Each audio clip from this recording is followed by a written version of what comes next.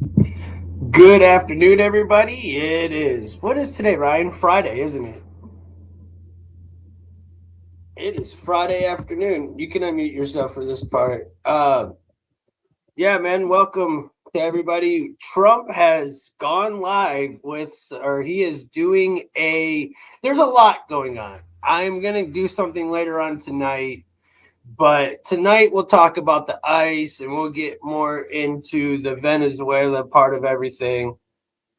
But right now, as we speak, Trump is in the middle of a GOP meeting with the executives from the oil and gas industry. Um, this is should be very interesting to see what types of deals and what types of things are being presented. Um, so that's kind of where I'm at with it as far as this goes. Um, I would say it's probably more interesting than it's gonna be. I don't know. We'll freaking find out. Hold on a second, guys. If you're wondering what I'm doing, I'm turning on the YouTube features that I never did it. I never do that. I always remember to do it first, and I forgot. But here we go, guys. Let's get into it. We are now going to watch Trump do some dealing with some gas executives. Let's go. It's oil and gas executives to be exact. All right, Ryan, I'm gonna meet you, Bubba. Love you, Bubba. All right, guys.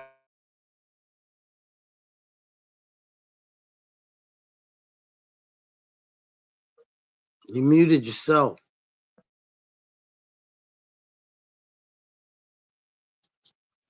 No.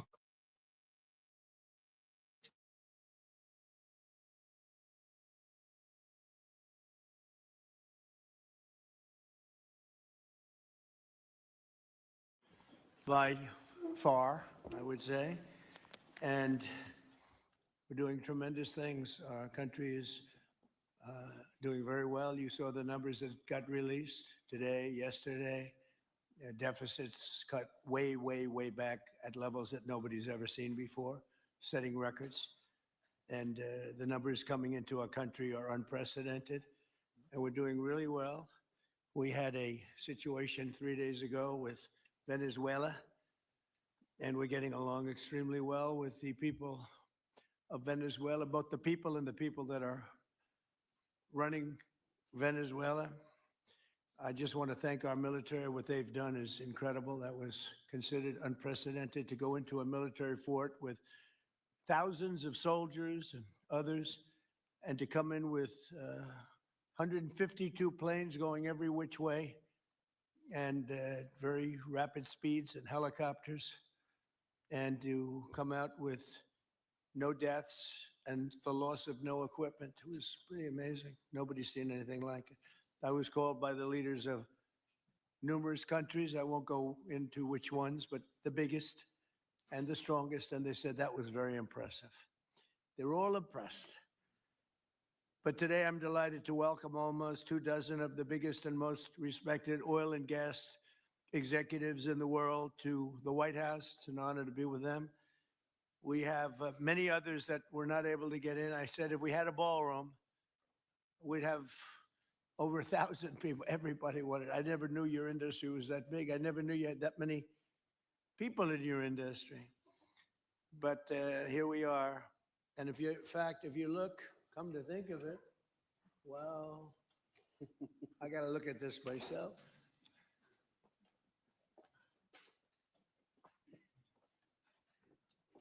Wow, what a view! This is the door to the ballroom. Well, what did you have? Unusual time to look, but I figure we might as well do it. If the fake news would like to go back and take a look, you can, but you'll see a very big foundation that's moving. We're ahead of schedule in the ballroom and under budget. It's going to be, I don't think there'll be anything like it in the world, actually. I think it's be the best. We went from, this is, as you know, our biggest room, which would seat 100 for dinner, maybe, if you're lucky, if you're nice and tight. And the ballroom will seat many. And it'll also take care of the inauguration. with bulletproof glass, drone-proof ceilings, and everything else, unfortunately, that today you need. So we're going to discuss how these great American companies can help rapidly rebuild Venezuela's dilapidated oil industry and bring millions of barrels of oil production to benefit the United States, the people of Venezuela, and the entire world. And yesterday, the number is 30 million barrels. I can't even, is that a correct number? 30 million barrels. You hear that, Peter? Of oil was given to us by Venezuela. That's a lot of oil. It's about $4 billion worth, and it's on its way to the United States right now. And we want to thank Venezuela for that. And we're working very well with them, obviously, or they wouldn't have been so generous. But they respect us. Again, they didn't respect us at all before. So that's money that goes to the United States. Some will go to Venezuela, and some will go to the oil companies, but not that, because that's already been extracted. So when you're not getting any of that, but when you start extracting, you'll get. But it's tremendous reserves, among the biggest in the world. Some people say it is the biggest in the world. And we're going to be working with Venezuela. We're going to be making the decision as to which oil companies are going to go in, that we're going to allow to go in. Going to cut a deal with the companies. We'll probably do that today or very shortly thereafter with Chris and Doug. And we're dealing with the country, so we're empowered to make that deal. And you'll have total safety, total security. One of the reasons you couldn't go in is you had no guarantees, you had no security, but now you have total security. It's a whole different Venezuela, and Venezuela is going to be very successful. And the people of the United States are going to be big beneficiaries because we're going to be extracting, numbers of, in terms of oil, like, few people have ever seen, actually. So you're dealing with us directly. You're not dealing with Venezuela at all. We don't want you to deal with Venezuela. Let me thank Vice President J.D. Vance, who's doing a fantastic job. Secretary of State Marco Rubio, likewise, a fantastic job. I have good people. I like them better than my first group. But we had despite that, we had a great first term. We had some great people there too, by the way. But we had a great first term. We had the greatest economy in the history of our country in the first term, but this is blowing it away. And you haven't seen anything yet. Everyone's been shocked by the numbers, 5.4% GDP. And that's despite the fact that we were badly hurt by the Democrat shutdown, of which they'd like to see if they could shut it down again. Secretary of the Interior, Doug Burgum, who's fantastic. Secretary of Energy, Chris Wright, recommended by Doug as being the greatest oil man anywhere in the world, because I wanted Doug for that job, energy. And Doug said, no, sir, there's a man named Chris Wright. I said, who the hell is Chris Wright? He said he's the most talented oil man anywhere in the world. I doubt you can get him, because typically oil men make a lot of money, and women. They make a lot of money, but Chris came. You took one of the greatest salary cuts probably in history, Chris, right? But he's a fantastic person, loves our country, and many other important members of this team. And I want to thank them for their efforts. As you know, last week, the United States Armed Forces performed one of the most spectacular military operations in American history, apprehending the outlaw dictator Nicolas Maduro for his crimes against the United States, crimes for which he has now been indicted and is in federal court awaiting trial. And he killed many people, millions of people, actually, and allowed jails, prisons, mental institutions, insane asylums, drug dealers, drug addicts to pour into our country totally unchecked because of Sleepy Joe Biden's policy of open borders, the stupidest thing I've ever seen. We're getting them all out. The departure of Maduro makes it possible an incredible future for both nations, Venezuela and the United States, in which we will more closely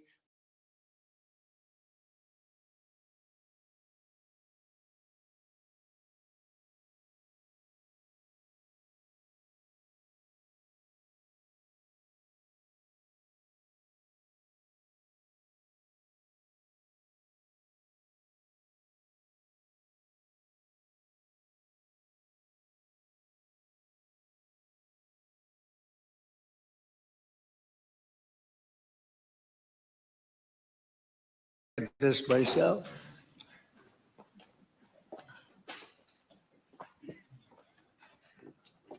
Wow.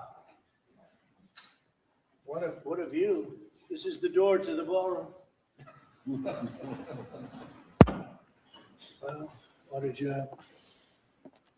Unusual time to look, but I figure we might as well do it. If the fake news would like to go back and take a look, you can, but you'll see a very big foundation that's moving. We're ahead of schedule in the ballroom and under budget.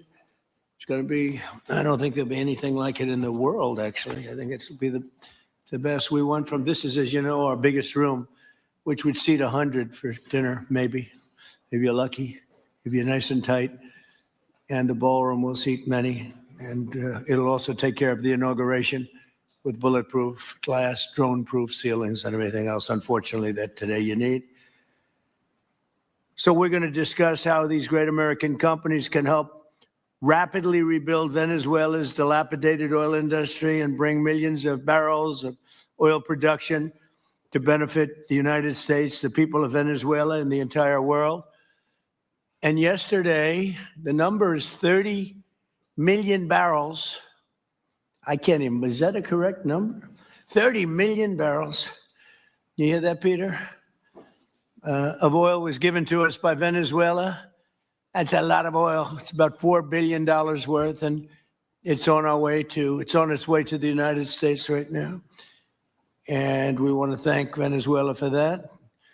And we're working very well with them, obviously, or they wouldn't have been so generous. But they respect us again. They didn't respect us at all before. So that's money that goes to the United States. Some will go to Venezuela, and some will go to the oil companies, but not that, because that's already been extracted. So when you're not getting any of that, but when you start extracting, you'll get. But it's tremendous reserves, among the biggest in the world. Some people say it is the biggest in the world.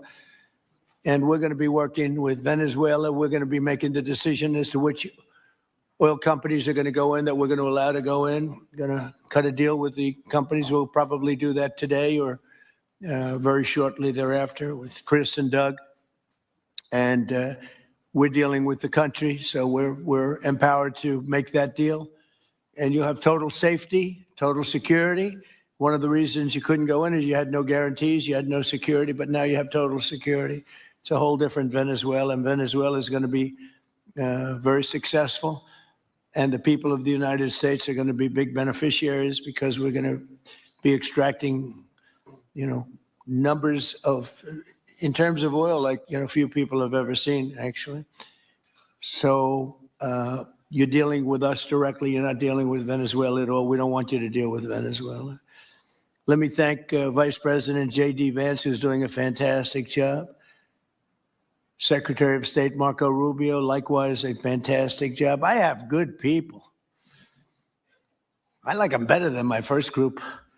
But we had despite that, we had a great first term. We had some great people there too, by the way.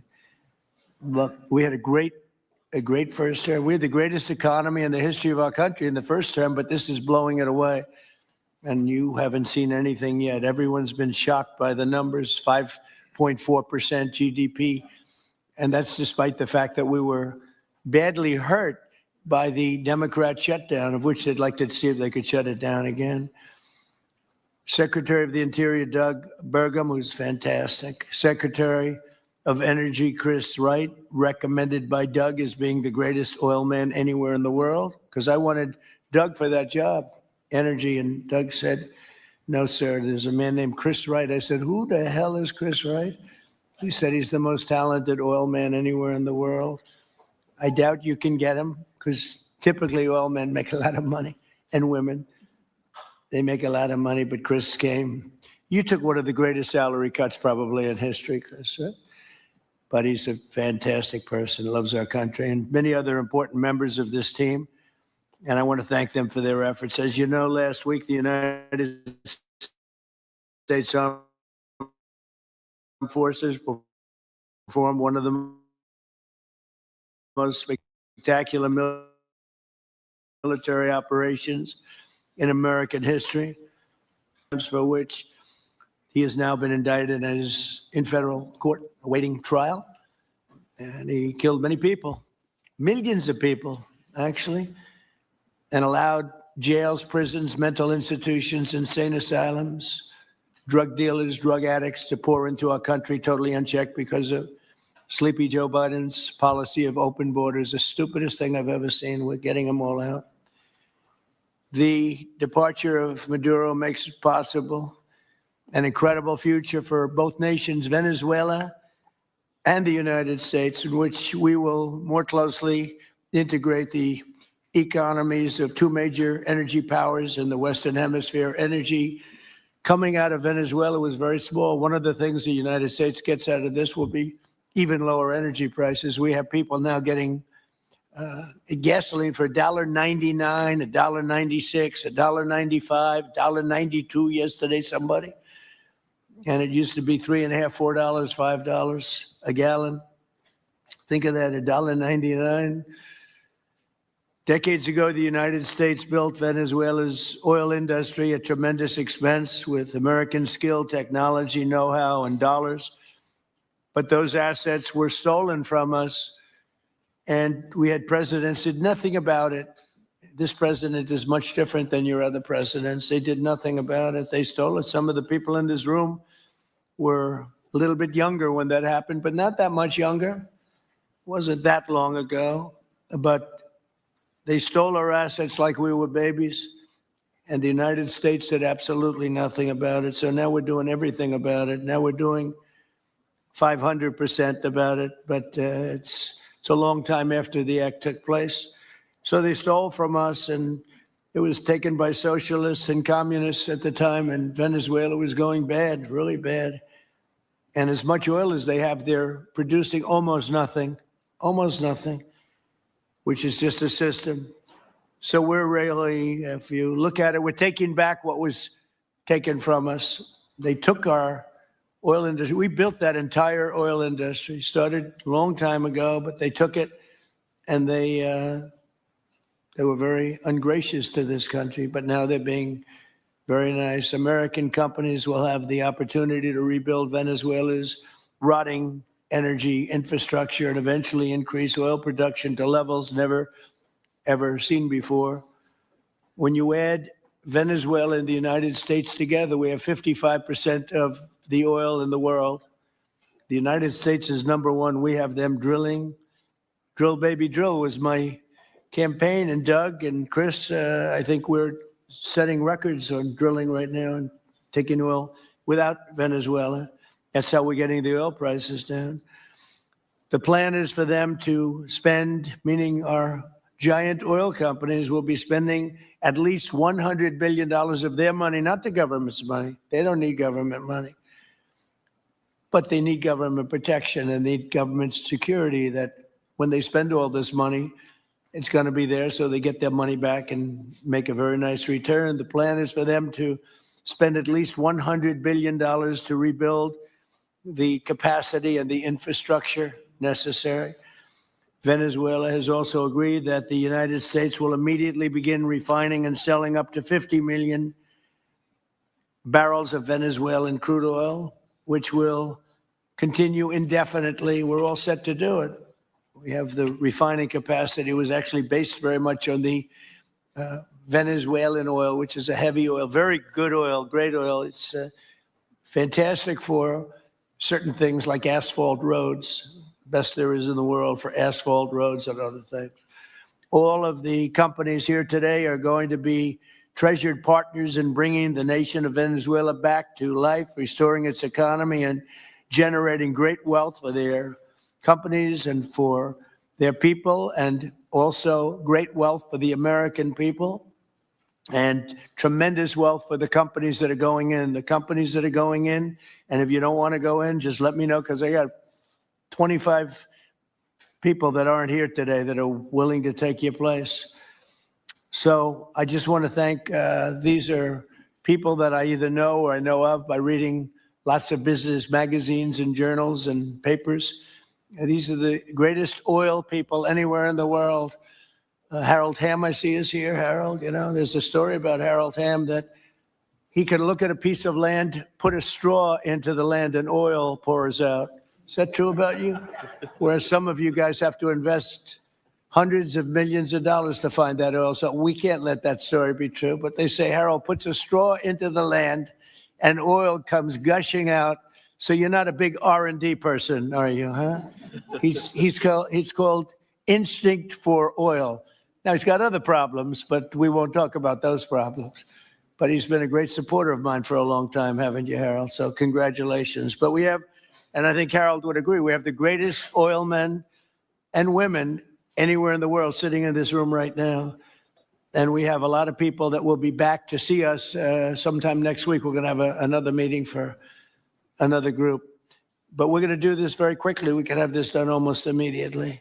So I'd like to thank you all for being here. I'd like to invite Vice President Vance to say a few words, followed by Secretaries Rubio, Burgum, and Wright. And then we'll have a few words from representatives that are here and to discuss their ideas, a couple of them. We have Chevron, which has been, where's Chevron? Where are you? Yeah, far right. No, I thought you'd have a better location. You were the only one that was there for all that. I used to call you and say, what the hell is going on with Venezuela? He stuck it out. I don't know if you made money or not, but you stuck it out. I got to give you a lot of credit for that. Mark Nelson, thank you very much. Exxon CEO Darren Woods. Darren, thank you very much. How's Exxon doing? Okay. They'll do a lot better now, won't they, huh? Exxon's been amazing. It's been an amazing company. And ConocoPhillips CEO Ryan Lance, thank you very much. So you guys could say something, and then we'll take some questions from the press. And if anybody else would like to speak, we'll have you speak. We have all the time in the world. This is a big subject. This is massive wealth. And more importantly than massive wealth, it leads to lower taxes and a lot of jobs for Americans and for Venezuelans, but for Americans in this case.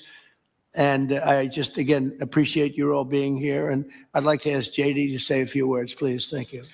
Thank you, Mr. President. And thanks to everybody for being here. You know, as a Marine Corps veteran for my entire lifetime, presidents, and let's be honest, they were Democrats and Republicans, would send the American military to far-off places. They would get us involved in these endless quagmires. They would lose hundreds or thousands of American lives, and the American people would get nothing out of these misadventures. And now you have an American president who's empowered the American military to stop the flow of drugs into our country and to ensure that we, as opposed to our adversaries, control one of the great energy reserves that exist anywhere in the entire world. And he did it without losing a single American life in the process. It was an amazing operation. It's going to make our country richer. It's going to make our country more powerful. It's going to make our country safer. And it's going to lead to the decline, the further decline of drug overdose deaths in the United States of America. An amazing thing. And I'm happy to be here to talk about how we can make it an even bigger and better operation for the American people. Thank you, sir. Thank you very much. Marco? Thank you, Mr. President. And I think this is a reminder that everything this president does, everything President Trump does is with the American people in mind. It was not in the national interest or national security of the United States and of our people to have in our own hemisphere a country, not just with vast energy reserves, but controlled by an indicted narco trafficker who flooded our country with illegal immigration, including drug gang members, openly cooperated with drug gangs, and by the way, stole the wealth of that country to fund a repressive regime and also benefit adversaries such as Iran. All of that is now changing. As part of this process, the first phase, of course, is the phase we're in now, which is the stabilization phase. We do not want to see destabilization in the country. We're working very cooperatively with the interim authorities there to provide a market for the sale of the wealth of Venezuela in such a way that benefits the people, both of the United States, but also the people of Venezuela. And as a reminder to everyone, the president announced this just 2 days ago. Every penny, everything they buy with the money that they're making from the oil now, Mr. President, will be bought from America. And that includes everything from equipment for the oil industry to food to medicine and everything in between. The second will be a phase of recovery. And then some of these phases will interlap. And that is to have a normal economy again, where the money goes to the benefit of people, not the benefit of our adversaries or the benefit of elements in that country and around the world that are against our interests. At the same time as a process of reconciliation has to happen internally among the different sectors of society and politics and the like. And finally, the third phase, which is the most important of the three, is when the country fully transitions into a normal country that we have strong economic and diplomatic and relations with, that is friendly towards the United States, that's not a foothold for our adversaries, that serves our interests, but also the interests of the people. It'll be a country that is wealthy, a country that is prosperous for the people, not for a handful of criminals, but also a country that is supportive of our interests in the region and throughout the world. And we thank you, Mr. President, and the team you've assembled that have brought us to this point. A lot of work remains, important work, but this is historic. Okay, thank you very much. Doug? Well, Mr. President, I want to thank you for your leadership, not just as president, but as commander-in-chief. The boldness, the execution, the breathtakingly precise work that you've delivered both in Iran back in June and here has changed the field for the whole world. And you always ran about the idea of peace and prosperity. And in Venezuela, as you know, this is a playground for every bad actor in the world. We had Russians, or Iran, terror groups, all of them profiting from this criminal organization that was pretending to run the country. That makes America safer. You've secured the border. We're stopping the flow of drugs. And now with the normalization of relationships on an economic basis, it's going to mean tremendously for the prosperity of the American people.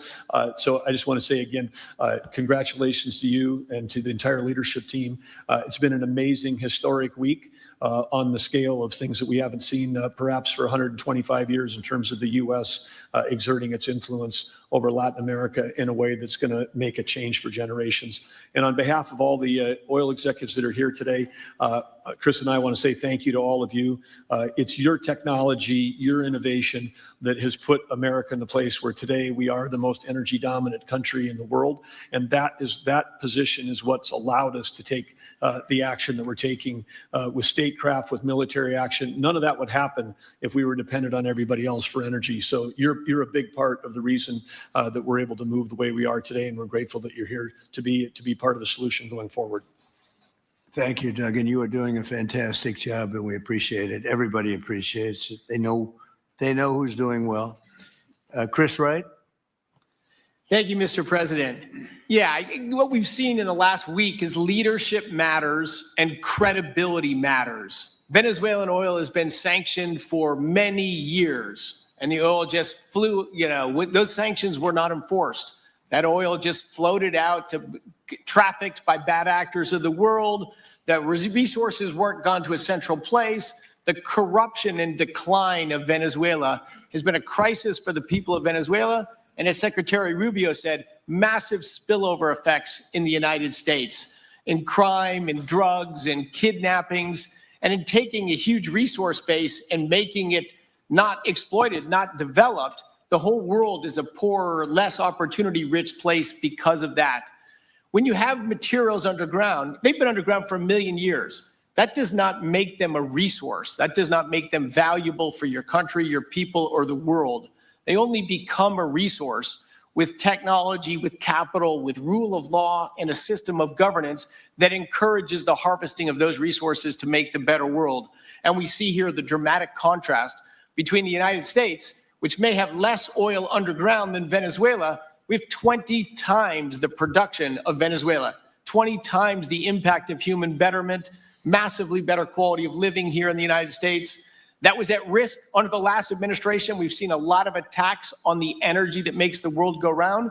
President Trump's election has removed those risks, has embraced reality about how the world is energized. And we are at record production of oil in the United States, record production in natural gas in the United States. We've seen a meaningful decline in gasoline prices, diesel prices, travel prices because of jet fuel. And now President Trump is taking the genius of a different way to try to solve a 25-year festering problem in Venezuela, that all the traditional things have not worked.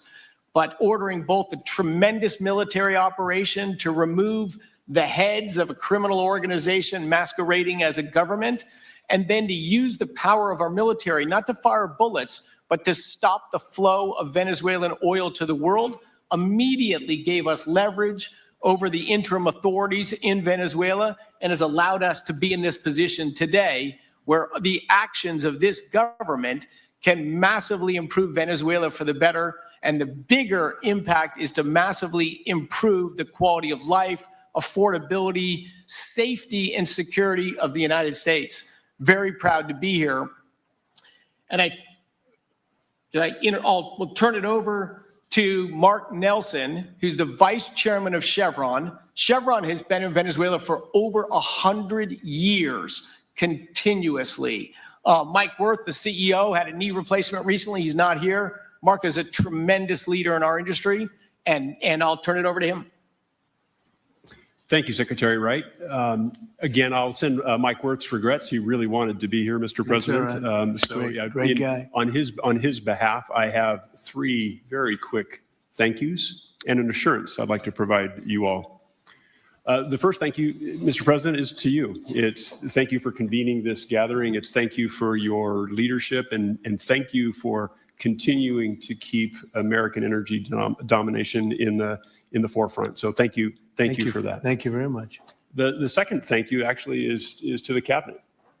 So Secretary Rubio, Secretary Burgum, Secretary Wright, your ability and commitment to continue to engage with the parties around the table to keep the world working is greatly appreciated. So thank you for that. And the final thank you actually would go to our Venezuelan employees of Chevron.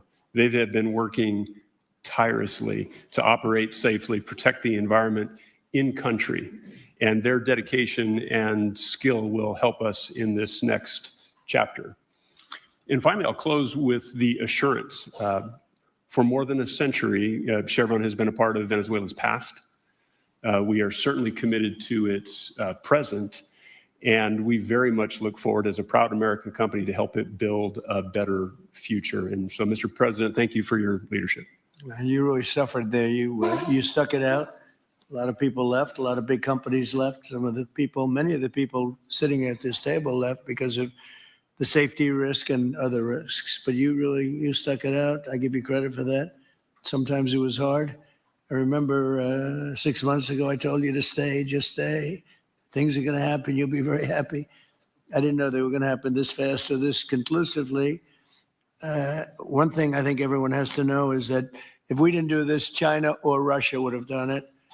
And if China or Russia were a next door neighbor, because essentially this is not around the other parts of the world so far away where you fly in an airplane for 24 hours before you get there. This is sort of a next door neighbor if you think about it. And I told China and I told Russia, we get along with you very well. We like you very much. We don't want you there. Not going to be there. And if we didn't do this, China would have been there and Russia would have been there. Maybe they both would have been there together, but they're not going to be there now. One thing I will tell them, and I will tell you, that we are open for business. China can buy all the oil they want from us there or in the United States. Russia can get all the oil they need from us, and they do like oil, even though they produce a lot of it. But China and Russia and everybody else is able to go, and we'll be open for business almost immediately. I have a feeling the $100 million will be spent $100 billion will be spent very, very rapidly by these very big, powerful, and rich companies. And I think they're going to be able to rebuild the infrastructure. And I hope it's going to be brand new as opposed to a rehab, because I know the tremendous difference between the new and the not so new in your industry. The new is much more beautiful, much better in every way, and actually much smaller. It's like everything else, gets smaller and stronger. It's a combination of smaller, better, and stronger. So I hope you're going to build all brand new stuff, rip out the old crap that's been there for so many years, and do it the right way. You're going to be there a long time. If we make a deal, you're going to be there a long time. If we don't make a deal, you won't be there at all. It's, sort of interesting. But again, China and Russia would have been there if we didn't do this. And the other thing people ask about the second wave, I don't think it's going to be necessary. We have an armada, a giant armada like nobody's ever seen in that part of the world. And it's stationed off the coast. And we are getting along so well with the people that are involved and representing Venezuela that I don't think we're going to have any, I don't think it's going to be necessary to do the second wave. We were planning on a second wave, but the first wave was so powerful and so good and so strong.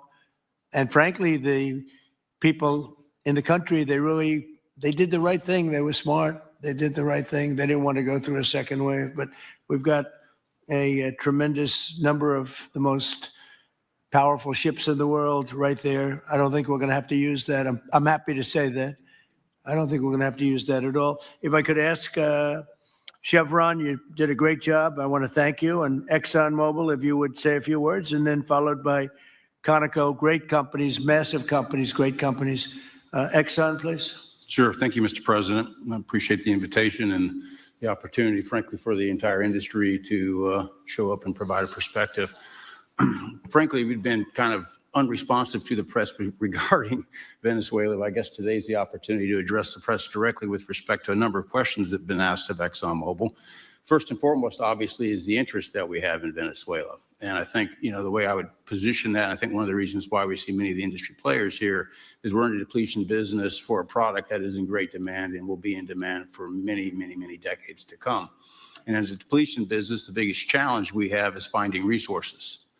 There's an opportunity in Venezuela with all the resources there is we don't have that challenge of finding, we have the challenge of developing those resources. So I think it's in the best interest of these companies and frankly, society as a whole for the industry to be interested in understanding what the opportunity here represents.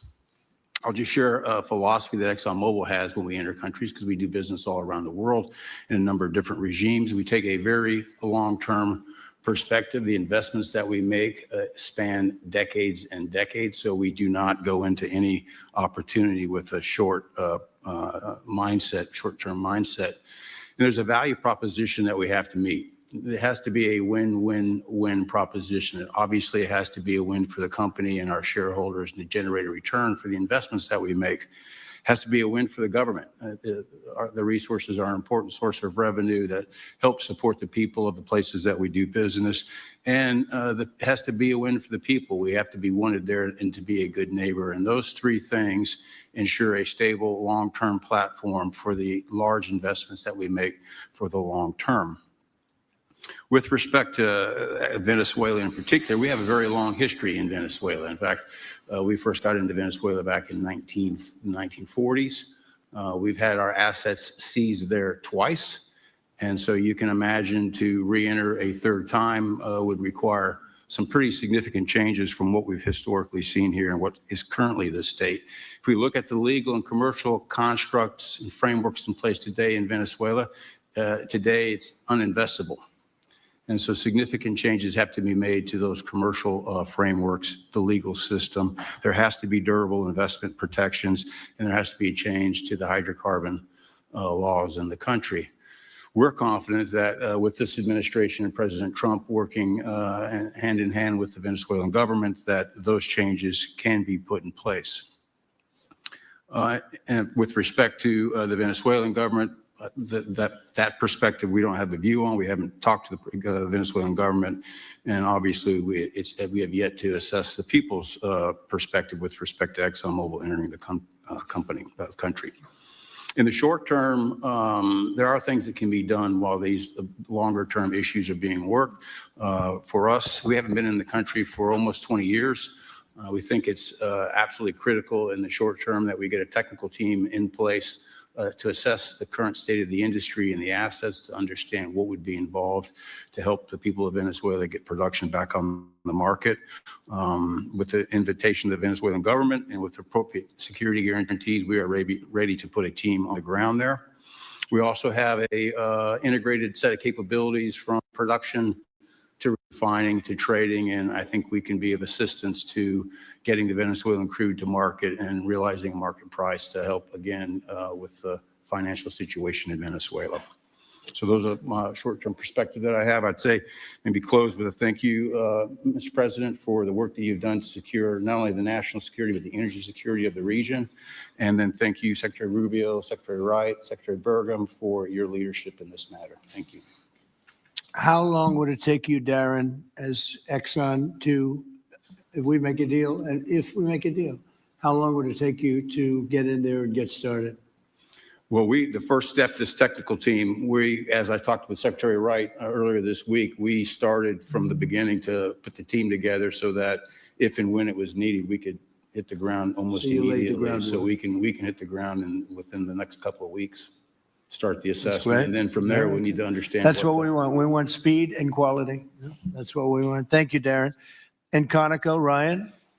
Thank you, Mr. President. Appreciate the opportunity to be here too. And you've assembled a great team, and our congratulations as well for removing one of the terrible people in the world and bringing them to justice. It was quite amazing. I think you've given hope to the people of Venezuela again, which I think is quite remarkable. And we've been on the other end of that despot regime a long time. Our assets were expropriated. I had a little bit more hair when that happened. And you know, I think we're the largest non-sovereign credit holder in Venezuela today. So we're in a bit of different situation, but I think your big and bold idea to use energy commerce instead of conflict is something that could make a real big difference in Venezuela. And our company certainly stands ready to help in that endeavor. Encourage you to continue to think bigger and even bolder. And we've had some discussions with your energy team about that as well. As we think about the other people that need to be in this room and in this discussion are the banks, and including probably the Exim Bank, as we think about how the debt needs to be restructured and the financing to deliver the billions of dollars that are required to restore their energy infrastructure. And I think as we think that big and bold, we need to be also thinking about even restructuring the entire Venezuelan energy system, including PDVSA. And I think if we can do that and think bold, there's an opportunity to be quick, fast, and restore the quality of what's happened in Venezuela or what's been lost in Venezuela over the course of the last 25 years. So thank you for this opportunity. Well, thank you very much, and you'll get a lot of your money back. We're going to start with an even plate, though. We're not going to look at what people lost in the past because that was their fault. That was a different president. You're going to make a lot of money, but we're not going to go back. You left a lot of money behind, I guess, huh? What number? 12 billion. How much? 12 billion? Well, good write-off. It's already been written off. It's been written. All right, thank you. You'll make it back one way or the other. You're all going to do very well. I think really very well. Marco just gave me a note. Go back to Chevron. They want to discuss something. Go ahead. I'm going back to Chevron, Marco. Thank you, Marco. Was there a question, Mr. President? Yes, go ahead, Marco. What are you saying here? Mark, if you increase. can update us on operations in the ground and with the appropriate approvals, what you might be able to achieve in the next 12 to 18 months, give us a little view from the ground. You bet. So today Chevron has 3,000 employees in 4 different joint ventures in Venezuela today. And over the past 5 to 7 years, they've taken production from about 40,000 barrels a day to 240,000 barrels a day, essentially getting those facilities and that equipment up to standards that would be something that people in the room would be more accustomed to. Given the work we've done with Secretary Wright and Secretary Burgum and even Secretary Bessent, I think we have a path forward here very shortly to be able to increase our liftings from those joint ventures 100%, essentially effective immediately. We are also able to increase our production within our own disciplined investment schemes by about 50% just in the next 18 to 24 months. And that's just leveraging what's on the ground. So to Secretary Rubio's comments about phase 1, this is taking the momentum of improvements we've already made there locally and building on those and creating more momentum for the people of Venezuela. Do you think you have an advantage being there? You've been there by the skin of your teeth. It's been tough for you to be there. But do you think you have an advantage over the other people in this room by the fact that you are there? Yeah, I think there are, Mr. President, I think there would be days where it didn't feel like an advantage, and there are days where it does feel like an advantage. But having people on the ground today that care desperately about the people of Venezuela and know how to operate the assets that are there is a definite advantage today. Would you say the best locations are available, or would you say the best locations are already sort of worked, even though they're in very bad shape? The best locations for finding oil, the best locations for oil. There are more opportunities than not, Mr. President. With 300 billion barrels of reserves and resources in country, there are lots of opportunities for many companies. Will you be building new, or will you be using the old infrastructure that you have? Yeah, today it's a little bit of a mix, but today it's mostly us taking the equipment of today, getting it to the standards that we are accustomed to your comments about making it how it should be today. Most of the investments that we've been making are about getting it up to our standards.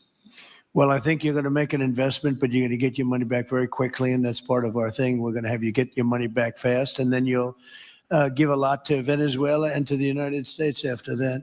Okay, so you'll be in good shape. Could I ask Harold Hamm to say a few words? He's been a friend of mine for a long time. Very amazing man, actually, amazing energy person. Well, thank you, Mr. President. It's good to be here with so many dignified people. And this effort particularly, and thank you for your effort for what you've done here, taking this despot out of that area. And the world dealt with him way too long. Certainly, our industry knows that this is a real jewel that can be developed for the people of Venezuela and also benefit the world. And like Secretary Wright said, it has not been done. That's not been done in the past. And they had a good chance at it. Brought someone in that totally took it down, as everybody knows here, and that was Chavez. And we know what happened to him finally. But, that ruined the industry in Venezuela. And all of us know how that happened, ended very well, very, very wrongly. So anyway, we're glad to see what's happened here and look forward for the opportunity for a lot of people in this room, but also for America and the country itself. Are you going to be involved in going in? Because, he's in North Dakota and he's in Oklahoma and some incredible places. It's a little bit different, but there's no doubt about you won't have to worry about the straw too much here. You can just go at it. Are you going to be one of the participants? Well, certainly, I'm an oil finder, like you said. Barry Spitzer, told that story. The coach. And he's kind of exaggerated a little bit. It doesn't come out quite that easily usually. But anyway, great story. I love it. And I love Barry. Barry's the one that told me this. Yeah, he's a champion, in a lot of ways. So love that story. Certainly, it excites me as an explorationist. Everybody has that in their blood, and it is a very exciting country and a lot of reserves, and so it's got its challenges and. The industry knows how to handle that, and like Darren said, you go into your eyes open and do the best you can with the team you got. So well, you're going to have something that they never had really here is tremendous security. You're going to be very secure, very safe, physically safe, in addition to financially safe. So it's good to see you, Harold. Thank you very much.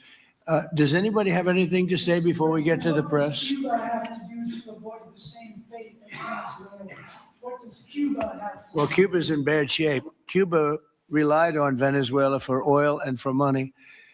And nobody really knows what's going to happen with Cuba. They're doing very poorly. They're really third world all the way. And we have a lot of great Cuban Americans. And I would say Marco fits very solidly into that category. And I might ask you to say a few words about, we were discussing it before, Cuba is a very different, they don't have energy, they don't have oil, but they would live off of the oil from Venezuela. And what they do have is very strong people and very powerful people militarily. And they would protect the people running Venezuela, and they would take in a lot of money from Venezuela. Now they don't have that. They won't be taking in any money. So, Marco, what do you think? Well, the fundamental problem in Cuba is that it's run by incompetent people that don't know what an economy looks like, much less a functioning one. They've made a choice, and that is they would rather have political control over their people than they would have an economy that functions. And they've gotten away with it for 60-something years because they've had donors, the Soviet Union, and now most recently Venezuela. But that's now gone. So the people in control in Cuba have a choice to make. They can either have a real country with a real economy where their people can prosper, or they can continue with their failing dictatorship that's going to lead to systemic and societal collapse. So it's a very stark and dramatic choice, and it's one we hope to make the right one. We don't have an interest in a destabilized Cuba, but that would be their fault because they refuse to allow the people of Cuba to have either economic or political freedom for that matter. And you have a lot of people in this country that want to go back to Cuba and help Cuba. A lot of people have left, they came in penniless. They didn't have anything, and they've become very rich people in our country, and they want to very much go back and help Cuba. So that's something that Cuba has that a lot of other places don't have. Peter? President Trump, thank you. I do want to ask you about Minnesota, but first, just more on topic. President Zelensky said that he was watching with the rest of the world as you made this order to go and capture Nicolas Maduro. And he said, if that's how it works with dictators, then the United States knows what to do next. Sounds like he wants you to go and capture Vladimir Putin. Would you ever order a mission to go and capture Vladimir Putin? Well, I don't think it's going to be necessary. I think we're going to have I've always had a great relationship with him. I'm very disappointed. I settled 8 wars. I thought this would be in the middle of the pack or maybe one of the easier ones. And I don't know if you know, Peter, the last month, they lost 31,000 people, many of them Russian soldiers, and the Russian economy is doing poorly. I think we're going to end up getting it settled. I wish we could have done it quicker because a lot of people are dying, and mostly soldiers. They get hit in Kiev and they get hit a little bit here and there, and people are dying there too. But largely, it's the soldier population. When you have 30,000, 31,000 soldiers dying in a period of a month, 27,000 the month before, 26,000 the month before that, that's bad stuff. So, as you know, President Biden gave $350 billion to Ukraine to fight, and we would never get that back, although I did make a rare earth deal to get it back, so we will be getting it back, but shouldn't have done that. It was a bad thing to do. I will say that right now, because I was able to get NATO to up GDP from 2% to 5%, NATO's got a lot of money, and they're paying for everything. We're not losing any money. We're making a lot of money, I guess, if you think of it, because we're selling them military equipment. They're probably giving it to Ukraine, but we're selling them to NATO military equipment. We're getting full price and all of that, but that's not a big deal to me. What is a big deal is stopping a war where 30,000 people are being killed every single month. On Minnesota, the vice president yesterday suggested that Renee Good, who was killed by this ICE officer, was part of a broad left-wing network. What has your team told you about this broad left-wing network? Who is in charge of it? Who's part of it? What's it called? Well, I haven't seen the vice president's statement, but he's generally very accurate. I hate to say, look, I watched that yesterday, and there were a lot of different forms to it. But there was a woman screaming, "Shame, shame, shame, shame." She was a agitator, probably a paid agitator, but in my opinion, she was an agitator, a very high-level agitator, so professional. She wouldn't stop screaming. I said, this isn't a normal situation. This is a professional troublemaker, because you heard it and I had it. Now, I will say this. The news sort of turned her down, turned her off, because you're trying to watch. She was so loud and so crazy and just not normal. When somebody sees something like that, they don't go screaming and the same words. So I guess you could say professional, but I didn't think she did a very good job. You have agitators, and we will always be protecting ICE, and we're always going to be protecting our Border Patrol and our law enforcement. Yeah. In your conversations with these oil executives today, did you provide any security guarantees so that they can do their work safely in Venezuela? Yeah. And separately, Mr. President, they will have those guarantees, yes. And separately, Mr. President, I'm curious in terms of the future of Venezuela. Do you see Venezuela, now led by Delcy Rodriguez, as an ally of the U.S.? Is that the way that you view that country right now? Well, right now they seem to be an ally, and I think it'll continue to be an ally. And we don't want to have Russia there. We don't want to have China there. And by the way, we don't want Russia or China going to Greenland, which if we don't take Greenland, you're going to have Russia or China as your next door neighbor. That's not going to happen.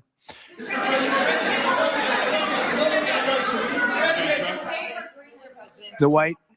Mr. President, thank you. You just said that these companies would have security guarantees if they go in on the ground in Venezuela. They will have. And what is your plan there actually for these companies and those Americans who are going to be on the ground working for these companies? Well, there are going to be Americans. I assume they're going to be using a lot of Americans, but they're going to be using a lot of people from Venezuela and other places, I would imagine. But I would think that mostly they'll be using Venezuelan workers. They have a lot of great workers. They have a very high unemployment rate, and they have workers that are very familiar with taking oil out of the ground. Yeah. How long do you think the Ayatollah will be in power after what we've seen play out on the ground there? When is the U.S. going to get involved now that reports of protesters being killed on the ground? So Iran's in big trouble. It looks to me that the people are taking over certain cities that nobody thought were really possible just a few weeks ago. We're watching the situation very carefully. I've made the statement very strongly that if they start killing people like they have in the past, we will get involved. We'll be hitting them very hard where it hurts. And that doesn't mean boots on the ground, but it means hitting them very, very hard where it hurts. So we don't want that to happen. There have been cases like this where President Obama totally backed down. But this is something pretty incredible that's happening in Iran. It's an amazing thing to watch. They've done a bad job. They've treated their people very badly, and now they're being paid back. So let's see what happens. We're watching it. We're watching it very closely. Go ahead, please. Yes, go ahead. Thank you so much, Mr. President. Do you have any comments in reaction to the recent attacks by the Syrian government alignment groups against US-backed Kurdish forces in Aleppo, Syria, which killed dozens of civilians and displacing many families? Does your administration bring peace between the Kurds and the Syrian government? I want to see peace. Yes, I do. The Kurds and the Syrian government, we get along with both, as you know very well. They have been natural enemies over the years, but we get along both. And we want to see Syria succeed. And so far, I think they are succeeding, but this is just breaking out, and we want to see that stopped. Go ahead, please. Colombia, Gustavo Petro, in a few weeks. Do you hope this meeting with Gustavo Petro marks a new chapter, a new beginning in the benefit of the U.S. and Colombia relations? What country? Colombia, with the president of Colombia, Gustavo Petro. I had a very good talk with him yesterday, and he's been very hostile to us and to the nation and to me, called me a dictator and lots of other things. Called Biden some terrible names, far worse than he called me. But he called yesterday through people, and he wants to meet, and that's fine with me. I've made up with people also, so we're going to have a meeting with him. We had a very good conversation. The people of Colombia are incredible people. Marco would know that better than anybody because he's married to a woman from Colombia. And I don't mean Columbia University. That would be, I'm not sure. I think I like Colombia, the country, better, if you want to know the truth. The people, hold it. The people are great people. I look forward to meeting with them. We're going to meet in the very near future. President of Venezuela here in the White House. Would you greet her to discuss the fate of the oil? Yeah, well, I'm going to meet a lot of people, and we're going to meet, we meet a lot of people. When you end 8 wars, you get to know a lot of people, and I think it's very important. As an example, we have over $18 trillion. Think of that, $18 trillion coming into our country. A lot of that's coming in from foreign countries like Saudi Arabia and Qatar and UAE and others. And I get to meet a lot of people, but I will be meeting with various representatives of Venezuela probably pretty soon. We haven't set that up. But the relationship that we have with the people that are currently running Venezuela is very good. We also have a young lady that received the Nobel Peace Prize. She's going to come in and pay her regards to our country, really, to me. But, I'm a representative of the country, nothing else. And she's coming in sometime next week, I think Tuesday or Wednesday. And we'll see how that is. But no, we're dealing with the people from Venezuela. We're dealing with them very well. I think they've been very smart in the way they've dealt with us, frankly, because that whole place could have been obliterated with one more strike, and we didn't want to do that.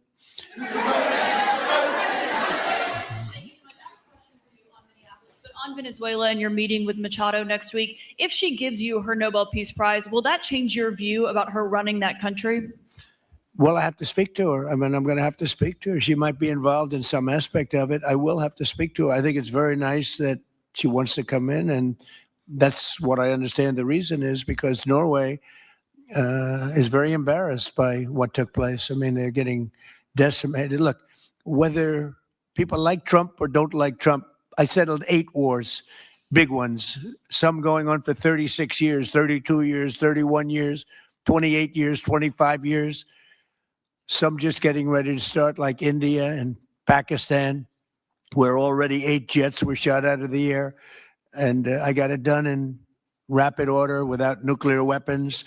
I can't think of anybody in history that should get the Nobel Prize more than me. And I don't want to be bragging, but nobody else settled wars. Obama got the Nobel Prize. He had no idea why. He still has no idea. He walks around, he says, I got the Nobel Prize. Why did he get a Nobel Prize? He got it almost immediately upon attaining office, and he didn't do anything, and he was a bad president.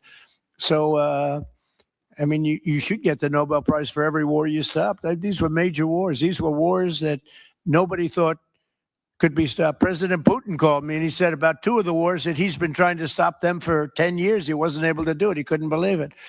So in theory, you should get the Nobel Prize for every war you stopped. Every one of them was major. But I don't care about that. What I care about is saving lives. I've saved tens of millions of lives. You know, the Prime Minister of Pakistan came here, and he made a very public statement. He said that President Trump saved minimum 10 million lives having to do with Pakistan and India, and that was going to be raging. So, you know, but I'm honored that she's coming here. I look forward to meeting her, yes. Go ahead.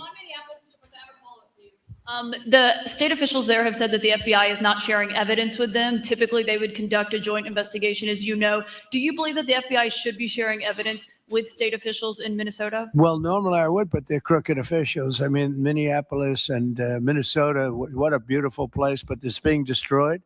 It's got an incompetent governor, fool. I mean, he's a stupid person. And it looks like the number could be 19. This is Noom GLP-1, and this is Marcos. I'm getting to where I want to be. I'm very confident that I'm going to be able to continue. From Somalia, they buy their vote. They vote in a group. They buy their vote. They sell more Mercedes-Benzes in that area than almost. Can you imagine? You come over with no money, and then shortly thereafter, you're driving a Mercedes-Benz. The whole thing is ridiculous. So they're very corrupt people.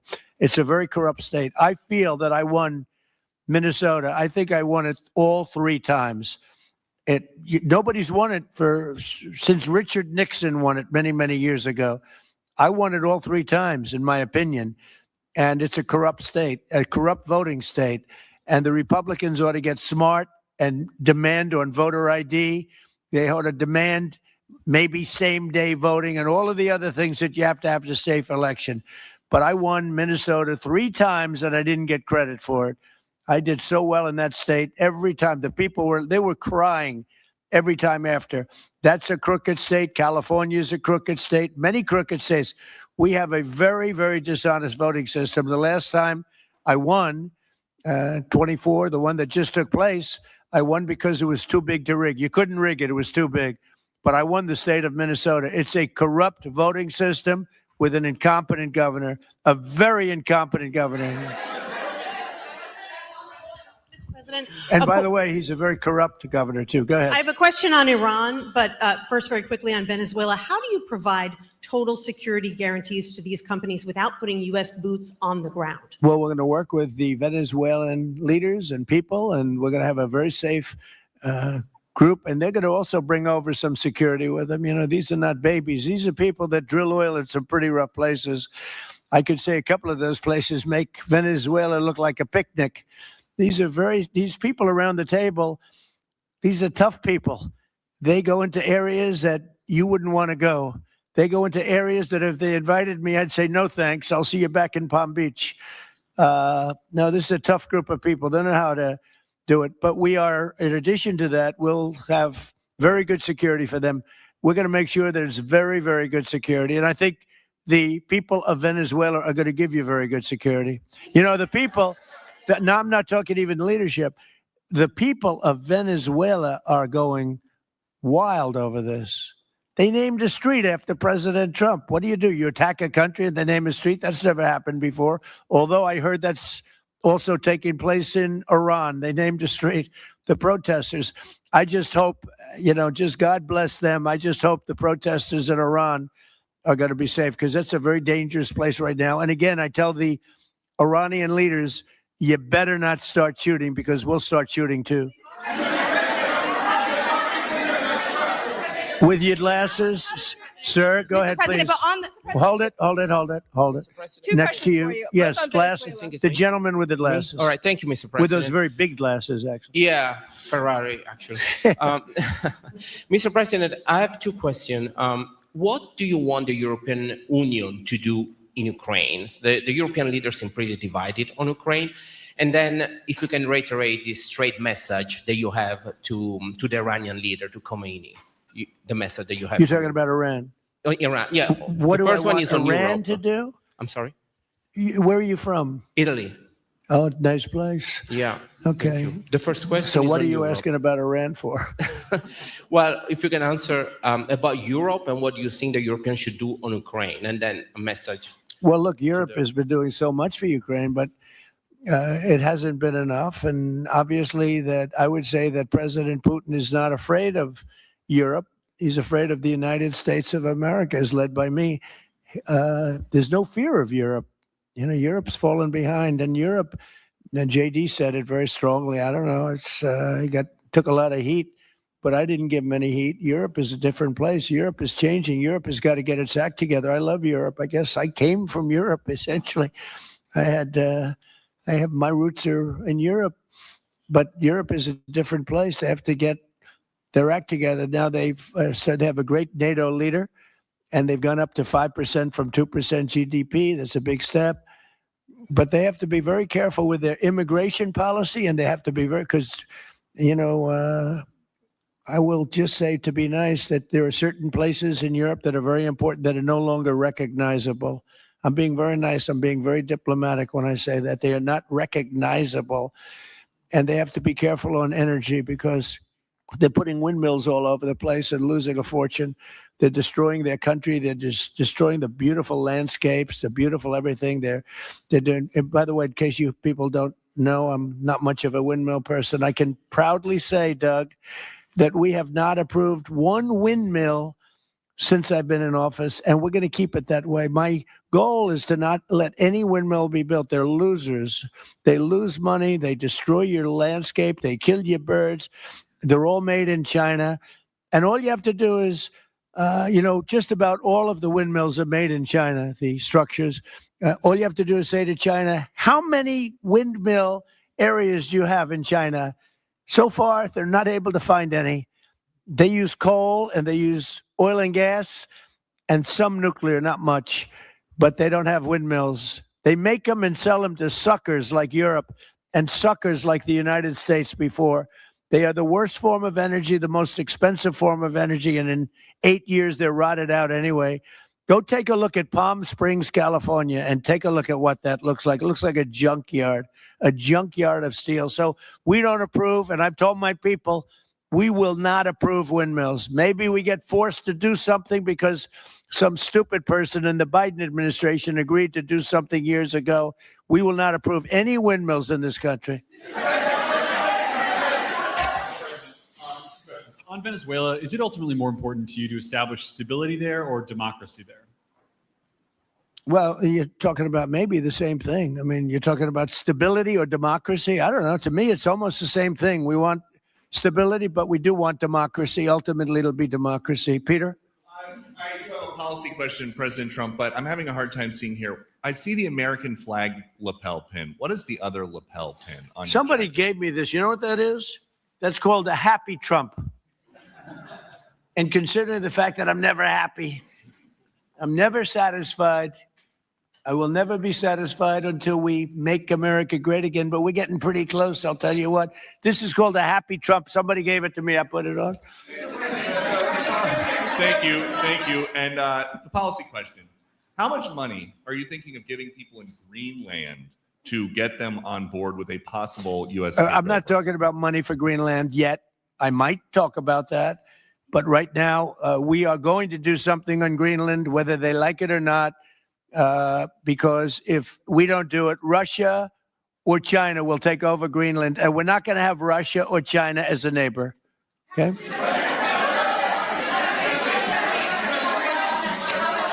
I would like to make a deal, the easy way, but if we don't do it the easy way, we're going to do it the hard way. And I'm a man. And by the way, I'm a fan of Denmark too. I have to tell you. And they've been very nice to me. I'm a big fan. But the fact that they had a boat land there 500 years ago doesn't mean that they own the land. I'm sure we had lots of boats go there also. But we need that because if you take a look outside of Greenland right now, there are Russian destroyers, there are Chinese destroyers and bigger. There are Russian submarines all over the place. We're not going to have Russia or China occupy Greenland, and that's what they're going to do if we don't. So we're going to be doing something with Greenland, either the nice way or the more difficult way. Please, go ahead, ma'am. Mr. President, why is it so important to you to own it when you have a military presence there, which you could expand to affect the security? Because when we own it, we defend it. You don't defend leases the same way. You have to own it. And with a nation, look at what happened with Obama, with that horrible deal they made with Iran. It was a short-term deal. It was like a 9-year deal. Countries can't make 9 years. All right, look, I don't know who need to hear this, but my man just tried that new 100 milligram generic.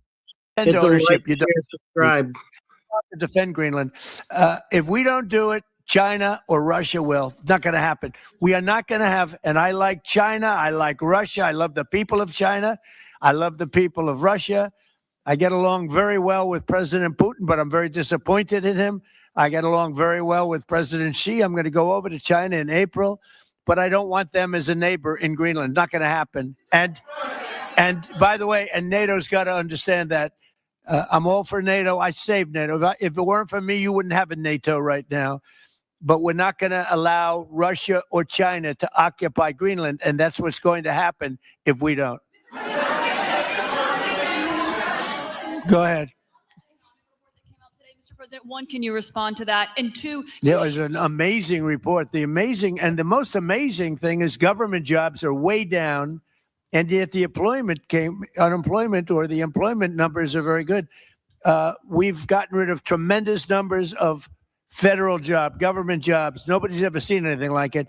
And yet the employment numbers are very good. They're really getting better. But now we have all those people to work in the private sector for a lot more money. I think that's one of the very big things. The other thing is at 5.4%. And remember, this is after we had a shutdown. And that shutdown had an impact because the concept of the shutdown, even though it's before, people knew we were going to be shutting down. A lot of bad things happened. And by the way, on January 30th, you may have another shutdown. We'll see what happens. But I think the numbers, Caitlin, were really amazing. Look, to think about 5.4%, nobody thought that. They thought it was going to be 2%. And you know what it is? It's tariffs. And it's also November 5th. We had a great election, a great election. Our country was dead 1.5 years ago. And now we have the hottest country anywhere in the world. And I hope you guys were impressed. 5.4%. And we haven't even really transitioned yet. There's no reason it can't be much, much higher than that. Yeah.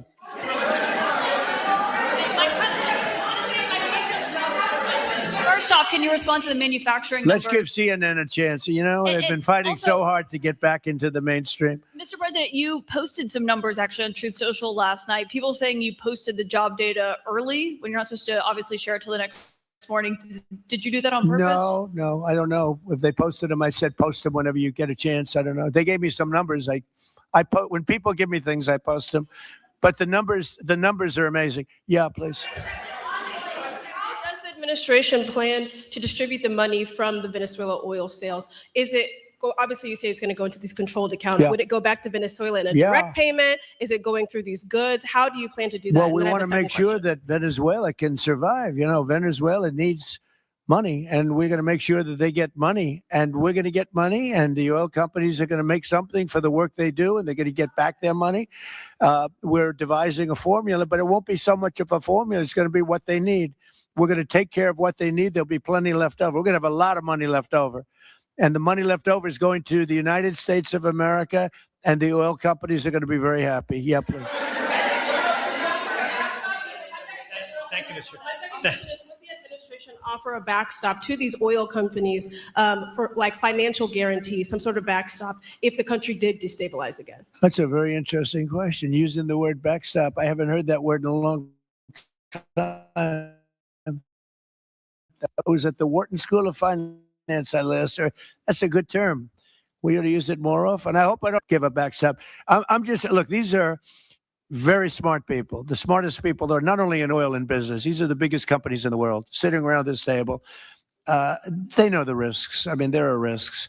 We're going to help them out. We're going to make it real easy. They're going to be there for a long time. We're going to be there together for a long, long time. And they're going to be taking the oil and they're going to be bringing oil prices down.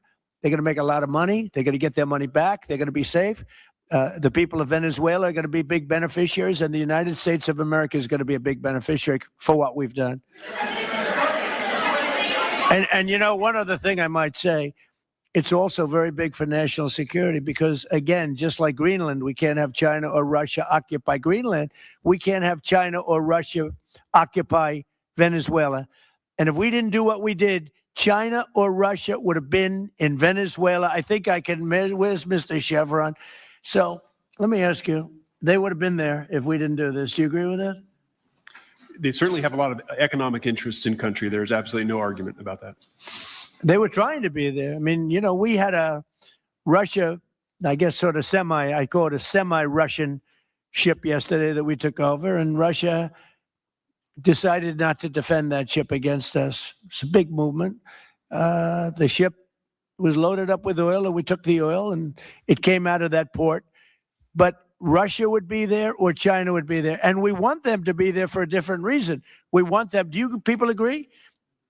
In particular, China, they need a lot of oil. Russia doesn't need so much, but Russia was there anyway. But I assume you agree that China would like to be doing a lot of business there by buying oil. And I want to just tell President Xi and President Putin, but more so in this case, President Xi, because they do need a lot of oil. And we are open for business in the United States, and we are open for business in Venezuela, right?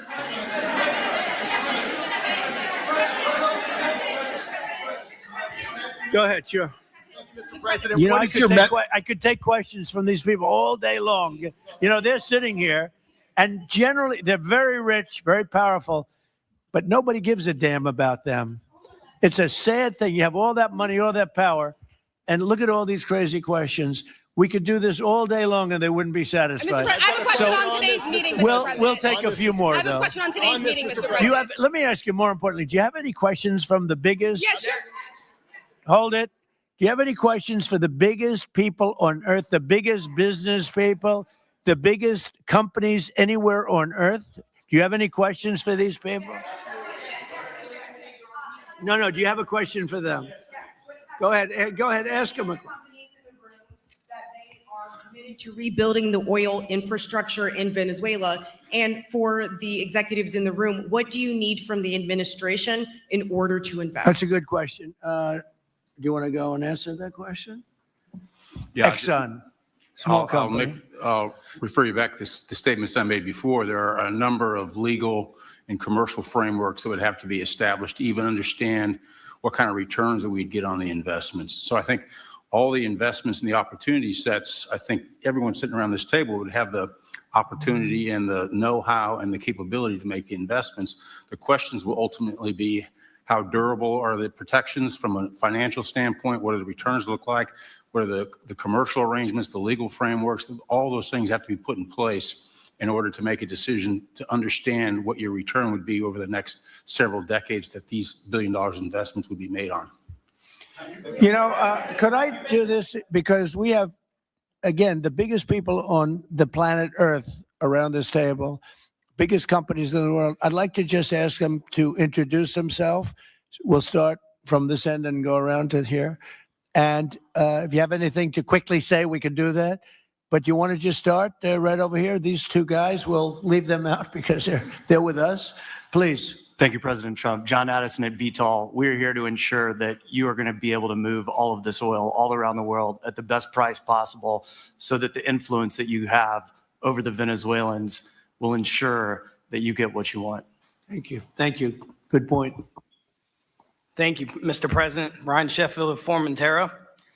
My grandfather, Hugh Sheffield, was president of ARCO, Venezuela. Right. Thank you for what you did. Do you like what we're doing? There's a lot of shale there, a lot of upside. He would be very happy looking down. He'd be very proud of you right now, right? Yes, sir. Good. Thank you. Mr. President, Luis Rodriguez, I'm probably the only Venezuelan American sitting on this, around this table. I want to personally thank you for the current. Feeling lonely and looking for a significant someone, but dating sites don't work for you? I speak, and I speak of Venezuela in general in saying there's optimism. You've brought optimism to the table. And if the conditions are met, the opportunity is absolutely immense. I agree with that. That's true. Thank you. Well said, too. It's immense. This is a tremendous opportunity. Thank you.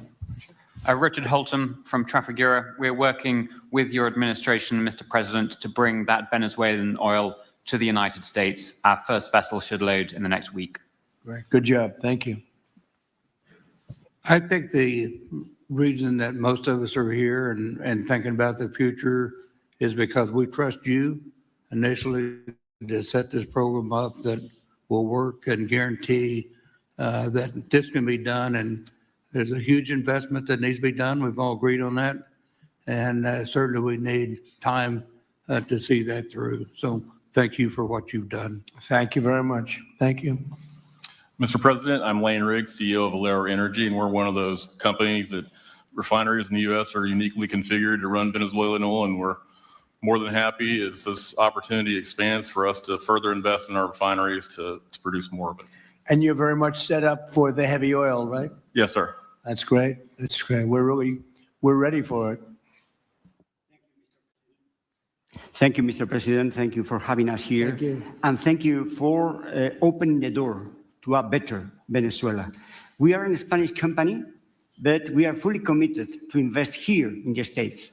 We have invested over the last 15 years, $21 billion in the American oil and gas industry, in Pennsylvania, in the Gulf of America, in Texas, and in Alaska, with the discovery of Pica, that is going to have the first oil this quarter, and is going to change, is going to reverse the declining history of that great state of Alaska.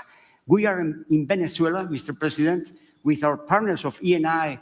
We produce the gas that guarantees the stability of a half of the grid power in Venezuela. So we are committed with this stability. And on top of that, we are on the ground. We have people, we have facilities, we have technical capabilities. And I take your point, Mr. President. We are ready to invest more in Venezuela.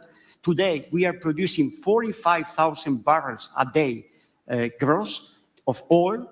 And we are ready to multiply by 3 this figure in coming 2-3 years, investing hard in the country, following your recommendation, if you allow us, of course, and in the framework, commercial and legal framework that could allow this growth. So thank you, Mr. President. Thank you. Great job you've done. Thank you.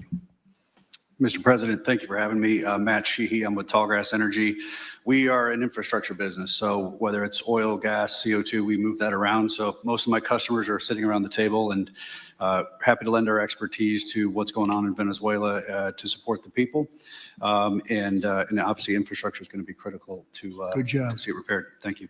Thank you. Mr. President, thank you. An honor to be here. Marianne Mannon, Marathon Petroleum. We are one of the largest U.S. refiners. On behalf of the men and women of Marathon Petroleum and of our industry, thank you and the administration for what you're doing for U.S. energy independence. We have the ability and the capability of our assets to process Venezuelan crude, and the people of Marathon Petroleum stand ready to do so. Do we need more refineries in our country? In the U.S., probably Yes. not. We have sufficient capacity. It's amazing. A lot of it was approved during my first term. We were getting you approvals that nobody could have gotten in Louisiana and other places, and they got built.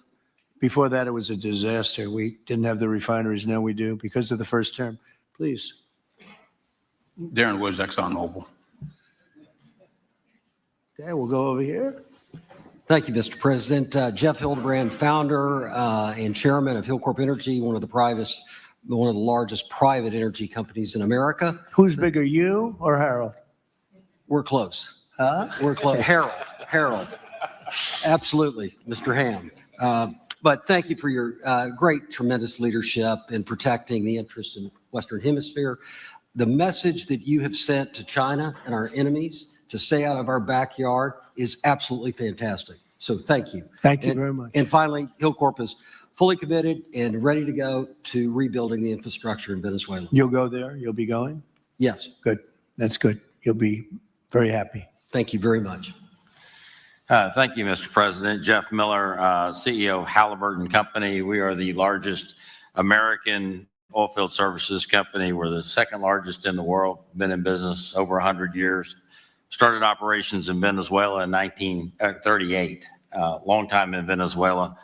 I personally lived there for 4 years and raised my kids there. So quite familiar with Venezuela and just couldn't express gratitude more so for the opportunity to return to Venezuela under the stability that I know that this team and your team are able to deliver. And so When did you leave? Huh? When did you leave Venezuela?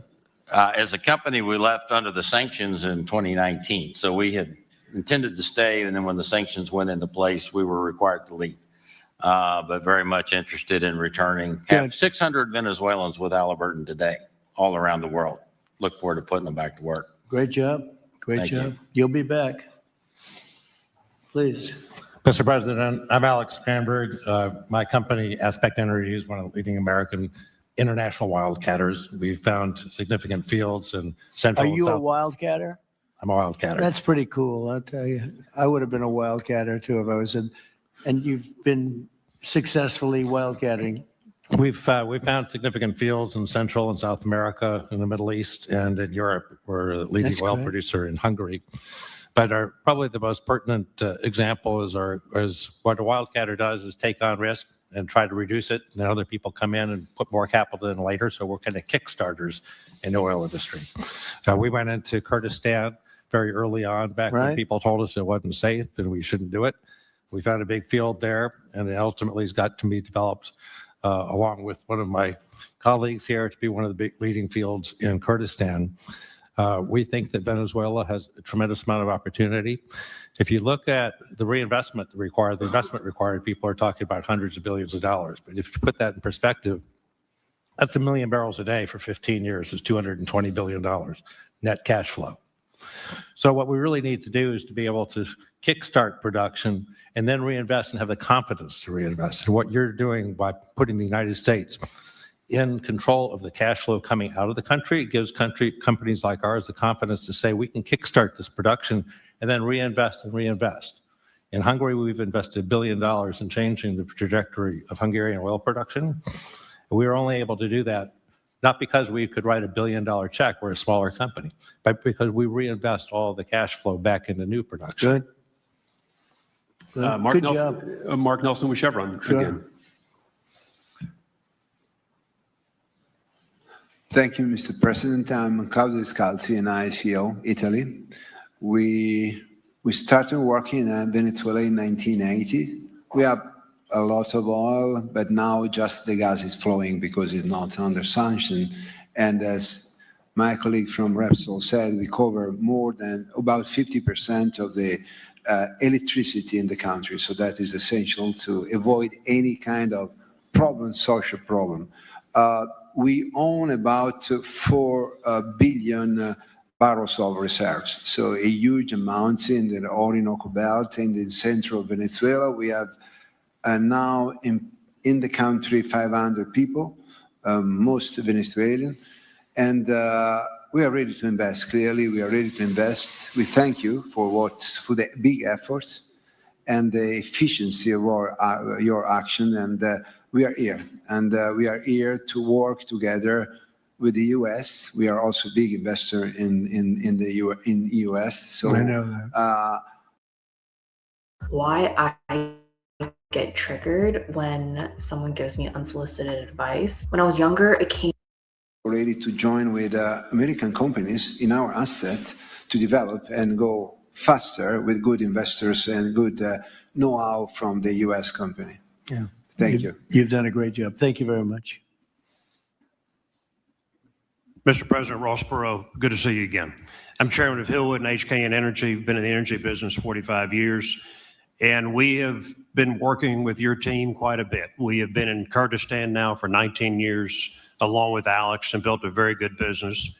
But now with your team, we're looking in Syria, we're now in Libya. And so we are very excited to look at Venezuela with you and your group and look forward to continuing to build this great industry. Thank you very much. Thank you. Mr. President, thank you for having us here today. Wael Salwan from Shell. Of course, we have a huge presence here in the U.S., in the Gulf, as well as in Pennsylvania with the petrochemical facility, which I think we had the opportunity to host you at, as well as being one of the largest LNG off-takers of American LNG. We have been in Venezuela for a very long time. We actually drilled in 1914 the first well that discovered oil in Venezuela, and on the back of which the entire energy industry was established in Venezuela. When we left in the 1970s because of nationalization, we had 1 million barrels per day of production. But we have kept boots on the ground in Venezuela all this time, and we now have a few $1 billion worth of opportunities to invest in, subject to OFAC approval. So we are ready to go and looking forward to the investments in support of the Venezuelan people. That's great. Thank you very much. Thank you, Mr. President. Ben Marshall, the America's CEO for Vitol. Alongside Trafigura, we're very thankful to have worked with the government and the Venezuelans to be able to bring the crude oil to market at a market price as quickly as we can to help stabilize the country. Thank you. Thank you. Brian Lance, ConocoPhillips. I'll defer to my colleagues. Thank you, Mr. President. Olivier Lepoche, CEO of SLB, or formerly known as Schlumberger, the largest global oilfield services. We have been in Venezuela since 1930, and we still operate. We operate today on the ground with in support of Chevron. We have ability to scale. We have 1,100 Venezuelans in the company, 2,000 additional that are calling us to go back to country and to go back to work. We're able to mobilize in the last 18 months, 2 rigs and deliver 50 wells with success. So we're here. We have knowledge of the subsurface like nobody else has.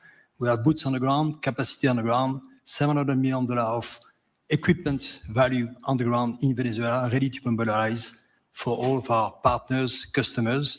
So we are ready to scale fast, and we really want to thank the administration, Secretary Wright, Secretary Bergen, for the effort they are supporting and giving us to be successful on behalf of the Venezuelan oil and gas industry.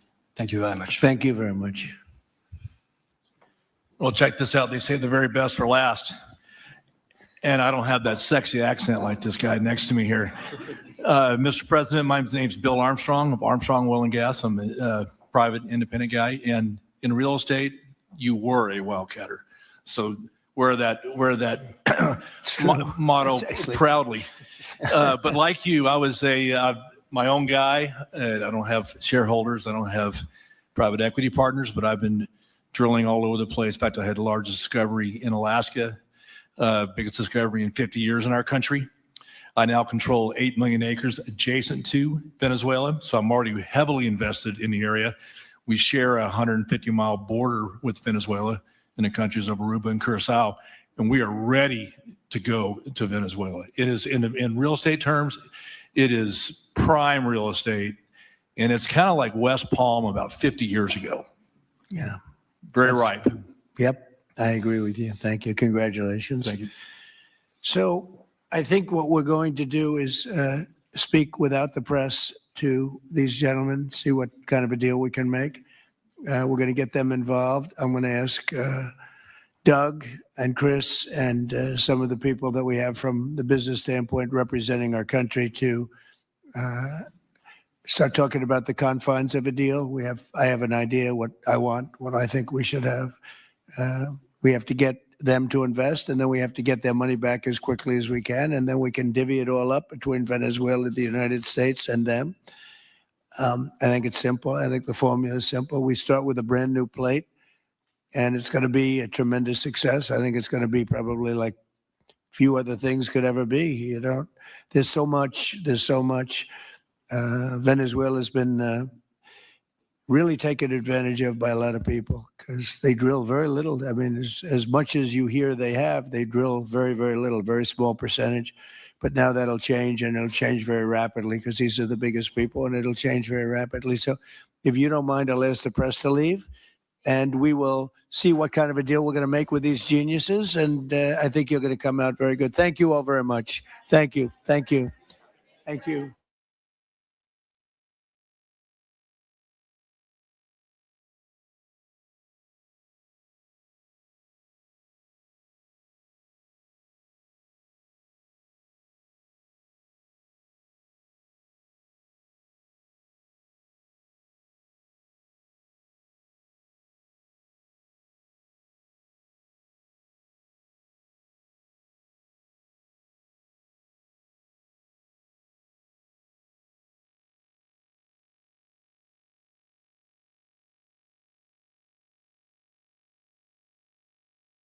But you do that to me every once in a while. I think I was pretty clear, but thank you for your time. We always appreciate it. There's really not much in the news, so there's not a real lot to talk about, but let's start with Venezuela. Narco-terrorist, indicted, guy that we're losing 200 Americans a day to drugs. Yeah. Walk us through this decision in Venezuela.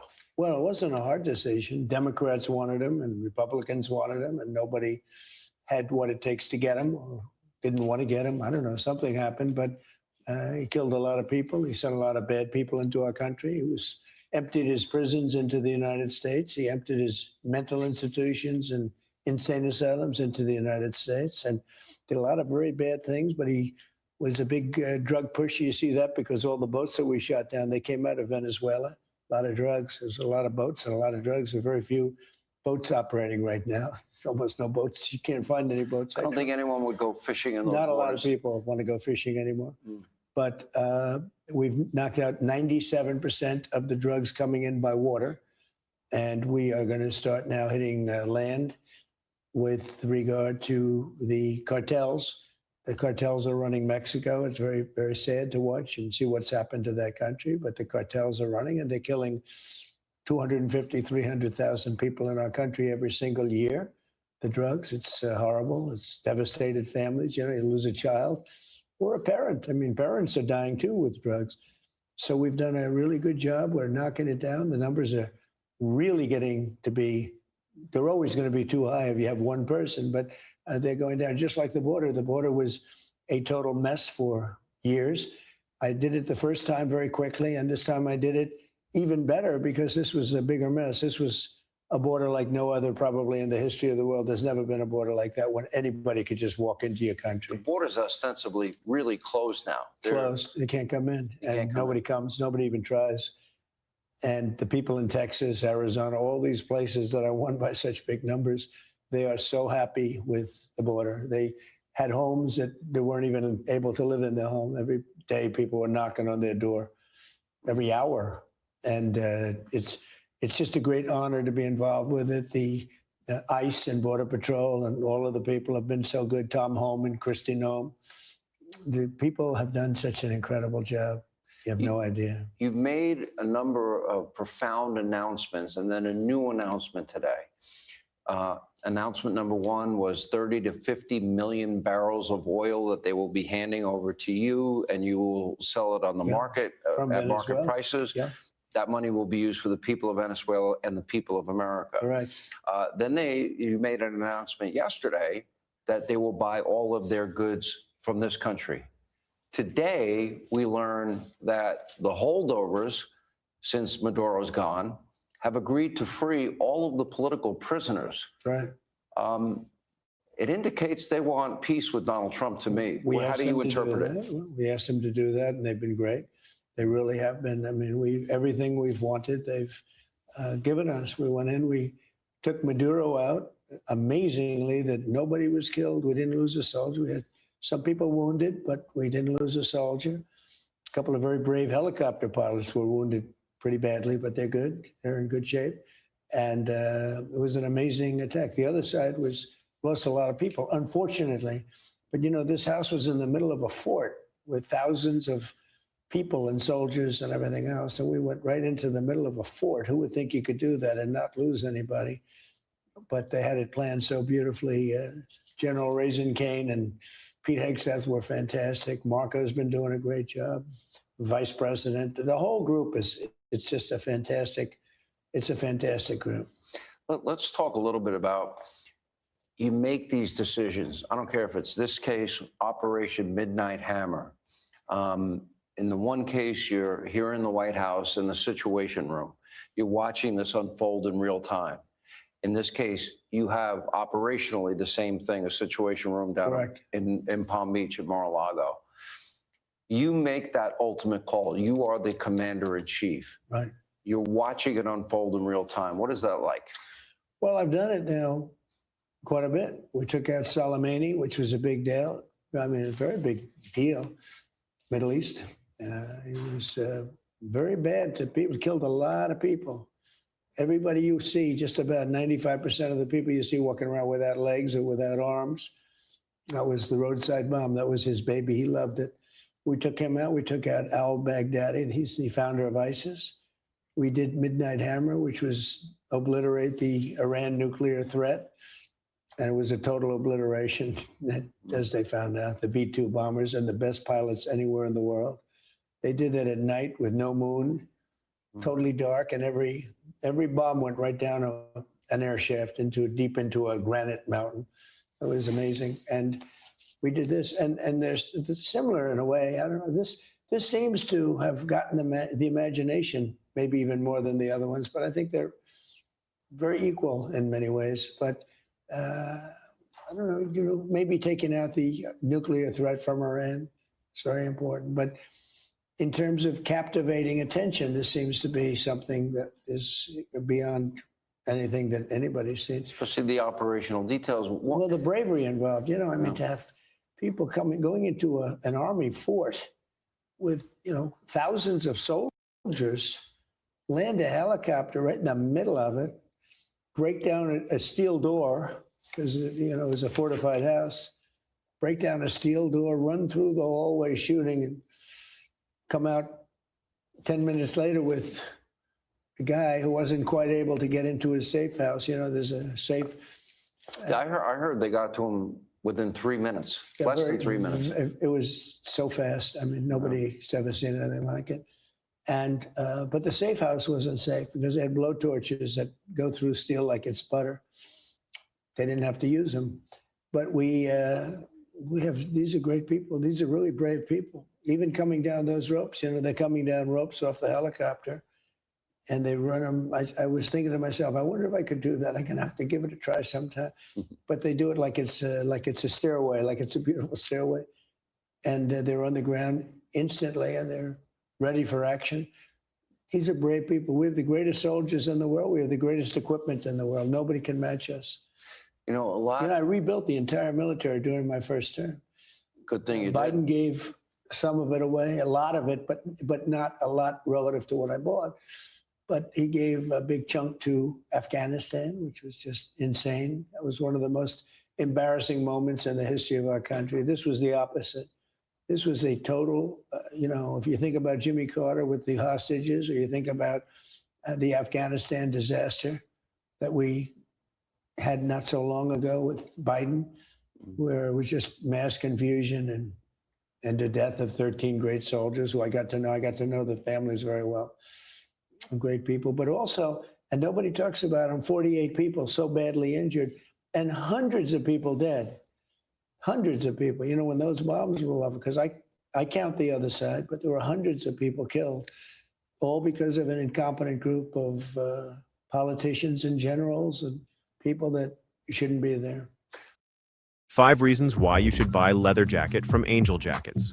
Reason 1, premium quality and.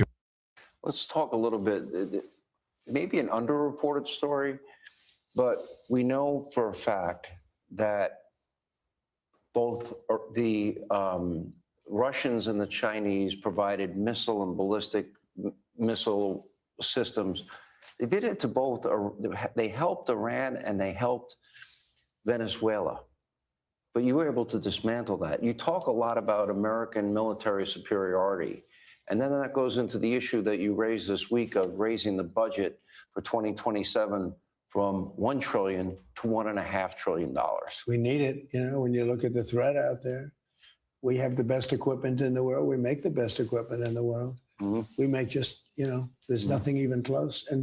But we need it because there are some real threats out there. Yeah, well, I think we certainly do. Let me ask you about this.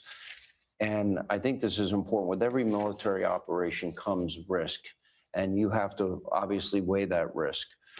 And I think Americans would want to know what goes into your thinking, because there's a whole new military doctrine. I call it the Trump doctrine. I think it's widely misunderstood. No forever wars. However, that doesn't mean you don't use the might and power of the U.S. military. You mentioned Baghdadi, Soleimani. I'll add the mother of all bombs in Afghanistan, Right. the ISIS caliphate, and then taking out Iran's nuclear weapon sites. And now our hemisphere. Right.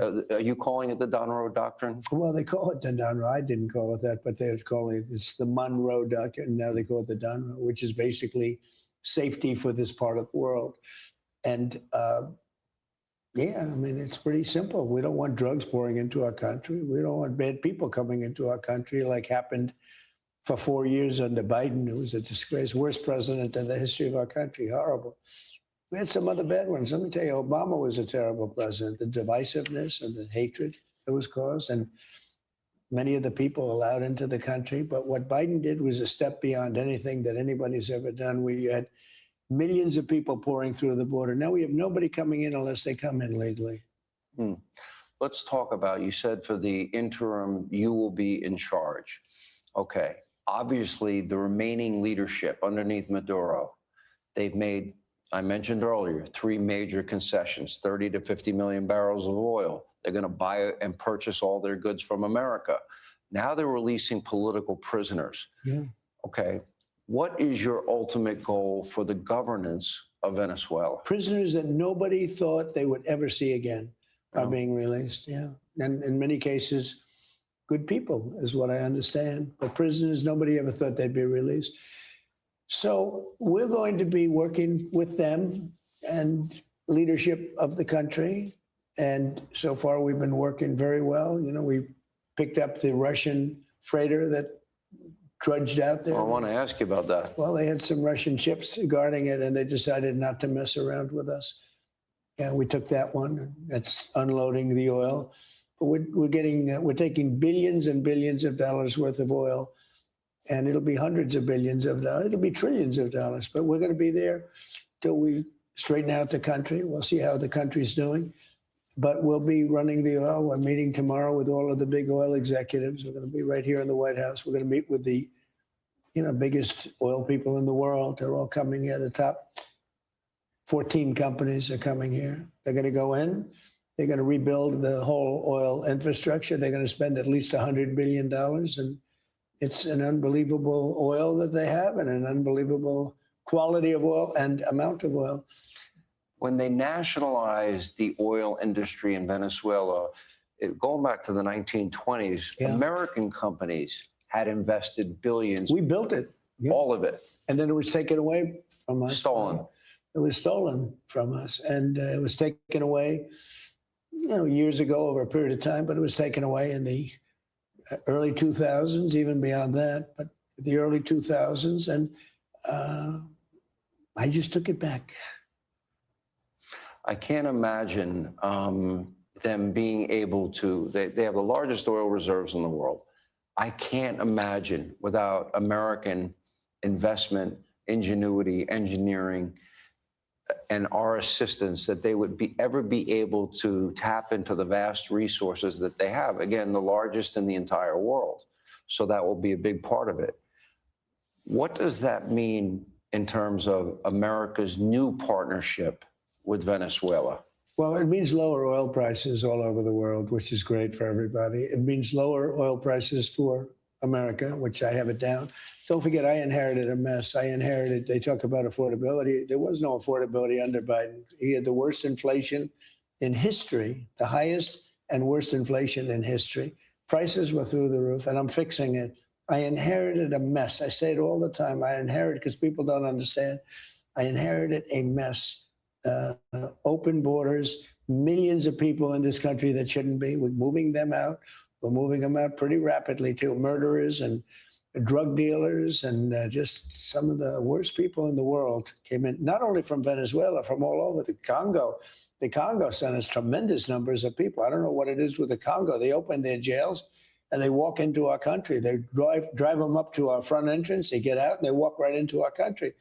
And these are tough, hardened criminals. These are real criminals, and from many countries. I mean, they came from Africa, they came from the Middle East, they came from South America, but a lot came from Venezuela. He opened his prisons and sent all of the people from his prisons into the United States. Why not? I do the same thing about it. You take the people, they're nothing but trouble for you, and they're killers, and they're the worst people that you can imagine. I mean, some of the crimes are so bad you wouldn't believe it. We just accepted them into our country. Nobody did anything about it. So we're getting them out. Washington, D.C., as an example, was very dangerous, and now it's very safe. I mean, everybody's coming to Washington. It's a very safe city now. And before, when I took over, it was really a danger. It got really bad. We had it pretty good, but it wasn't really a focus because you didn't hear the level of danger until my second term. My first term, we watched Washington. But it wasn't like it was the big deal. Now, all of a sudden, when I came here, I was hearing stories about the kind of crime that they had here. People come in from Iowa and from Indiana and great places, and they end up calling the parents that your son has been killed. Doesn't happen anymore. We have a very safe, Washington, D.C. is a very safe city. We put our National Guard there. They're all central casting. You take a look at these guys, it's great. We won the case on merit, based on merit from the Supreme Court, a great victory, a courageous victory, actually. But this country is now based on merit again. Let me ask you about Maria Corina Machado. I've had her on TV this week. Yeah, she's a very nice person. Okay, she won the Nobel Peace Prize. Yes. When she accepted that Peace Prize, she dedicated it to you. She said to me this week, both on TV and radio, that she wants to give the Nobel Prize, her Nobel Peace Prize, to you for liberating her country. In 2023, she won over 92% of the vote to be the leader of the opposition. Maduro kept her off the ballot. Do you have any plans to meet with her? And would you accept the Nobel Prize she wants to hand to you? Well, I understand she's coming in next week sometime. And I look forward to saying hello to her. And I've heard that she wants to do that. That would be a great honor. I did put out 8 wars, 8 and a quarter, because, you know, Thailand and Cambodia started going at it again. So I'll put the list I up give a if you quarter, want. so it's Yeah. you put the list out. It's a hell of a list. But I've stopped 8 wars, and I think it's been a major embarrassment to Norway. Now I don't know what Norway has to do with it, but that's where the committee is located. A lot of Norwegian people. And it's been a very big embarrassment to the country of Norway, whether they have anything to do with it or not. I think they do. They say they don't. But, you know, when you put out 8 wars, in theory, you should get one for each war, okay? Because some of these wars were going on for 30 years. India, Pakistan was ready to go at it big, and these are 2 nuclear countries. I got that one stopped. 8 planes were shot down. They were really at it, and I got it stopped. It was a big one. You look at the Congo, Rwanda and the Congo. They've been fighting for 30 years, and I got it stopped. I got so many wars, so it's such a beautiful thing. It makes me feel so good. Not because of a Nobel Prize, but because I saved millions and millions of lives, and that's what really makes me feel good. Hey, Sean Hannity here. Hey, click here to subscribe to Fox News YouTube page.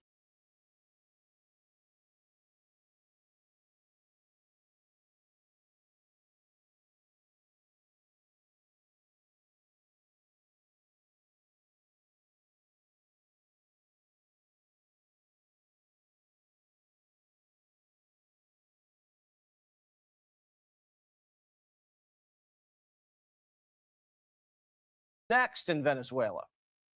Are we going into Greenland? JD answers.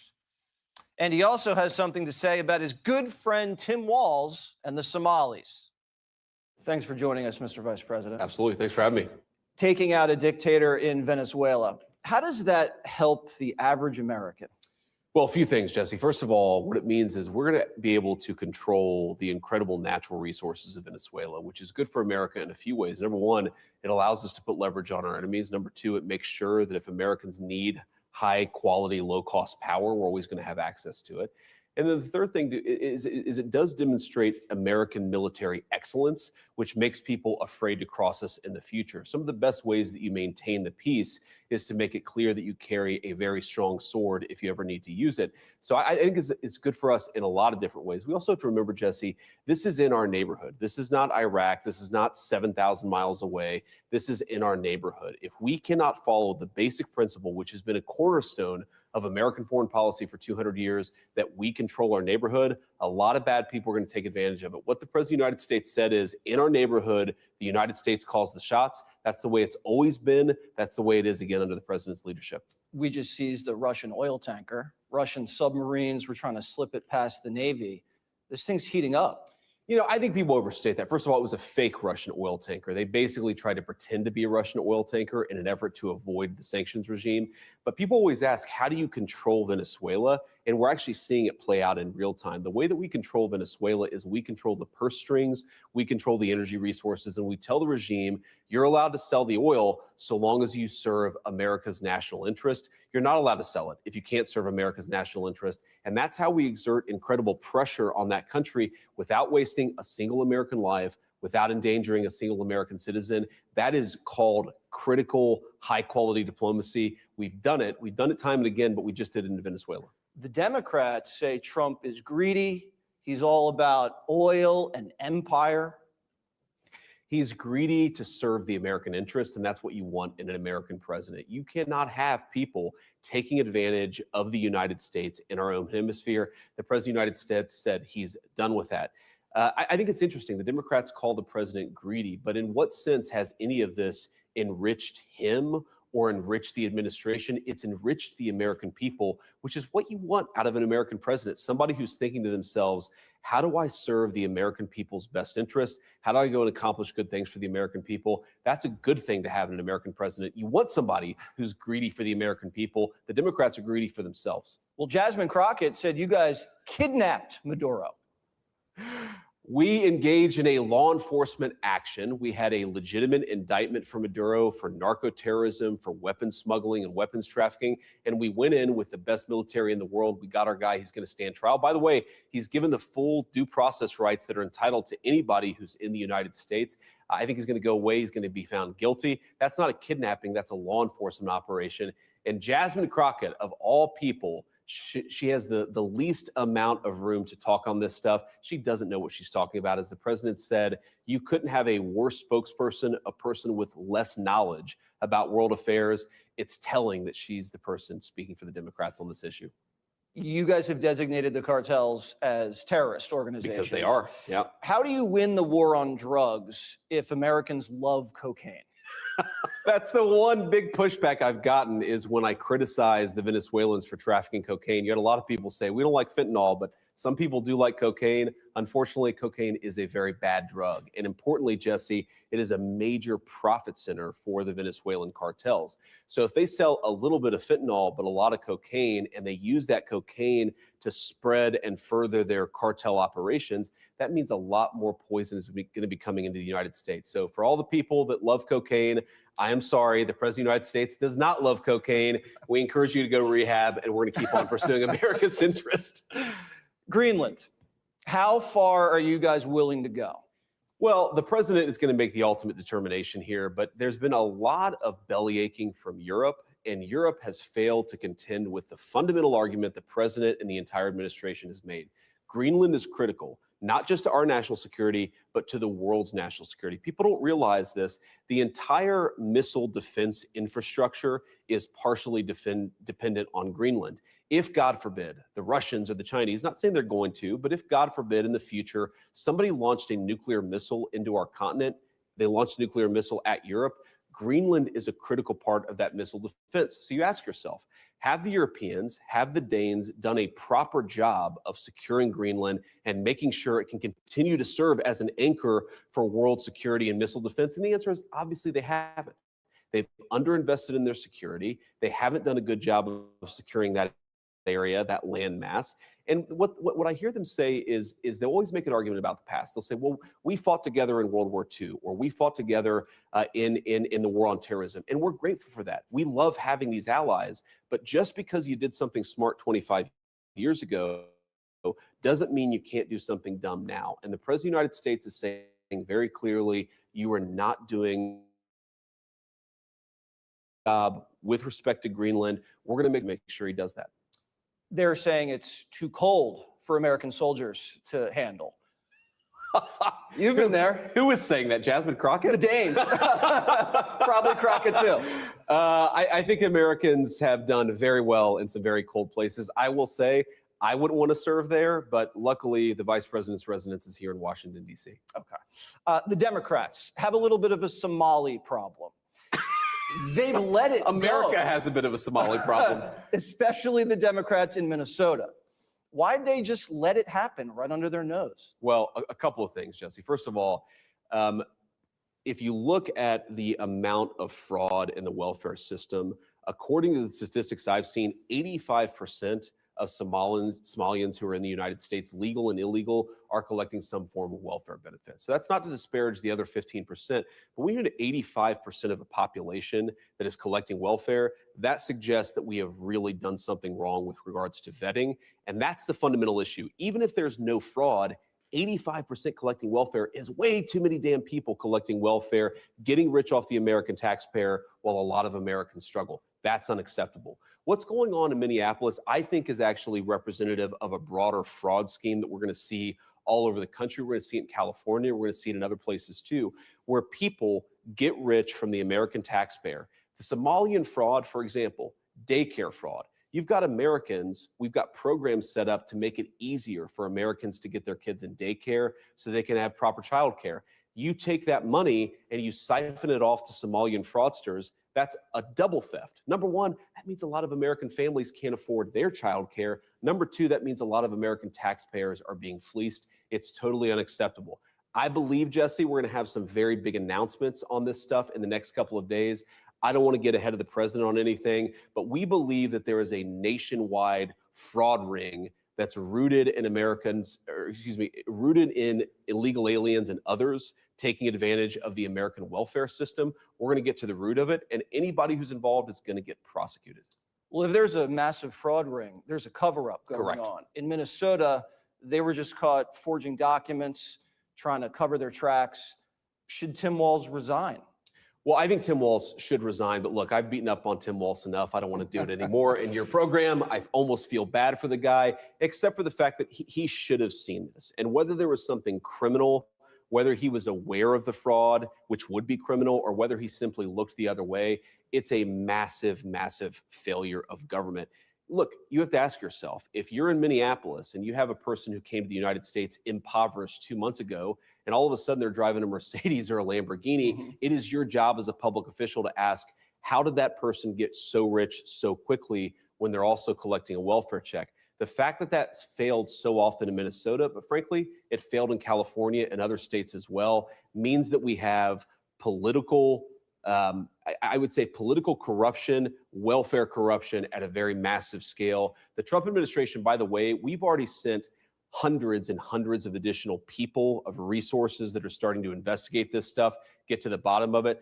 Stephen Miller sent people who are literally going door to door at some of these fraudulent daycare centers and trying to understand just how deep the rabbit hole goes. But this is going to be a long-term effort from the Trump administration to root out corruption and actually look after Americans for a change and their hard-earned money. You're sending investigators to California. We are sending investigators to a lot of places to try to get to the root of this welfare fraud. I think what it revealed, Jesse, is something I frankly wasn't aware of until a few weeks ago, which is it's not just that people are getting welfare who shouldn't get welfare. That is true, right? These programs exist to take care of Americans who are down on their luck, not to enrich fraudsters. But it's bigger than that. It's that people take this money and create whole businesses around siphoning money from the American taxpayer. So again, you've got poor people who can't get what they need. You've also got American taxpayers who are getting fleeced. It is the ultimate lose-lose proposition. And I think Minneapolis just really revealed how ridiculous it was. I mean, Jesse, this is the most low IQ fraud scheme imaginable. Like, it's almost shocking that you would have people running a daycare with the Quality Learning Center. If you're running a daycare and you can't spell the word learning, or you can't spell the word kids, that suggests that maybe you should not be in early childhood education. And the fact that it was so obvious and so blatant does suggest a level of political corruption. We're going to get to the bottom of it. Well, Tim Walz should be worried because you can't misspell learning and take someone's money. He should be worried for many reasons. He called you weird. Remember that? I know. Because I don't like Somali fraudsters. I guess that makes me weird. Guilty as charged. Gavin Newsom, he says, you guys want to come look at California? Bring it on. Yeah, well, we will. We appreciate that invitation, Gavin, and we are going to accept that invitation because, look, California, more than almost any other state, has been so glaring and obvious about the fact that they're giving welfare benefits to illegal aliens. Like, that's not, you go to the California Medicaid website and they will advertise that they are spending American tax dollars to give Medicaid to illegal aliens. You think there's not fraud there? You think there aren't people who are creating fraudulent doctors' offices, fraudulent payment schemes? There are. They're getting rich off of the generosity of the American taxpayer. The political corruption that enables it has got to stop, and that's what we're focused on. Your administration had a big year, got a lot done. Now you're in your second year. What would be the one thing economically you want to achieve now? Yeah, so the big thing we did achieve is we cut the trade deficit by over 60% in the president's first year in office. That's amazing. What that means is more jobs coming to the United States, more investment coming to the United States of America. I want to build on that. You know, we talk about this $18 trillion of new investment that's coming into the United States. I want to build as many factories as possible, give as many Americans high-paying jobs as possible, and make as much of our own stuff. And I think while we do that, we've got to tackle the housing issue for a lot of young Americans. They feel like they're priced out of the housing market. The president's about to make some really big announcements on that stuff in the next couple of weeks. And what we're going to do is we want to preserve the wealth that a lot of people have accrued in their homes while also making it possible for young people to afford their first home, make it affordable for young families to raise young families. And I think we can do that. I think that we've actually got some good policies that are going to thread that needle very well, be very good for young Americans and young American families. That's what I'm most focused on economically over the next year, because I think if you really give people a sense of ownership in this country, a sense that they can build something, build a nest egg, build a family, that is the trick to reinvigorating the American dream. That's what the president's most focused on, and we're going to do it. That's a big problem, Jesse. I mean, look, think about it. What really makes life worthwhile? It's not your job. It's not what school you went to. It's falling in love. It's building a family. It's having kids. Those are the things that I think really bring meaning to most people's lives, certainly to mine. I imagine yours too, unless you're a crazy person, but I think you're a Republican. But that is happening less. And part of the reason it's happening less is what happened to housing under Joe Biden. It literally doubled in 4 years. Young Americans are telling us they can't afford to buy a home. They can't afford to start a family. They can't afford daycare because Somali fraudsters are ripping off the money that we're trying to put into the system to help people afford childcare. We've got to do a better job of giving young Americans a shot at the American dream. I think that we've made so much progress over the past year, but look, we're digging out of a massive hole that Joe Biden left us. There's so much more work to do, and we're excited to get it done. And if you get the immigrants out of the country that came here illegally, that's going to bring prices down. Are we Exactly. getting these illegals out fast enough? We always want to get them out faster. A lot of the ICE agents that we have hired in the past 6 months, they're not even done with training. So all of the big investments that we've made in border security, what we've done is actually gotten 2.5 million illegal aliens out without any of the really big marquee things that we've been working on. That was just simple willpower and the President of the United States coming in and saying, this is done. I think we're going to see those deportation numbers ramp up as we get more and more people online, working for ICE, going door to door and making sure that if you're an illegal alien, you've got to get out of this country. And if you want to come back, apply through the proper channel. If things don't work out for me at Fox, could I work for ICE? You never know. You could work for ICE, but look, you're a very compelling communications guy. You can be a speechwriter, assistant speechwriter in the vice president's office if you ever find yourself unemployed.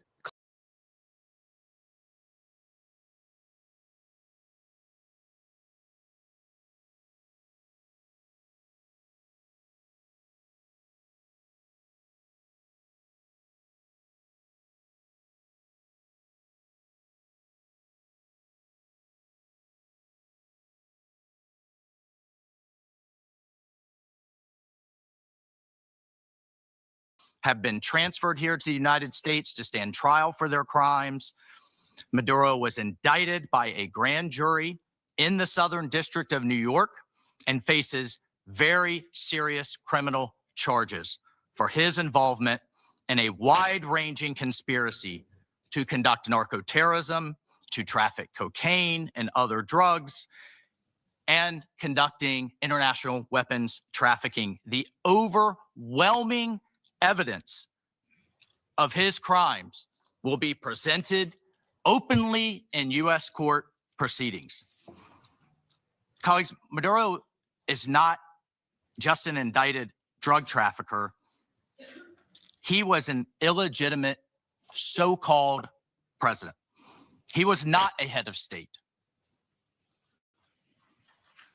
For years, Maduro and his cronies have manipulated Venezuela's electoral system to maintain their illegitimate grip on power. In fact, just 2 years ago in 2024, a UN panel of experts report found that the election in that year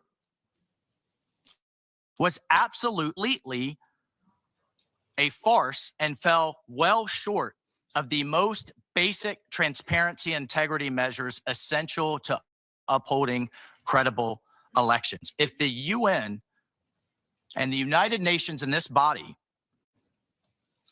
confers legitimacy on an illegitimate narco-terrorist and the same treatment in this charter of a democratically elected president or head of state, what kind of organization is this? We should note that over 50 countries, many nations, including the European Union, including a number of Latin American countries in the region, and of course the United States, again, over 50 countries rejected the legitimacy of Maduro's re-election following the disputed 2024 elections and do not recognize him as Venezuela's legitimately elected president. Maduro unlawfully refused to peacefully cede power after the Venezuelan people voted him out of office in the 2024 election. So therefore, Maduro was a fugitive from justice. He is the head of a vicious foreign terrorist organization, Cartel de los Soles. This regime-sponsored enterprise coordinates with and relies on other vicious criminal organizations, namely Tren de Aragua, again, among others, to carry out its objective of using illegal narcotics as a weapon against the United States. And for its part, Tren de Aragua is a designated foreign terrorist organization with thousands of members, many of whom have unlawfully infiltrated the United States and are conducting irregular warfare and undertaking hostile actions against the American people and against the United States. It's terrorizing criminals commit brutal crimes, including murders, kidnappings, extortions, and human, drug, and weapons trafficking. This administration, President Trump, will not stand for it. In fact, in March of 2025, President Trump declared that Tren de Aragua quote, Tren de Aragua is undertaking hostile actions and conducting irregular warfare against the territory of the United States, both directly and at the direction, clandestine or otherwise, of the Maduro regime in Venezuela. Maduro and his cronies have partnered with some of the most violent and prolific drug traffickers and narco-terrorists in the world for decades, facilitating the flood of illegal drugs coming in the United States, estimated to be several hundred tons annually.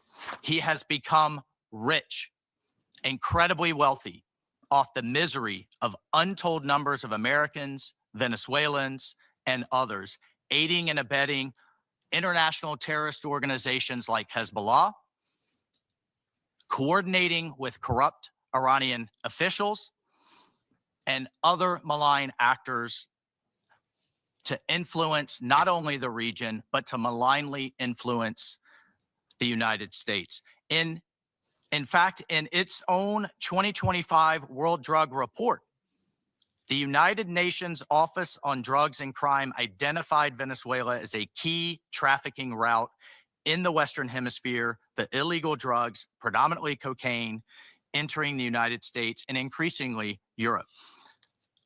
As Secretary Rubio stated just yesterday, this is the Western Hemisphere. This is where we live. And we're not going to allow the Western Hemisphere to be used as a base of operation for our nation's adversaries and competitors and rivals of the United States. You can't turn Venezuela into the operating hub for Iran, for Hezbollah, for gangs, for Cuban intelligence agents, and other malign actors that control that country. You cannot continue to have the largest energy reserves in the world under the control of adversaries of the United States, under the control of illegitimate leaders, and not benefiting the people of Venezuela, and stolen by a handful of oligarchs inside of Venezuela.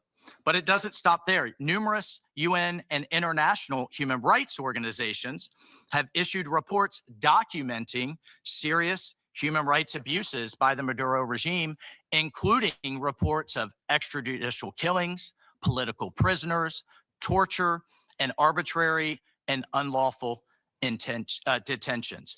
In fact, over 8 million Venezuelans have fled the country, destabilizing their neighbors in the region and creating the world's largest refugee crisis. Members of this council, colleagues, the United States wants a better future for Venezuela. We believe a better future for the people of Venezuela and for the people of the region and the world is stabilizing the region and making the neighborhood that we live in a much better and safer place. And this is why millions of Venezuelans that have fled this brutal regime are celebrating and cheering around the world as this body pontificates, including those celebrating are including in my home state of Florida, where hundreds of thousands of Venezuelans have fled this regime's brutality. I deposited $400,000 from my life insurance policy into my checking account, and I'm very much.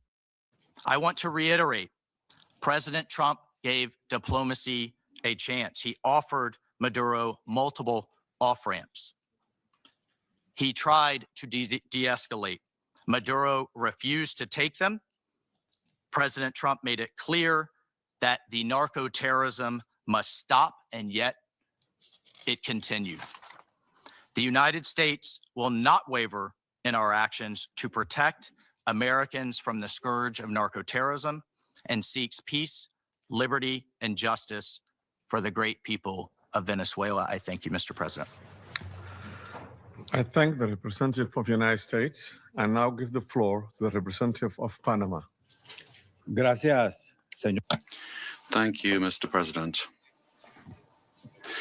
We'd like to extend a warm welcome to the representatives of Bahrain. We've just been watching an emergency UN Security Council meeting in New York City after the ouster of Venezuelan President Nicolas Maduro. U.S. Ambassador to the UN, Mike Waltz, is making the case there that the operation for the U.S. to capture Maduro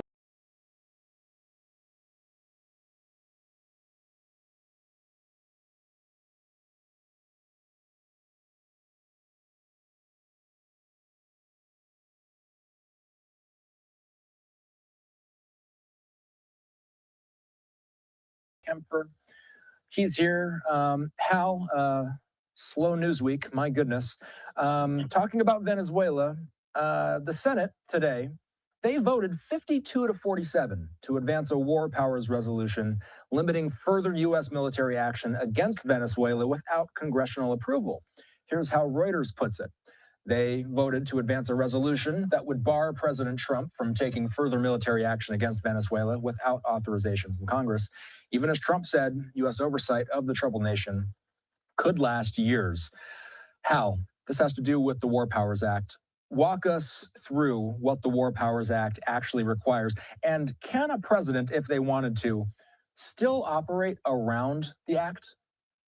Well, if you ask Vice President Vance, yes, he would say you can operate around the act. And there is some debate amongst military scholars. This was something that came at the tail end of Vietnam. The War Powers Act is it was to prevent another Vietnam, is essentially what it was. And what it says is Congress has to approve or authorize, and then after 9/11, it was an authorization of the use of force. It wasn't a declaration of war, but it was and that thing went through the O's well into the teens that we kept using that authorization. But Congress has to authorize the president to do these military things. If he doesn't, the clock is supposed to start ticking at 60 days. And he has 60 days to wrap it up and then move on. And he doesn't have authorization from Congress. In the Constitution, Congress has the power to declare war. The president doesn't have that. Now, the debate has been about presidential authority and going to all the wars or actions that we've been involved in since World War II, which was the last formal declaration of war. Korea, not declaration of war. What we did in Lebanon, not declaration of war. And certainly, obviously Iraq, Afghanistan, not declarations of war, authorization of use of force, kind of sort of extended to Libya, which many say was kind of really twisting it well beyond what Congress authorized, but that was there as well. And of course, the U.S. has been involved in a number of other actions around the world. So this is rather interesting. 5 Republicans voted with the Democrats on this. That's how they got a majority. And it's to bring it up before the Senate. I think they're going to start debating it next week before the Senate. Whether or not it would ever do anything in the House is a big question. But it's one of the first times this has been talked about with certainly with a number of different things. This is rather big. And obviously President Trump is not thrilled with those 5 Republican senators that voted for it. Yeah, we did see some GOP defections during the vote. Obviously, it would still need to pass the House, and then it would need to get through President Trump's desk. We would assume he would veto it, by the way, so then it would need to get shot back down to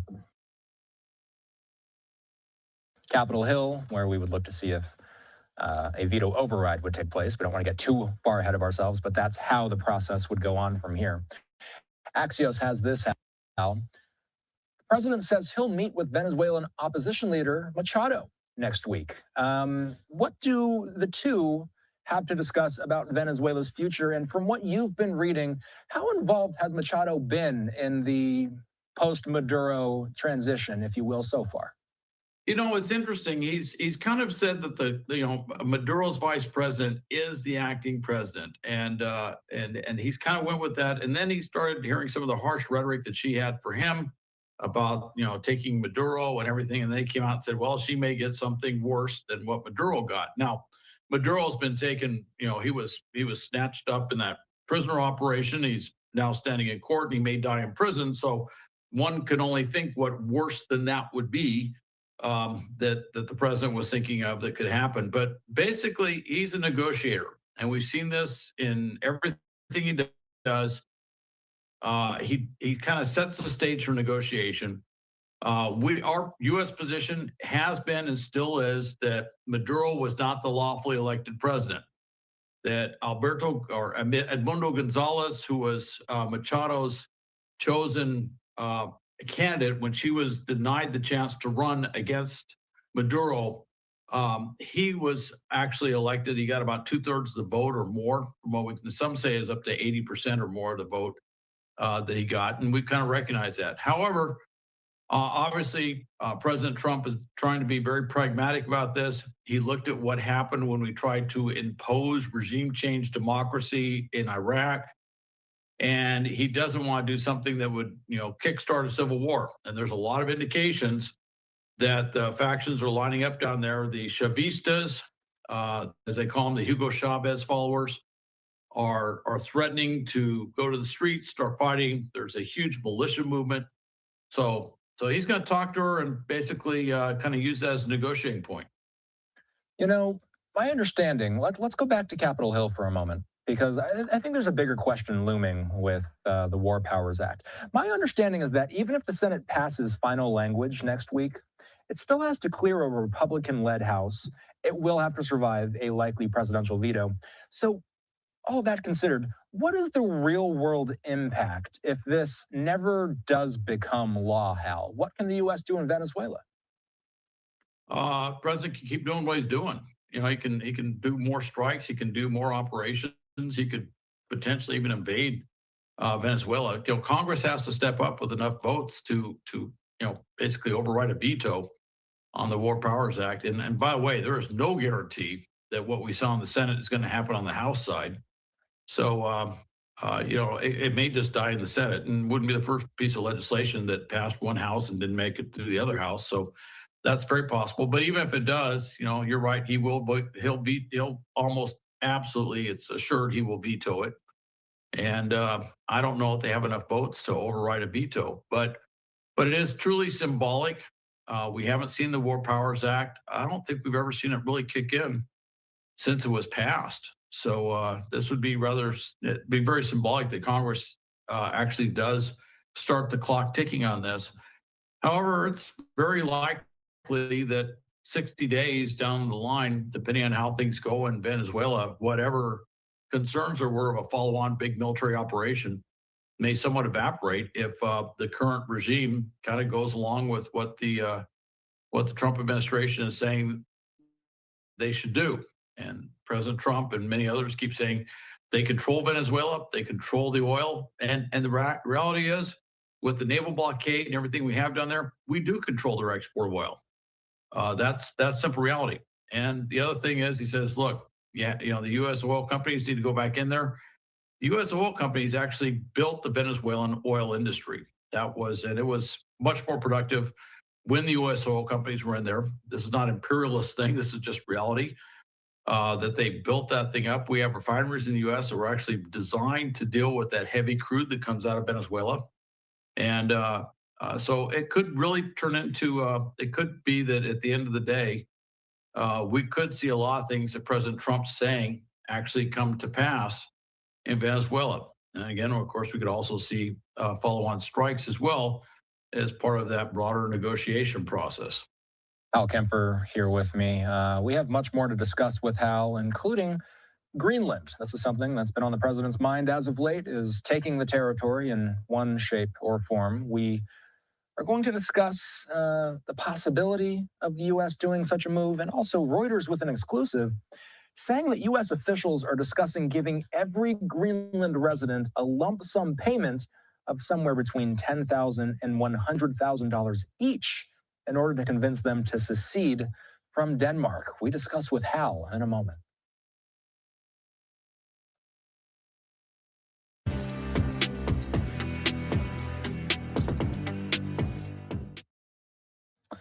Okay, let's talk Greenland. National security analyst and host of the Strap podcast, Hal Kemper, still here with me. All right, a lot to discuss, Hal. Reuters had this exclusive saying U.S. officials are discussing giving every Greenland resident a lump sum payment of about $10,000 to $100,000 in order to convince them to secede from Denmark. Greenland's got roughly 57,000 residents, Hal. Does this feel like a realistic path forward? Well, I don't think it's a realistic amount. First off, the Greenlanders, they're part of Denmark. They get the Danish social welfare, which is a very generous social welfare system, for education, for health, you name it, even stipends for living. So frankly, that amount seems well short of probably what it should be. If they want to really just offer Greenlanders an amount of money, they need to go much, much more, probably into seven figures if they want to really make an impression. And I don't know if Congress would go for something like that. What I will tell you, though, is threatening Greenland with some sort of military action, which is what President Trump and others had alluded to, has really caused, obviously tremendous heartache with Copenhagen, with Denmark, but also with all the European leaders. You're talking about two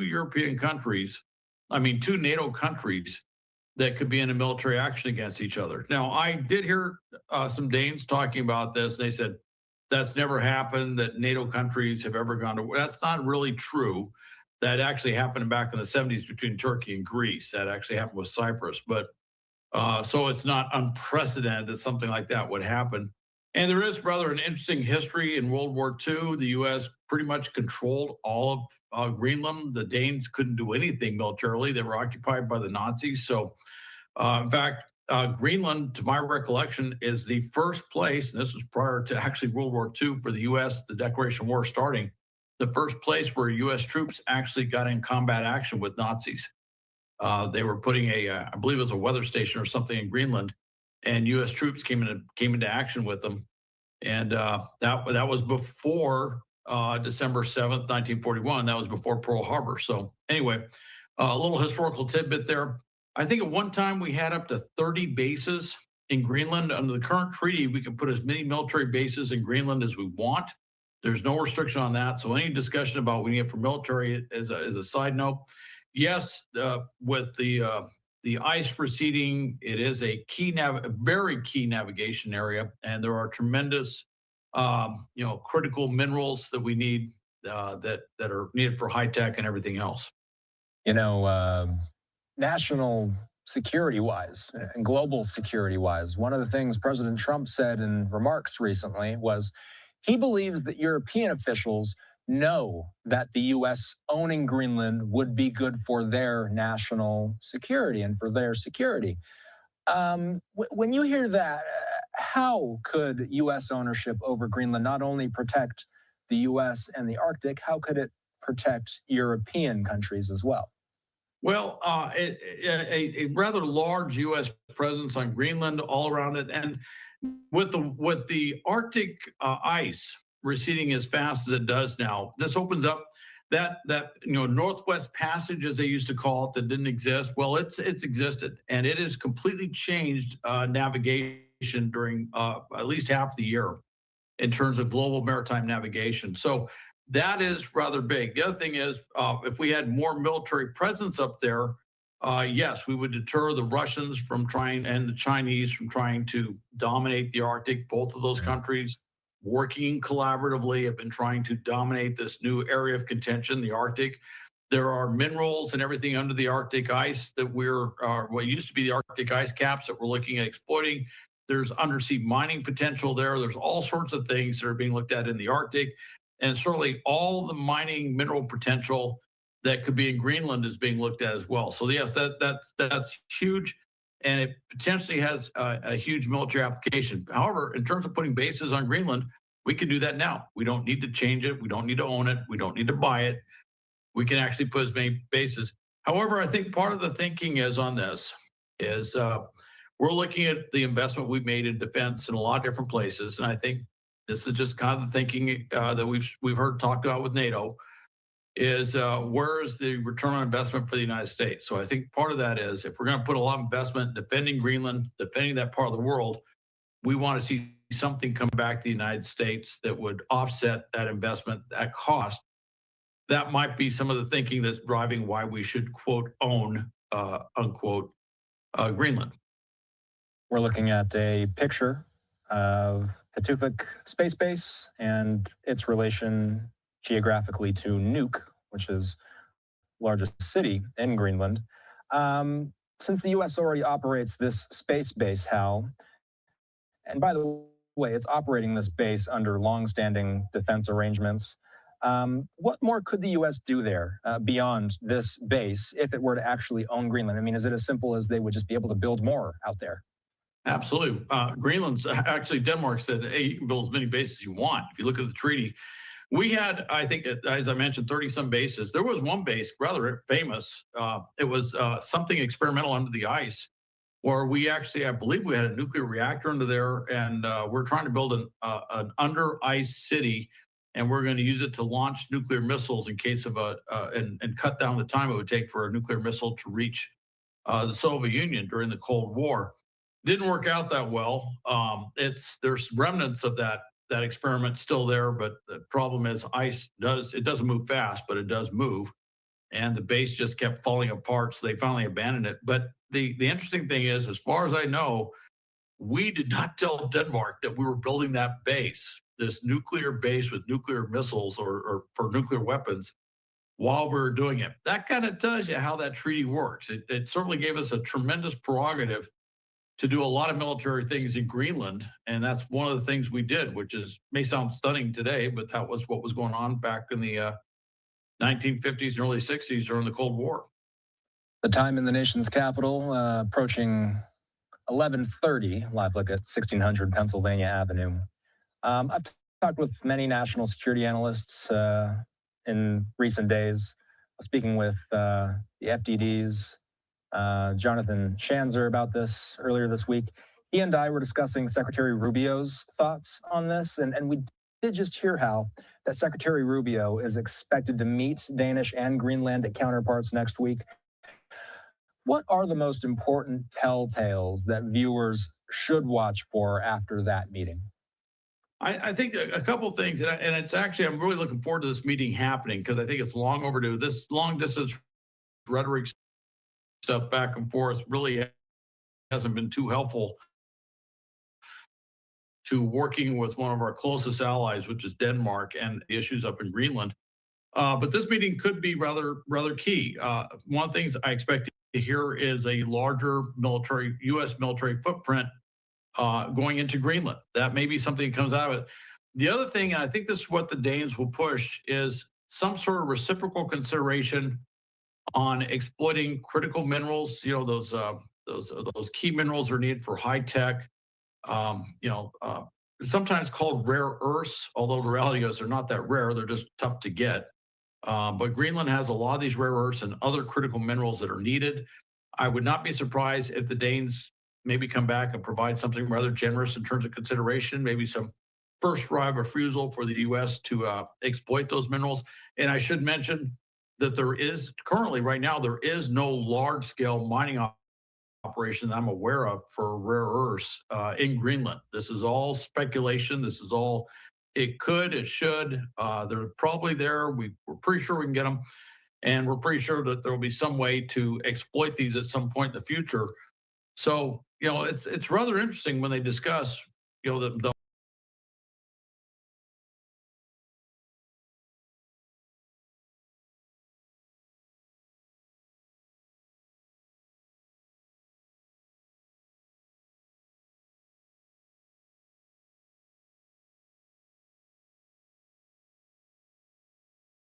fraud. Now, of course, that person's efforts will start and focus primarily in Minnesota, but it is going to be a nationwide effort because, unfortunately, the American people have been defrauded in a very nationwide way. I want to thank a couple of people for their cooperation, in particular Pam Bondi, our Attorney General. First of all, for getting a lot of resources to Minneapolis to start to investigate and prosecute this fraud, really at an industrial scale. We've never seen fraud like this in the history of our country. Pam has been doing a great job to get the resources there to uncover it. But importantly, creating a job like this often takes months, sometimes even longer. When we realized that we needed this Associate Attorney General position, Pam got this person up and running in about a week. We're going to make the nomination hopefully in the next few days. We'll obviously let you guys know who that is when we do it. I've talked to Senate Majority Leader John Thune, who has promised me swift confirmation for this official. But this is the person who is going to make sure that we stop defrauding the American people. Perhaps the best one to tell you about who lives here would be me. Here's one final thing I'll say about this. I've heard a lot of people say that we need a special counsel to investigate fraud in the United States of America. I actually agree, and that's what this position does. It has all the benefits, all the resources, all the authority of a special counsel, but with two crucial differences. Number one, it will be run out of the White House under the supervision of me and the President of the United States. And number two, it's actually constitutionally legitimate. As you guys may know, the special counsel statute has some major constitutional questions. When we get the bad guys, we want to make sure we get them permanently and they don't have some legal technicality they can get out of, which is why we set it up as an Associate Attorney General.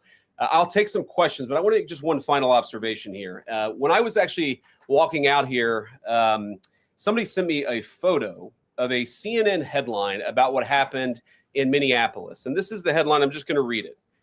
Outrage after ICE officer kills U.S. citizen in Minneapolis. Well, That's one way to put it, and that is the way that many people in the corporate media have put this attack over the last 24 hours. And I say attack very, very intentionally, because this was an attack on federal law enforcement. This was an attack on law and order. This was an attack on the American people. The way that the media, by and large, has reported this story has been an absolute disgrace, and it puts our law enforcement officers at risk every single day.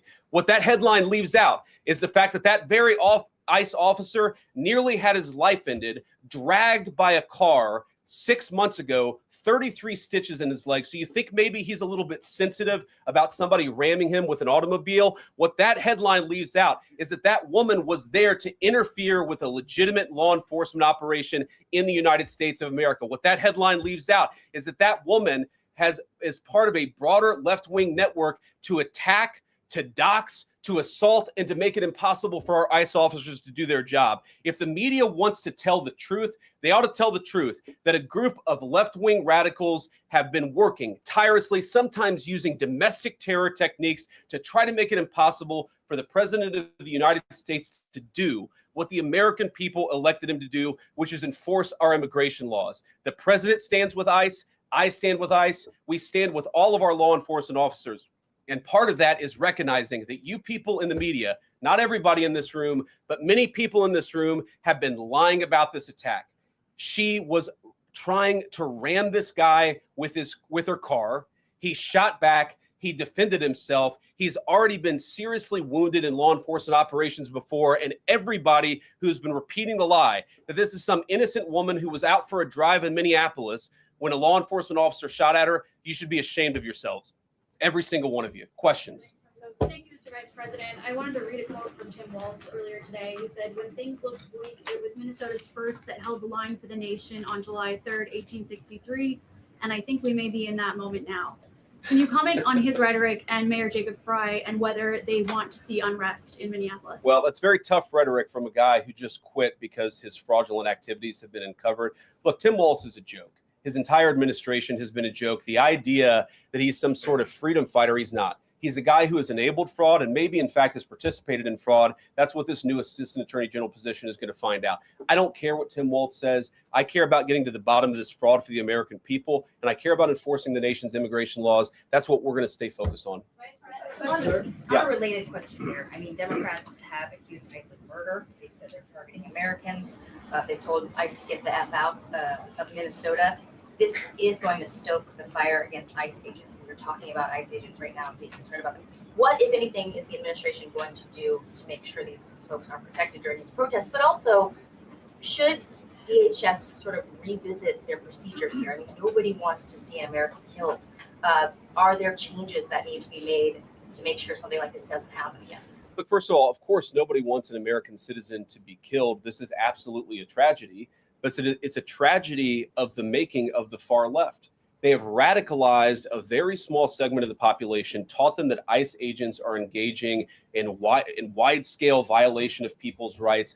What our ICE officers are doing is deporting the millions of criminal aliens that were let in during the Biden administration. So number one, we have to say, as a matter of leadership, and I would appreciate if the Democrats would join me on this, let's be honest about the fact that we have way too many illegal aliens in this country. Our ICE officers should be supported in doing their job. You're trying to actually marshal the far left lunatic fringe to engage in doxing, to try to make it impossible for them to enforce the law, and in some cases actually to engage in acts of domestic terrorism against our law enforcement officers.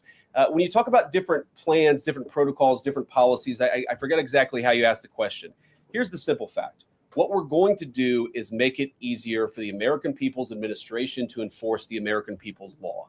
And that means that Democrats have to stop rallying the mob against legitimate law enforcement operations. And that means that we are going to get tougher. And that's what this AAG position is about. We're going to get tougher at the people who are defrauding the United States by inciting violence against our law enforcement officers. That's one of the things that we're going to do. We've already started that work at the Department of Justice. But we're going to keep on doing it. And this new AAG position is going to kick that into high gear. Vice President Vance, you just suggested that this woman who was killed, Renee Good, is part of a broader left-wing network. Who do you think is behind this broader left-wing network? Well, it's one of the things we're going to have to figure out. But here's the way that I put it. When somebody throws a brick at an ICE agent or somebody tries to run over an ICE agent, who paid for the brick? And who told protesters to show up and engage in violent activity against our law enforcement officers? You see, just with this most recent terrible incident in Minneapolis, you see friends of this woman's or other people who are eyewitnesses saying basically that she was there to engage in obstruction of a legitimate law enforcement operation. How did she get there? How did she learn about this? There's an entire network, and frankly, some of the media are participating in it, that is trying to incite violence against our law enforcement officers. It's ridiculous, it's preposterous, and part of our investigatory work is getting to the bottom of it. Who's funding it? Who's supporting it? Who's cheerleading it? And of course, if there's illegal activity related to that, we're going to get to the bottom of that and prosecute it where we can. Vice President, thank you for taking questions today.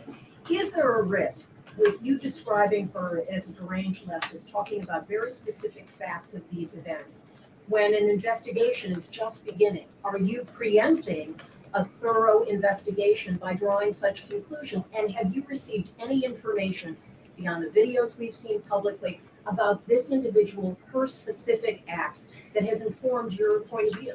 Well, first of all, the Department of Justice is going to investigate this. The Department of Homeland Security is already investigating this. But the simple fact is, what you see is what you get in this case. You have a woman who is trying to obstruct a legitimate law enforcement operation. Nobody debates that. You have a woman who aimed her car at a law enforcement officer and pressed on the accelerator. Nobody debates that. I can believe that her death is a tragedy, while also recognizing that it's a tragedy of her own making and a tragedy of the far left, who has marshaled an entire movement, a lunatic fringe against our law enforcement officers. I think what is clearly happening here, and it's going to keep on happening unless the Democrats wake up and say, you know what, you don't have to agree with our immigration policies. You don't have to agree with what the president or the vice president believe about immigration enforcement. But why don't you take this to the ballot box? Why don't you vote? Why don't you organize? Instead, what some of them are doing is encouraging people to get violent with our law enforcement officials. It's disgraceful, and it's got to stop. Just to follow up on that question, and again, thank you for taking questions, Mr. Vice President. There's clearly a lot of emotion in Minnesota, across the country, over this incident. You're calling Renee Good a deranged leftist. There's been heated rhetoric that we've also heard from officials. What responsibility do you and the president have to diffuse some of the tension that we are seeing play out in Minnesota, bring down the temperature as this investigation is unfolding? What we have a responsibility to do is to protect the people who are enforcing the law and protect the country writ large. Whether you're Democrat or Republican, you deserve to have the people's laws enforced in the United States of America. Now, again, I'm not happy that this woman lost her life. I'm not happy that this woman was there at a protest violating the law by interfering with a law enforcement action. I think that we can all recognize that the best way to turn down the temperature is to tell people to take their concerns about immigration policy to the ballot box. Stop assaulting and stop inciting violence against our law enforcement officers. That's the best way to take down the temperature. And we're not going to give in to terrorism on this. And that's exactly what's happening. People trying to antagonize, to commit acts of violence. They throw bricks at them. Sometimes they shoot at them. Sometimes they dox them. Sometimes they go to their place of residence and harass their families. This is classic terrorism. And we cannot say that when a far left fringe is inciting violence against our brave law enforcement officials, that we're no longer going to enforce the law. That's rewarding the very people who are engaged in this garbage. The actual reward that they just got is a new assistant attorney general who is going to prosecute and investigate this stuff even more aggressively than before. Yeah. Thanks for taking my question. So the head of Minnesota's investigations agency says that the U.S. Attorney's Office has essentially cut off the state investigations agency's access to the investigation. What is the precedent for that, and why shouldn't the Minnesota officials on the ground have access and evidence to work on this investigation? First of all, I wish the state officials in Minnesota would investigate why you have so many people who are using their vehicles and other means to actually interfere with a legitimate law enforcement operation. The precedent here is very simple. You have a federal law enforcement official engaging in federal law enforcement action. That's a federal issue. That guy is protected by absolute immunity. He was doing his job. The idea that Tim Walz and a bunch of radicals in Minneapolis are going to go after and make this guy's life miserable because he was doing the job that he was asked to do is preposterous. The unprecedented thing is the idea that a local official can actually prosecute a federal official with absolute immunity. I've never seen anything like that. It would get tossed out by a judge. So what I'd like Minnesota to focus on is the real issue that they're encouraging people. Minneapolis officials are encouraging people to commit violence against ICE officials. It's ridiculous. It's got to stop. Go ahead. Mr. President, thank you. You said earlier that there's a left-wing network to attack, to dox, to assault, and make it impossible for ICE officers to do their job. You told my colleague just now that there's an investigation going on into that network. Yep. So if everything that you say is true, this is Noom GLP-1, and this is Marcos. I'm getting to where I want to be. I'm very confident that I'm going to be able to how does being part of that network justify being shot? Well, being part of the network doesn't justify being shot, but ramming an ICE officer with your car, that's what justifies being shot. It's not a good thing, by the way, but when you force somebody to engage in self-defense, it's almost a preposterous question. I'm not saying that funding some of this stuff justifies capital punishment. Nobody would suggest that. The reason this woman is dead is because she tried to ram somebody with her car and that guy acted in self-defense. That is why she lost her life. And that is the tragedy. Now, there may be other violations of the law and other penalties that are associated with those violations of the law. For example, if you are funding violence against our law enforcement officers, I'm not a prosecutor. My guess is that's not the sort of thing that earns capital punishment, but it should sure as hell earn you a few years in prison if you're funding the effort to try to assault our law enforcement officers. What is, I'm sorry, guys, what's going on here? You guys are meant to report the truth. How have you let yourself become agents of propaganda of a radical fringe that's making it harder for us to enforce our laws? You just asked me a question that presumed that the reason why this woman died is because she was engaged in legitimate protest. She tried to run somebody over with her car, and the guy defended himself when that happened. Next question. The investigation is still ongoing. I said next question.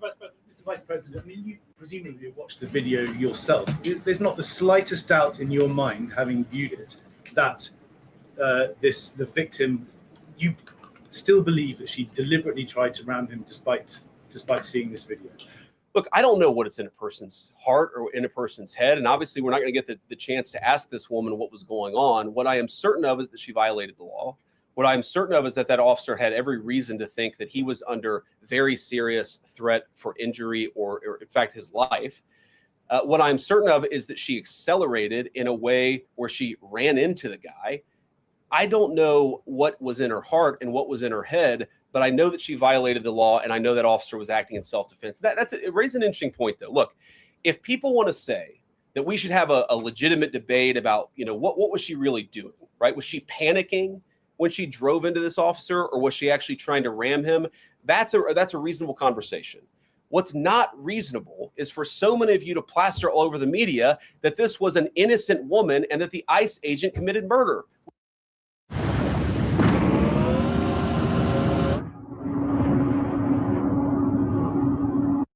Which is what many of you have said explicitly and some of you have said implicitly. That's what I have an objection to. The idea that this was not justified is absurd, and I think everybody knows it in their heart. Yeah. Mr. Vice President, in the green jacket. Taking down the temperature, it seems like political violence is ratcheting up and riots could be around the corner. What steps does the administration have planned to try to unite America? Average people on both political sides are so tired of fighting with each other, and I think all the journalists in this room could agree with me that we don't want to be part of the problem. Do you have any words to unite America? I know you don't want to be a part of the problem, and I think that's true of a lot of you. I'm not sure it's true for everybody, because the reporting over this has been one of the biggest scandals I've ever seen in media. I've never seen a case so misrepresented and misreported when you have a guy who is defending himself and is now being treated as some sort of federal assassin by so many of the people in this room.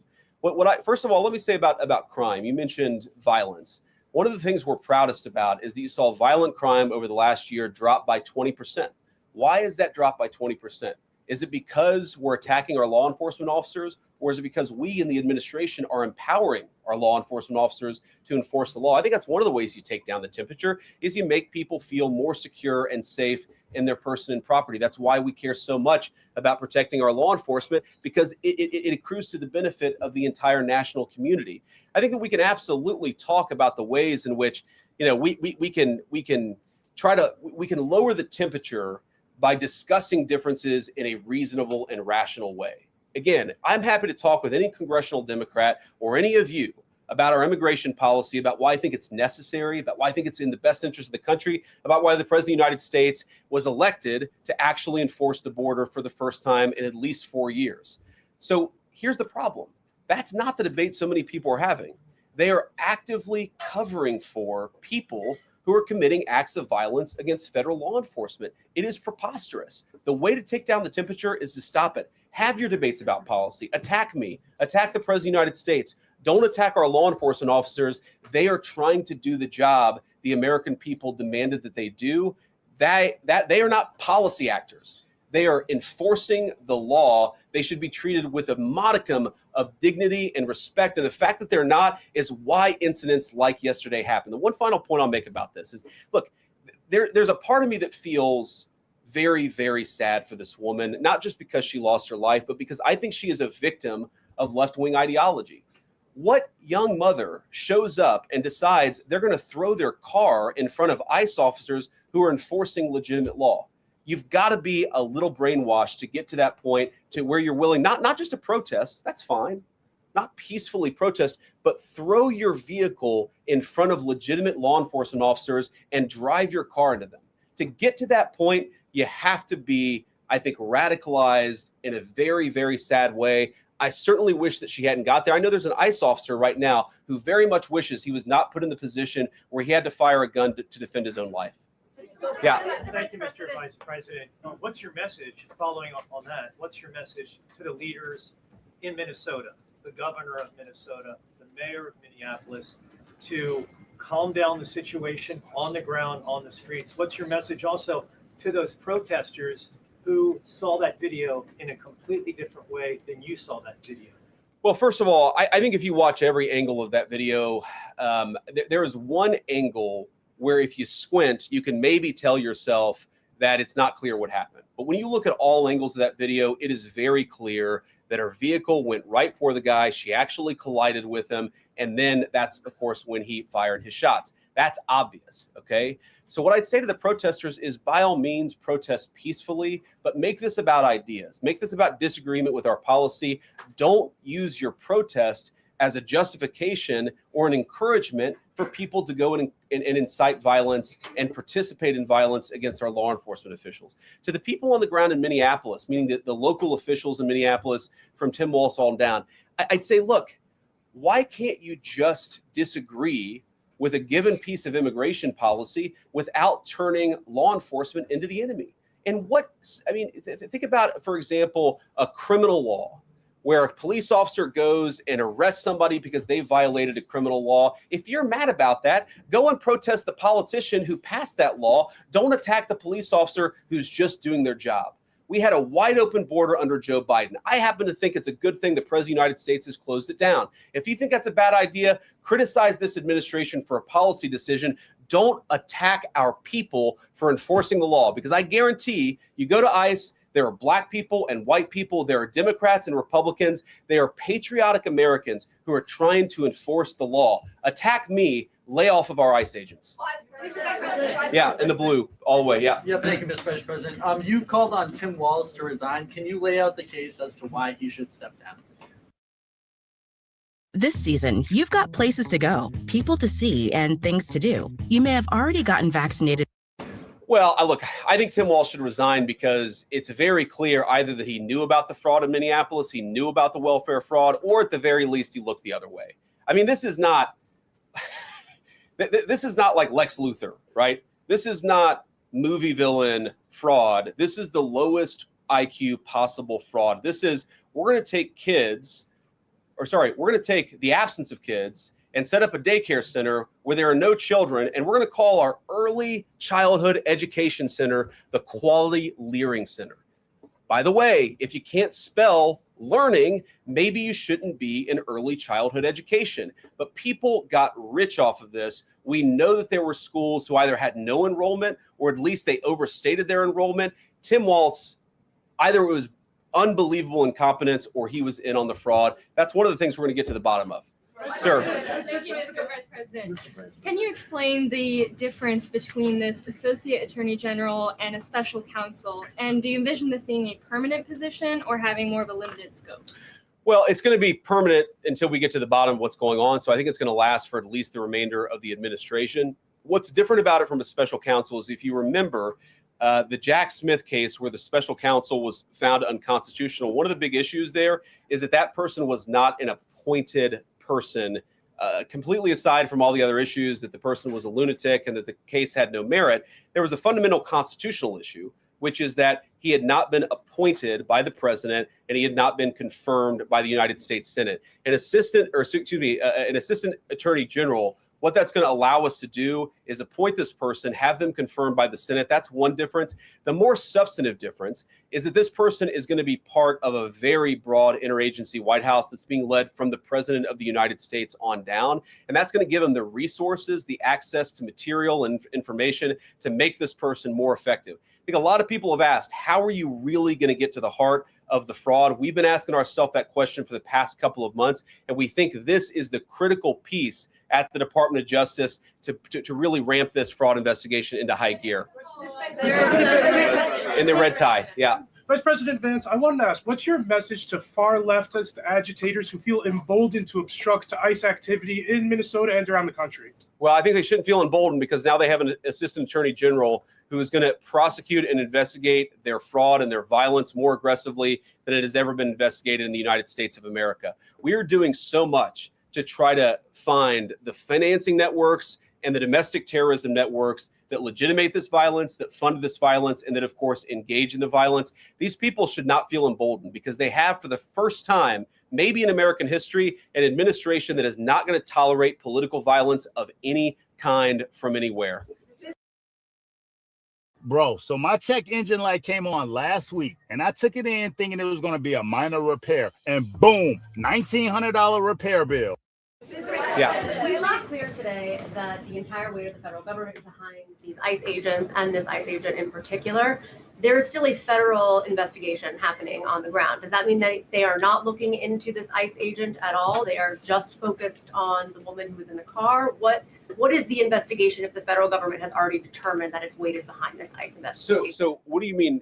When you say investigation, do you mean investigation of the shooting yesterday or of the fraud that's happening in Minneapolis? Yesterday. Okay, look, DHS, as I understand it, has an investigation already ongoing. I know that other organs of our government are looking at this. So yes, there's certainly an investigation that's happening right now. But as part of the broader fraud investigation, a lot of what we're doing with the Department of Justice has already started. We've got over 1,500 subpoenas. We've got people this morning, actually, we're going door to door to actually knock on some of these fraudulent care centers, these fraudulent social services organizations to get to the bottom of what's going on there. So the investigation in some ways has already been ramping up into the anti-fraud element for at least a few weeks. What we're trying to do is supercharge it and make sure there's a designated person within the Department of Justice who completely controls that particular focus. Yeah. Just to follow up on that, Mr. Vice President, on the agent, is he still on duty or has he been placed on leave, on administrative leave? And what really was the target of the operation on Wednesday? ICE operation on Wednesday? Well, first of all, it was a legitimate law enforcement operation. We were going door to door to try to find criminal illegal aliens and deport them from the United States of America, because if you come to our country illegally in violation of our immigration laws, then we have the mandate, and in fact, we have the legal duty to enforce those immigration laws. Whether he's been placed on administrative leave, I don't know the answer to that question. I'd refer it to the Department of Homeland Security, and they can follow up. I will say, look, I would appreciate everybody saying a prayer for that agent. Look, in the past 6 months, he has been hit twice by a motor vehicle. One time, the first time, it led to over 30 stitches and very serious injuries to his legs. This is a guy who's actually done a very, very important job for the United States of America. He's been assaulted, he's been attacked, he's been injured because of it. He deserves a debt of gratitude. And I think the media prejudging and talking about this guy as if he's a murderer is one of the most disgraceful things I've ever seen from the American media. Yeah. Vice President, what is your specific role in the future of Venezuela? And I'm wondering, could you confirm reports that the Director of National Intelligence, Tulsi Gabbard, was kept out of the planning for the operations because of her past concerns about military involvement in Venezuela? So I've heard a couple of things. One, that I was kept out of the planning for the Venezuela operation. That's false. And another, that Tulsi was kept out of the planning for Venezuela operations. That's completely false. Look, we're all part of the same team. And one of the things that is really amazing about that operation is that we kept it very tight to the senior cabinet level officials and related officials in our government. And we kept this operation secret for a very long time. I'm very proud of that. I think it suggests that the team works very well together. Well, looking ahead, what is my role? Look, my role is going to be whatever the president asks me to do. Well, every single, or I should say every other day, I'm chairing the meeting that we do on this among White House principals to talk about next steps to try to ensure that Venezuela is stable. And as the president has directed us to do, to ensure that the new Venezuelan government actually listens to the United States and does what the United States needs it to do under our country's best interest. So I'm going to be as involved as the president wants me to be. So far, that's been very involved. And I'll keep on doing that so long as the president asks me to do it. The purple. Yes. Even Mr. beyond the war powers Sorry, resolution. we'll go purple and then we'll go pink or whatever that is in front. Royal purple, and then beige. All right. Okay. Are there any indications, you talked about the network, are there any indications that the lady who was shot, I know there are different reports from there, her wife said they were new to the area. Are there any indications she may have been a paid agitator, and maybe that there are others that were brought to the area? Considering everything that's going on in Minneapolis? I wouldn't say that she was paid. I don't have the evidence to say that one way or the other. What I do know is that she was violating the law. And if you just look at the eyewitness accounts, they were saying she was there to prevent the enforcement of the law. She was trying to obstruct a legitimate law enforcement operation. That much is obviously clear. The rest of it, of course, is part of the reason why we investigate this stuff. Yeah. Mr. Vice President, even beyond the war powers resolution today, Congress has bucked President Trump on issues like tariffs. Are you concerned that President Trump is losing his grip on Republicans in the Congress, and what are you going to do about it? No, I'm not concerned at all. First of all, we talked to some of the senators who were going to vote the wrong way, in my view, on this resolution today. Much of their argument was based more on a legal technicality than any disagreement in policy. If you look at the people who actually voted, every single one of them have supported the administration's plan. Second of all, as the president, I believe himself, has already said, every president, Democrat or Republican, believes the War Powers Act is fundamentally a fake and unconstitutional law. It's not going to change anything about how we conduct foreign policy over the next couple of weeks, the next couple of months. And that'll continue to be how we approach things. Go ahead. President. So we are seeing, regarding Iran, we are seeing the protests in Iran these days. The cities are begging for help from the U.S. and Israel, naming streets in the city after President Trump. It seems there is an opportunity here that may not come again. Will the United States stand by the citizens of Iran? And if Israel decides to strike again the nuclear sites in Iran, is the U.S. expected to take part? Well, look, we certainly stand by anybody who's engaged in peaceful protests, anybody who's trying to exert their rights for free association and to have their voices heard. Obviously, the Iranian regime has a lot of problems. And as the President of the United States has said, the smartest thing for them to have done, it was true 2 months ago, it's true today, is for them to actually have a real negotiation with the United States about what we need to see when it comes to their nuclear program. I'll let the president speak to what we're going to do in the future, but we certainly stand with anybody across the world, including the Iranian people who are advocating for their rights. I'll take just a couple more questions. Yeah, go ahead. Thank you very much, Mr. Vice President. Concerning Venezuela, how would you assure the Caribbean region that they will remain a zone of peace? Because some member states in the region are concerned. Well, look, the president had a very productive phone call with the president of Colombia yesterday, and we continue to talk at all levels of government with a number of our friends in the Caribbean region. I actually think this is really good for peace in the Caribbean, because when you take away a major source of illegal cartel revenue, which is the cocaine trade, the fentanyl trade, other sources of illicit revenue, you actually remove the power of one of the main destabilizing forces in Latin America and in the Caribbean. I really do think, look, we say it all the time, this is the president of peace. One of the ways that you establish peace in your own hemisphere is to make it clear that the United States is going to be respected, that the United States is willing to take power away from criminal cartel organizations and give it to legitimate governments. That's how we see the future of the Western Hemisphere, and we think it's going to be much more peaceful than it was certainly under Joe Biden. I'll take one more question. Go ahead. Mr. Vice President, thank you. On Greenland, do you have a message for European leaders? Many in Europe reject the idea that the island could be for sale. Well, first of all, Secretary Rubio, I believe, is meeting with the leaders of Denmark and Greenland next week. I want to say it is, but maybe it's the week after that. We'll continue to deliver some of these messages in private, some of them in public. But I guess my advice to European leaders and anybody else would be to take the President of the United States seriously. What has he said about Greenland? Set to the side the crazy overreactions that I've seen from the press and from certain people in Europe. What has the President said? Number one, Greenland is really important, not just to America's missile defense, but to the world's missile defense. Number two, we know that there are hostile adversaries that have shown a lot of interest in that particular territory, that particular slice of the world. So what we're asking our European friends to do is to take the security of that landmass more seriously, because if they're not, the United States is going to have to do something about it. What that is, I'll leave that to the president as we continue to engage in diplomacy with our European friends and everybody on this particular topic. And again, thank you all for listening. Thanks for taking questions. And I just ask you, look, this is politics, and often Republicans and get in arguments with the press about things. And I understand that. I think it's really irresponsible for you guys to go out there and imply or tell the American people that a guy who defended himself from being rammed by an automobile is guilty of murder.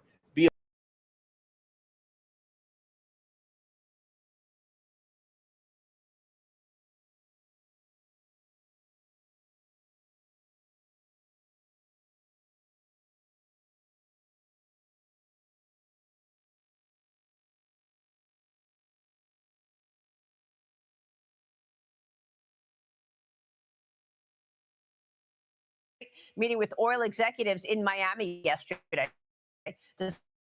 discussing the Trump administration's plans to sell Venezuelan oil indefinitely and rebuild the country's oil infrastructure.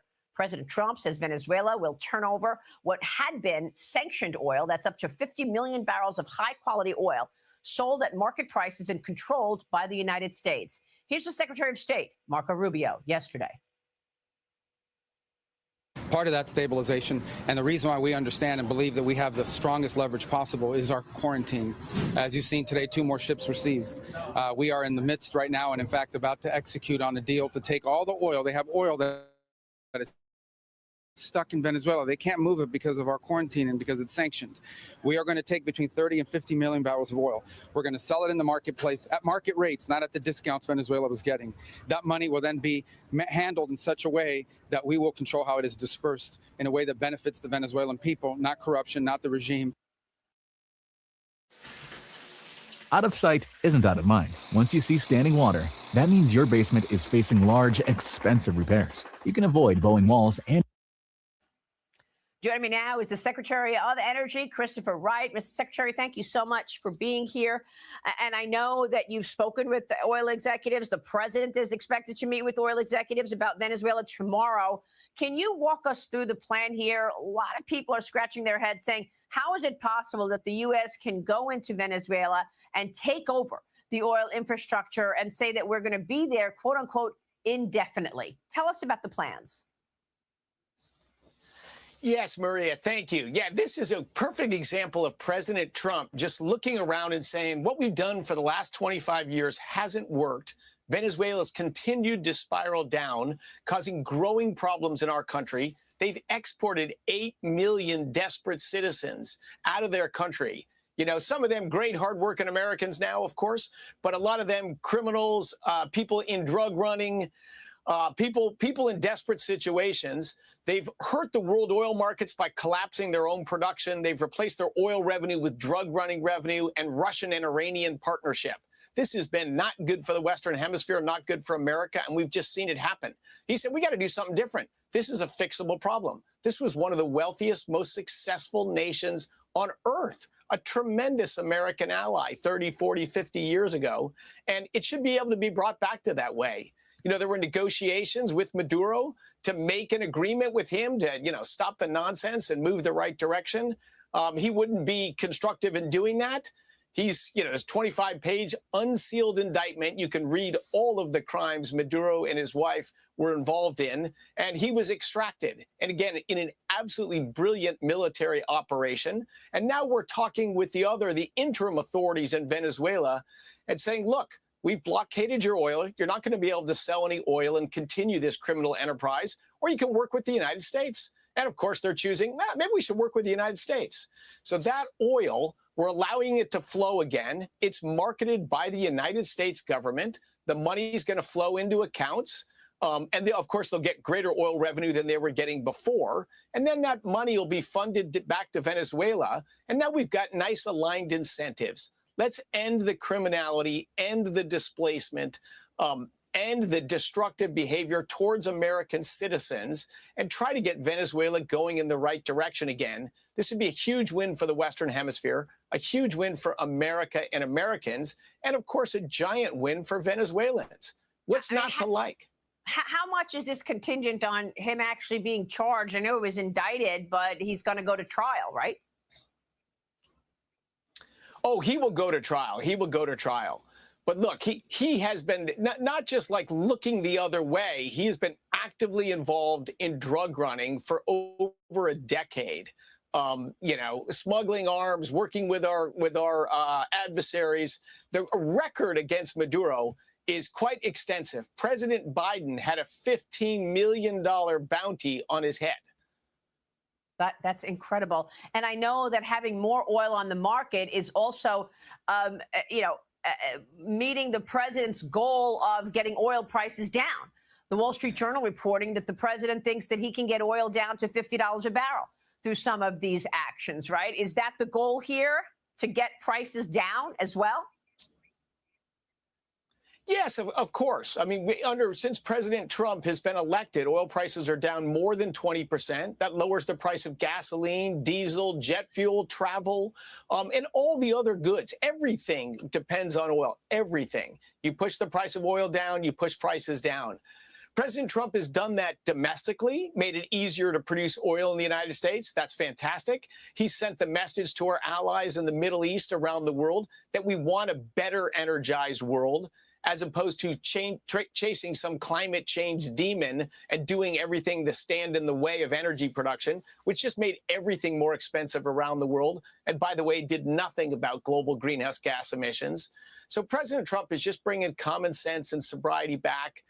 Venezuela, they were a massive oil producer 30, 40, and 50 years ago. A lot of the refineries built in the United States were specifically tailored to refine Venezuelan crude, because we thought that would be an ever-growing share of the oil that came to our country. Things didn't work out that way. Americans are ingenious. They're making do with the crude slate they've got. But is there interest to buy Venezuelan crude at American refineries? Absolutely. But there's interest in Europe and Asia and all around the world. A better energized world is a wealthier world and a more peaceful world. That's President Trump's agenda in a nutshell.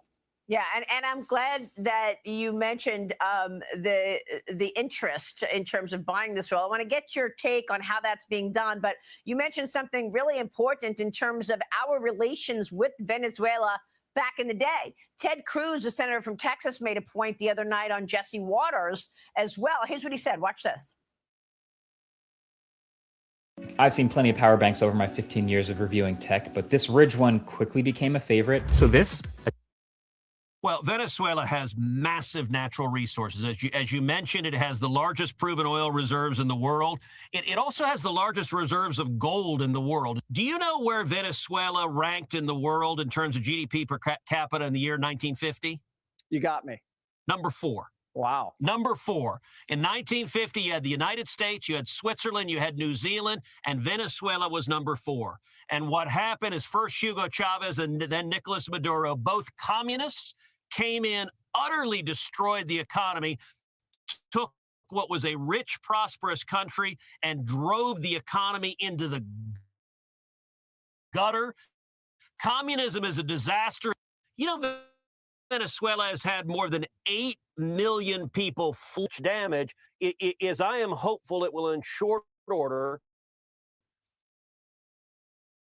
lead to free and fair elections in Venezuela where they can democratically, where they can develop those resources, I hope in close cooperation with the United States.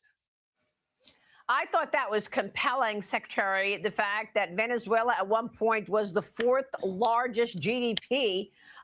Pretty incredible where things have gone as a result of Hugo Chavez and Nicolas Maduro and socialism.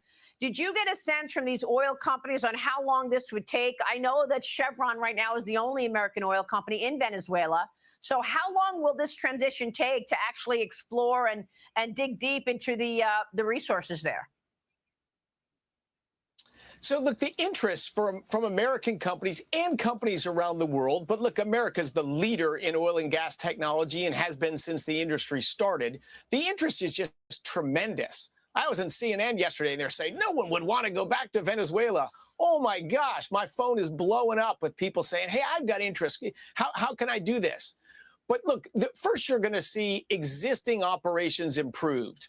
You know, you just bring down some new pumps and compressor stations, just fix some surface equipment. We can grow Venezuelan oil production pretty quickly, you know, say from 800,000 barrels a day to well over 1 million barrels a day. To get the major investments for the large-scale field developments, those are the things that take larger and take the big players, like the Chevrons, the Exxons, and Conocos. But all of them are very interested in what's going on and, frankly, have been very helpful to the U.S. government. Hey, how can we help? Let us review with you what we know about operations in Venezuela, where the fields are, what the problems are, what the issues are.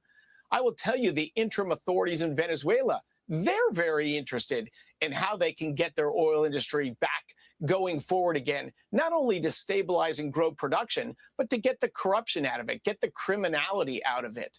Look, Venezuela was a great place, and that was great for America. Its decline has been a negative for America and American people.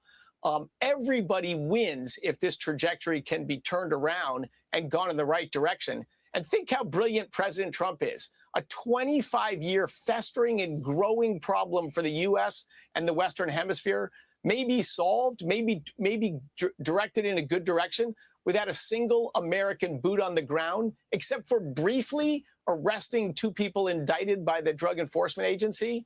Look, we're on the cusp of something quite exciting here. It's going to be a challenge, Maria. Make no mistake about that. It's incredible that President Trump has one by one looked at every issue that faces this country and is taking care of it. But Secretary, do you worry that as oil prices come down, the oil companies might pull back? Obviously, they're not making the same money if oil prices are at $50 a barrel versus 80 where they were years ago. I mean, do you worry that this is going to have a real dent in the shale industry, something you know more about than most? Look, the market forces are always at work here. It took very high oil prices to start the shale revolution, 15 years ago, or to move the shale revolution from natural gas to oil. But today, the innovation of American companies has continued to drive down the cost and the time to produce shale oil in the United States. Yeah, everybody told me 9 months ago, boy, oil prices are, below $70 or below $60. That U.S. production is going to drop like a stone. It's still growing. It grew this year. It's going to grow next year. So I think the innovative response of American companies and the unshackling of President Trump saying, yes, if you follow normal environmental reviews, you can build a pipeline, you can get permits. We've got sort of sobriety back at the top. They can pursue development plans. Under the Biden administration, you're not sure if you're going to get a permit. You might drill wells, but you can't connect them to where you need to sell them. That drives up costs. That drives up uncertainty and disincentivizes production.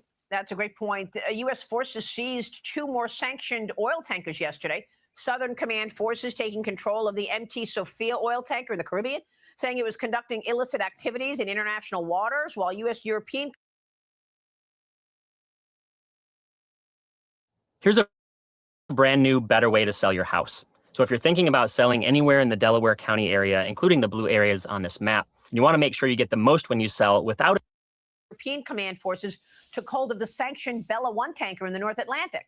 Russia was trying to help that vessel slip past American enforcement efforts targeting oil shipments out of Venezuela, Secretary.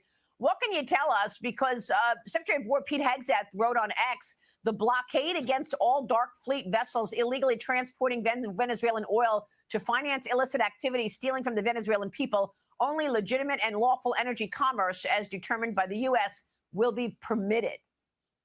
Your reaction and response? Exactly. That's the leverage over Venezuela.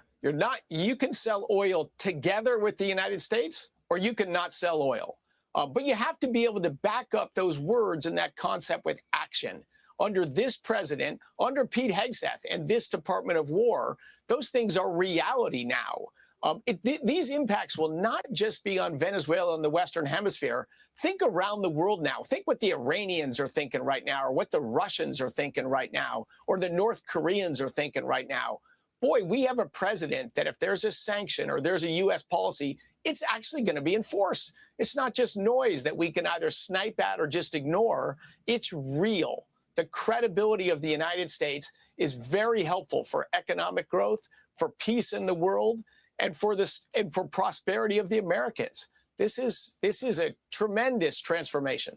I want to get your take on China, because China is saying that all of this is an example of the U.S. bullying Venezuela and dominating their oil. I mean, Venezuela and the China Development Bank signed long-term financing cooperation agreements that provided multi-billion-dollar loans to Caracas, repaid largely through oil shipments. So what does that mean? I want to get your take now on where this leaves China, because aren't there long-term contracts of Sinopec and CNPC CNOOC of up to $270 billion in future oil deliveries? Do those entitlements need to be terminated by America? Well, first of all, look at who Venezuela's main partners have been the last 5 or 10 years. Russia, Iran, and China in the Western Hemisphere. That's a sign that maybe things aren't going well. Iran and Russia, are bordering on criminal organizations. China is a little bit of a mix. China is different. It is an economic powerhouse. It's a major oil consumer. It can be a constructive partner with the United States, or it can be a force to undermine the United States, as I think is the case in Venezuela. But I think you will probably see some long-term involvement of China in Venezuela. As long as that's America's the dominant force there, the rule of law is there, the United States controls oil flow, that'll be fine. We don't want Iranian, other terrorist organizations, and Russians playing a major role in Venezuela. But is there a balance that can be had with China? I think there is. So is there a deal then to be made with China to make a promise to China that you could stay in this deal-making situation? I mean, they have done oil for cash deals all over the world. And we know what China does. It's their MO. Make a loan to a country knowing that they're not going to be able to pay it back. When they can't pay it back, take over their port, take over their resources. That's what China does over and over again across the world. It looks like they were doing these oil for cash deals here as well. So you're talking about the terrorists in Iran and Russia, but you're saying perhaps China can be part of an arrangement between the U.S. and Venezuela long term? So, Maria, you said it well. China often has very nefarious goals. They're the capital provider of last choice, and then they get huge control over that country. We will not allow that to happen in Venezuela. This is in the Western Hemisphere. They're Venezuela's main partner, as it was historically through the history of the country, is the United States. That's the country that people want to partner with, because we live by our word. We live by our agreements. We aren't looking to entrap people and to control their resources. We just want democratic, prosperous neighbors that are good for America. So in that framework, where Venezuela's main partner and has stability and rule of law is the United States, can there be commerce with China? Sure. Are we going to allow Venezuela to become a client state of China? Absolutely not. Not under President Trump. So this is so interesting to me because it underlines the brilliance of President Trump and his deal making. I mean, is this a way to say to China, you want to play games with rare earth metals? You want to start keeping the world hostage to your rare earth metals? Well, now you're going to have to deal with the United States when it comes to Venezuelan oil. Whoever invented this deserves a raise. Have you ever realized that when you lift this up, food falls through and goes down the drain and clogs? It's true. Look, President Trump wants peaceful, productive relationships with China going forward. China has gotten off track for sure, and they've been a force to undermine sovereignty of nations and undermine U.S. interests. That we can't tolerate. But the best answer with China is just better behavior. Be an economic player. Don't be an underminer of world order. Don't be a covert takeover agent of multiple countries. But I think China realizes that that agenda doesn't fly with President Trump in the White House. Hopefully, we'll steer those things in a better direction. He works very hard with China. They're a major economic power. We can't ignore China. Iran is like a problem to be fixed. China is a little bit different than that. Understood. Now, you've been in touch with all of the oil companies. So far, Chevron, the only American oil company operating or wanting to operate, having the infrastructure in place to operate in Venezuela. How soon are you expecting ExxonMobil and the others to get in there and continue and execute this plan? Oh, since the morning of the operation, where Maduro and his wife were so brilliantly and boldly extracted by the American military, since that morning, I've been talking with the executives of all three of those companies. Immediately, how can we help? What information can we provide? Of course, we'd like to go back to Venezuela. You know, it's United States companies that started their oil and gas industry. Chevron's been there for over 100 years. As Senator Cruz said, when they were the fourth highest per capita nation in the world in 1950, that was on American capital, American ingenuity, developing those resources in partnership with Venezuela. So you're going to see probably a growth in Chevron activities there quickly. You're going to see Conoco and Exxon and dozens of other American firms immediately looking at, hey, what constructive role can we play? How can we be a little bit of help for existing operations? Maybe we can get to a framework where we'll go in a large way again. But in the meantime, they're not going to sit on their hands. They're going to work to look at what's going on in the industry and what productive advice and help can they give on that. In fact, we have a meeting tomorrow in the White House with a bunch of companies. In fact, the biggest problem with that meeting is so many people disappointed that I didn't invite them to come as well. There is tremendous American interest to see how can we help the United States government, how can we help solve the problem in Venezuela that's not only been rough for Venezuela, but that's plagued our shores, our cities, our countrysides. A collapsed state in the Western Hemisphere is bad for America. Has the president learned anything else as a result of the imprisonment of Maduro with regard to other issues like elections in Venezuela or Tren de Aragua and the damage that they have done in America since the wide open border? Yeah, of course, we learn more as we get involved with Venezuela on that tangled web between the gangs, as you mentioned, Tren de Aragua, the drug running, the American adversaries there, the funding and sheltering of terrorist groups, a lot of problems to be solved. But all of these things, again, with bold, clear American leadership, can be solved.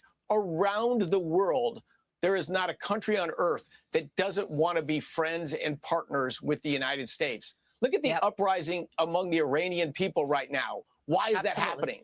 They want freedom. They want an intervention. They're dreaming that what happened in Venezuela happened in Iran. I'm not saying that's happening. There is no plan to do anything in Iran.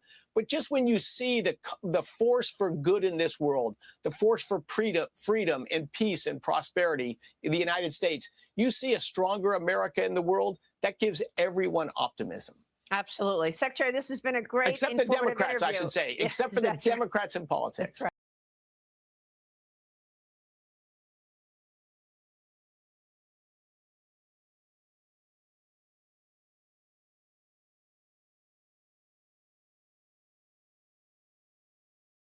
Doug Burgum, welcome. Happy New Year. So it's a great pleasure. I want to start at the back end of that and work my way forward with your permission. I mean, the Trump corollary to the Monroe Doctrine, foreigners, in this case, communists, cannot run the Western Hemisphere.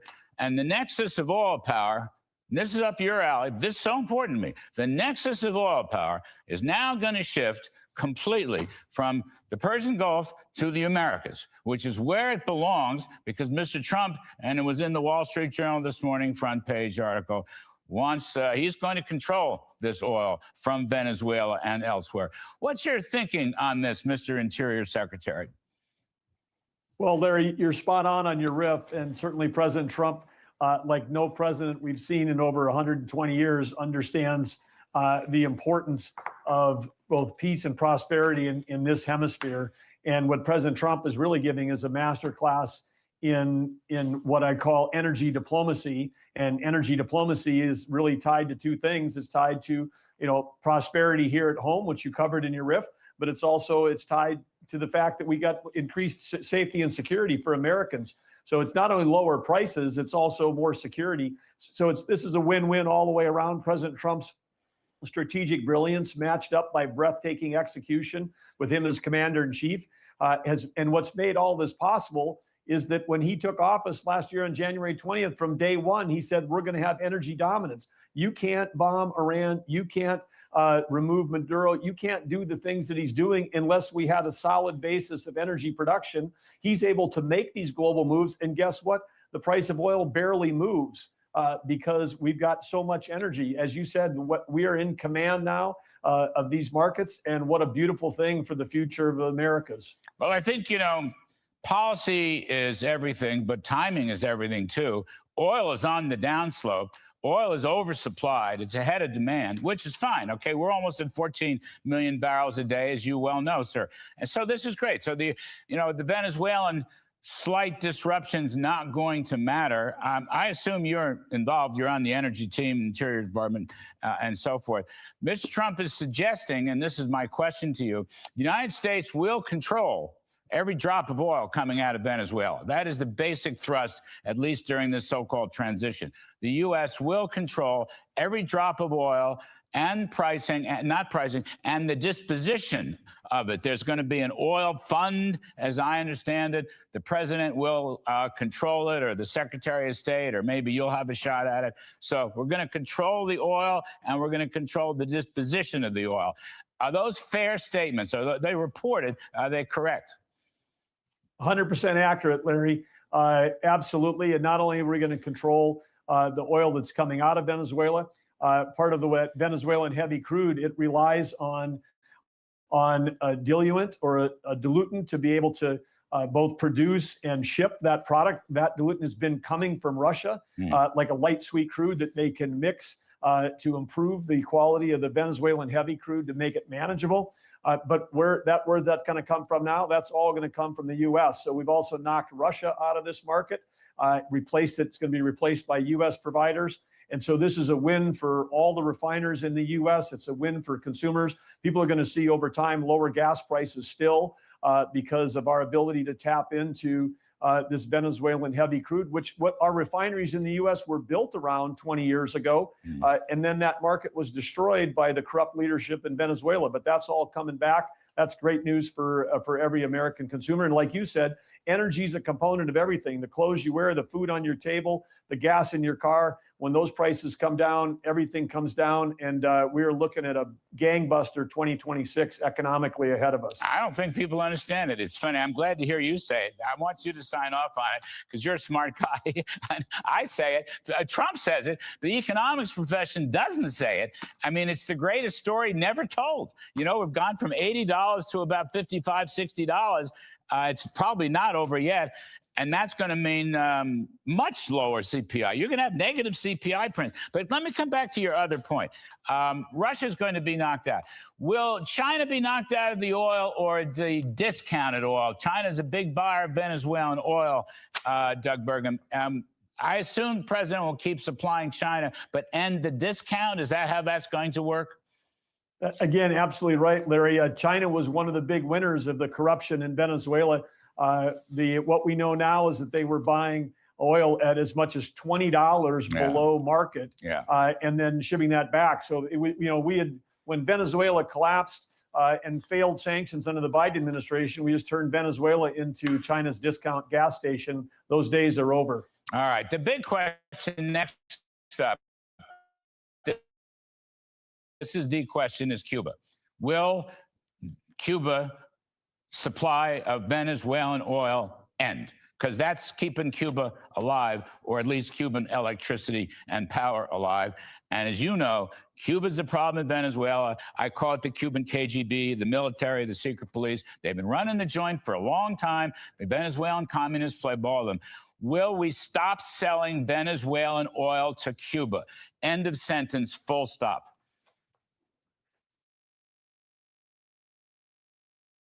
My name is Carter. I'm 13. I'm from Alpine, New Jersey, and I'm here to play baseball. I'm CC Sabathia, retired baseball player, and I'm Carter's dad. I've been camping here for 3 weeks.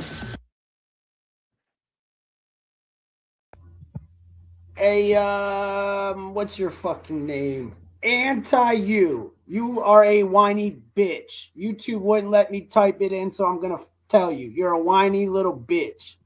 How you like that one?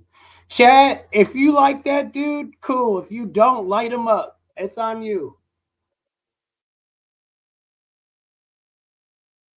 You said it earlier in your remarks, Larry, but the United States will control where the disposition of all the oil goes out of Venezuela. That includes the U.S. will be the decision maker on whether any of that goes to Cuba. But of course, the reports now are not only, we knew that Cuba was dependent on Venezuela oil, but they were also benefiting from the discount, reselling some of that as a source of cash. So again, the energy diplomacy here gives President Trump and the United States enormous power in helping to shape Nothing worse than hearing reading whiny little bitches over and over and over and over. Really. democracy and the growth of democracy throughout the Western Hemisphere. Well, Mr. Secretary Burgum, I've known you a long time. You're a very smart fella.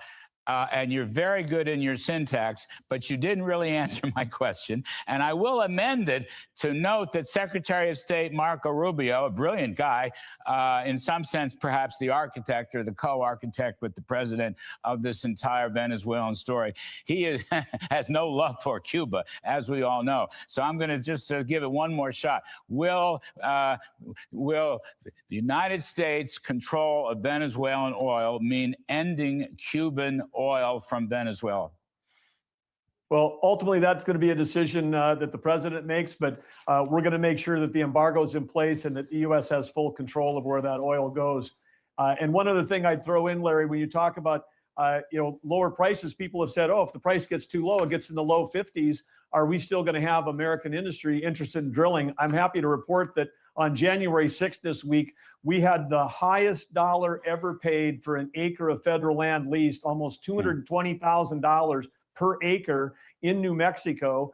And that brought a record $327 million from a lease sale that we had. We've got 2 more lease sales, one coming this week in Colorado, one in Montana. But the demand from the energy companies willing to pay higher prices, these are the highest prices in over 40 years. Why is that? Because we've cut red tape and because we have a president that supports the energy industry. They know that there's going to be market opportunity going forward. So even after the news of Maduro leaving here in the U.S., a record lease sale happening, and for Americans, that $327 million comes to you. That is revenue that comes into the Treasury when we sell that. Fantastic news. President Trump's policies and strategy working at every level. Well, yeah, look, the oil companies can make money on this. I do not shed it. I mean, our good friend Mike Wirth, Chevron survived with the oil licenses. In the first term, we helped him. In the second term, he survived. He's out a knee replacement in the middle of all this, which is too bad. I'd love to have him on the show. I don't know whether you spoke to him. I've been texting with him. But I mean, the president says $50 a barrel. You can make plenty of money at $50 a barrel. Come on. The break-evens have come down. The technologies have improved. The frackers have improved. The horizontal drillers have improved. I know I'm not going to mention any names, but I know very, very senior officials at one of these totally biggest oil companies who said, hell, we can make money at 35 because we'll be buying up all these other competitors. I'm not worried about that part. I think what Mr. Trump has done, drill, baby, drill, ending communism in the Western Hemisphere is a historic greatness feat. And I don't care about profits for one quarter on the oil companies or anything like that. But it also is going to dovetail, hopefully, with much lower inflation and a much stronger economic growth, as you're pointing out. And you know what, Doug Bergen, here's the one. You can take a bow for this. I got to get out to producers yelling at me. It's so much fun to have you on the show. Take a bow for this. It is cool now to be in the fossil fuel business, okay? All this crazy-ass climate change, radical socialist stuff is gone. From the car companies through the oil. It's cool to be back in the fossil fuel business. It's cool to be a landman, Doug Burgum. I mean, that's what's happening here. And we, the United States, are going to be in charge in the Americas, as we should. Give you the last word, sir. How about those apples? Well, I love it. And President Biden would not take a meeting or be photographed with any oil or gas executives. Once again, tomorrow, President Trump hosting a group of executives from the oil and gas industry to discuss how we can build a strong, prosperous relationship with Venezuela. We're excited to host all those folks. I did talk to Mike Wirth last night. He says hi.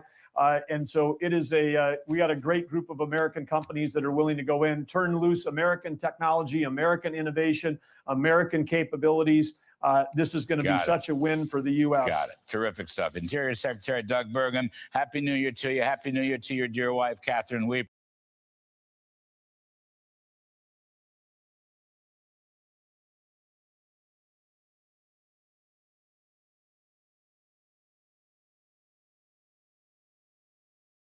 Trump administration's shipbuilding effort. I spoke about the topic with Navy Secretary John Phelan. We started the day at the Ingalls shipyard in Pascagoula, Mississippi, aboard one of the newest ships being finished there. All right, Mr. Secretary, this is LHA-8, Bougainville. This is an amphibious assault ship, and you've got some things being built here. Yeah, it's a great ship. You know, the motto of the ship is no better friend, no worse enemy. And that's a Marine Corps motto, but this ship will have over 1,500 Marines on it when it gets ready to ship out, and roughly about 1,000 sailors. So on this yard, it's the biggest one. You've got 13 in the yard, 18 under construction broadly. I mean, that's a lot moving, but it takes time. Yes. Yeah, this ship could take almost 6 years to build. We are looking to make this faster. And so our biggest constraint today is workers, number of workers. And I think the president has correctly, zeroed in on that and talked about the ability to build. A nation needs to be able to build to have national security. And we need to get back to building, and we need to hire more workers to build these ships. It's a competition. Correct. I mean, we are in direct competition with China. Yes, yes. And I think, the president, as you know, is very focused on the maritime industrial base and putting money into the maritime industrial base. And what he's seen is we've stopped building things. I like to say we spent the last 10 years teaching people how to code. We're going to spend the next 10 teaching them how to use their hands. So making things is critical to national security. It's part of our national sovereignty. And so I actually view the shipyard workers are just as important as the sailors and Marines who will take this ship and go into harm's way. They are part of our national security and national sovereignty. Yeah, as you look at all these cranes and all of this construction, I mean, this is going to be going on for some time. We will be building ships for a long, long time, and we need to. You continue to need to replenish the fleet, make it better. The demands on the American Navy are quite big, and you've seen that with just the number of operations we've had this year. Absolute Resolve recently in Venezuela, very key Navy and the Marine Corps assets used in that. Midnight Hammer, doesn't get a lot of press, but submarine was very involved in that outlook, and then what we've had in the Red Sea with the Houthis.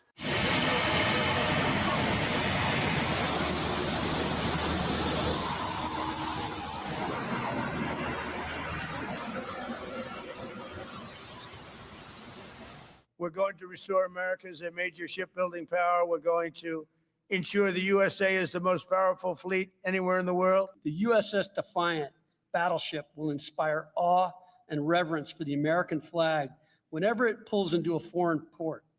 It will be a source of pride for every American when it brings home our brave sailors who will sail Defiant, raise their fists, and say, "We are peace through strength." The USS Alabama, a South Dakota-class battleship nicknamed the Mighty A, served in the Atlantic and Pacific theaters in World War II. before being decommissioned in 1947. It opened as a museum ship, a National Historic Landmark in Mobile Bay in 1965. The USS Alabama, we're sitting in front of the museum here, was 45,000-ton battleship. The president's now announced the plans to build this Trump-class battleship, 35,000-ton ship, and the first ship named Defiant as part of this Golden Fleet. We've seen the pictures of it. It would be the largest non-aircraft carrier ship the Navy has built since World War II. What do you envision for this Golden Fleet? First of all, Brett, thank you for having me. And I think it's really special to be in front of the USS Alabama, known as the Mighty A or the Lucky A, fought both in the Atlantic and the Pacific, won 9 battle stars. And to be able to talk in front of the winner about the president's Golden Fleet, which he's made possible, is really an honor. So thank you for that. I think, look, at the end of the day, the Golden Fleet is about it's about 3 things. It's about maintaining and enhancing the Navy's maritime dominance. It's about revitalizing the maritime industrial base. And it's thirdly about changing the way we do business. So the Golden Fleet includes carriers, destroyers, submarines, and new concepts to take advantage of things we're learning. It also includes unmanned, so high-low is really the strategy we're going after. Drones, Yes. etc. And for the people who say, well, that's the future of the military, why are you not just focusing on drones and unmanned vehicles? What do you say to that? Yeah, what I say to that is, how would Operation Absolute Resolve have occurred if all we had were drones? It doesn't work. And the bottom line is, there is no more better projection of forward power than a United States Navy vessel. So there are critics out there. Center for Strategic International Studies says this: the Golden Fleet's battleship will never sail. It'll take years to design, cost $9 billion each to build, and contravene the Navy's new concept of operations, which envisions distributed firepower. A future administration will cancel the program before the first ship hits the water. What do you say to that? Well, what I say to that is they are mired in the old ways of doing things, and that's what that thought is. The other point I would make is we are going to move much faster. Deterrence is readiness. Readiness is capability. Capability is hulls in the water. So at the end of the day, we're going to get this ship designed, and we are going to start building it very quickly. The president went to True Social today, shocked some people, especially in the defense industry, said that defense companies, military equipment production, are not producing our great military equipment rapidly enough, and once produced, not maintaining it properly or quickly. From this moment forward, these executives must build new and modern production plants, both for delivering and maintaining this important equipment and for building the latest models of future military equipment. Until they do so, no executive should be allowed to make in excess of $5 million. And I'll not permit dividends or stock buybacks for defense companies until such time as these problems are rectified. Well, that obviously hit the defense companies on the markets today. What about that move? Our big defense companies are not performing. We are behind schedule. We're over budget. There's no accountability. And I'm supportive of what the president's trying to do, which is to get them to invest and put money back into the defense sector, which has allowed them to become as big as they are. And armaments, missiles, there's all kinds of reporting about mapping out a battle potentially against China where we run out of munitions. Yeah, munitions are a critical thing that we are very focused on, and I think the president, again, this is part of why I think he issued that tweet today. He has had enough, and we need to make sure, and the defense companies need to get their act together and start to perform, and that's really what that's about. And munitions is one component. Look, I think at the end of the day, we have not demanded accountability. We've allowed, substandard things to occur, and rightly so. He is tired of it, and all of us are. And for that vision and the criticism that it's just going to get erased by another administration, what do you say to that? You want to get started, get it going, so that it's in place. Look at how battle-tested our Navy is, between the Red Sea, between what we just did in Venezuela, between what we did in Iran. The Navy is America's forward projection of power. If you are not a sea power, you are not a superpower. So I think any other administration that comes in they're going to have to explain why they canceled something that the Navy views as a requirement to protect us and enhance sea lanes and maintain and enhance America's maritime dominance. The U.S. used to spend roughly double on defense in the 80s compared to today as a percentage of GDP. Does the U.S. need to spend more? We're looking at 3.2% to like 6% in the old days. Ronald Reagan, I think, said the only thing more expensive than a Navy is not having a Navy. And I think that's very true. I think the risk people need to think about is what happens if we don't have the dominant Navy? It's a question you should ask yourself. And it would be a very bad thing. So at the end of the day, we do need to spend more on defense. What's the thing that keeps you up at night? Look, I once got asked by sailors in San Diego, what's your goal? And I said, my goal is basically having 0 caskets draped with an American flag. That's what keeps me up at night, making sure we have the appropriate tools, equipment, and training if we get into the fight. Hopefully people will see what happened with Absolute Resolve. We are not a country to be messed with, and the president is not someone to be messed with. And if you do, you're going to see the full might. So that's really what keeps me up at night. And when you walk these shipyards and see what's being built and what you have planned to be built, you're hopeful? We've kind of let things atrophy quite a bit, which means we have really nothing but upside to get better. So we already build the best ships in the world, and we build the best systems in the world. What we don't do is we don't do it fast, and we don't do it smart. And that's what we need to change. I don't think waiting for a war is a way to try to get better, not with how modern weapons and fighting today. Particularly the president's tweet today is a shot across the bow to the defense companies. You need to pick it up. And I think that's the right answer. And I think I'm optimistic that we'll start to see some action from them. Mr. Secretary, thanks for the time. Thank you, Brett. Greatly appreciate it. Thank you. Hey, Sean Hannity here. Hey, click here to support.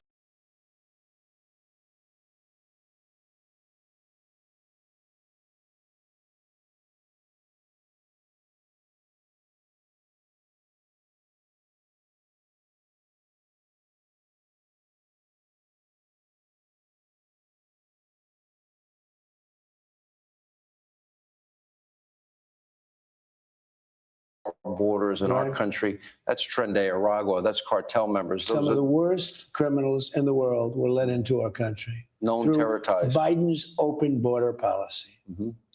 Anybody could come in. And that will get into the issue of Minneapolis going on right now. But back to this one issue, do you foresee a Venezuela that will have free and fair elections?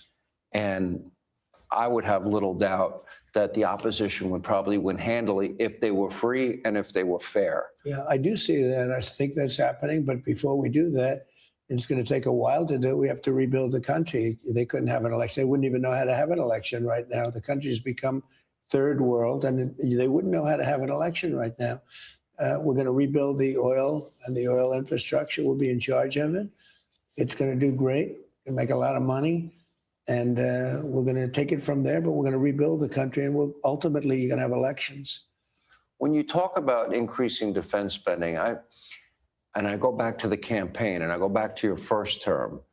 Foreign policy usually doesn't get a lot of discussion.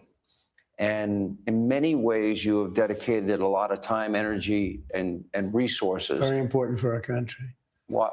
How is that in America's first interest? Because that's what you stand for. Well, like the Middle East was blowing up when I got in. It was everybody was fighting everybody, which in all fairness has been going on for about 3,000 years in the Middle East. And we now have peace in the Middle East. Nobody thought that was possible.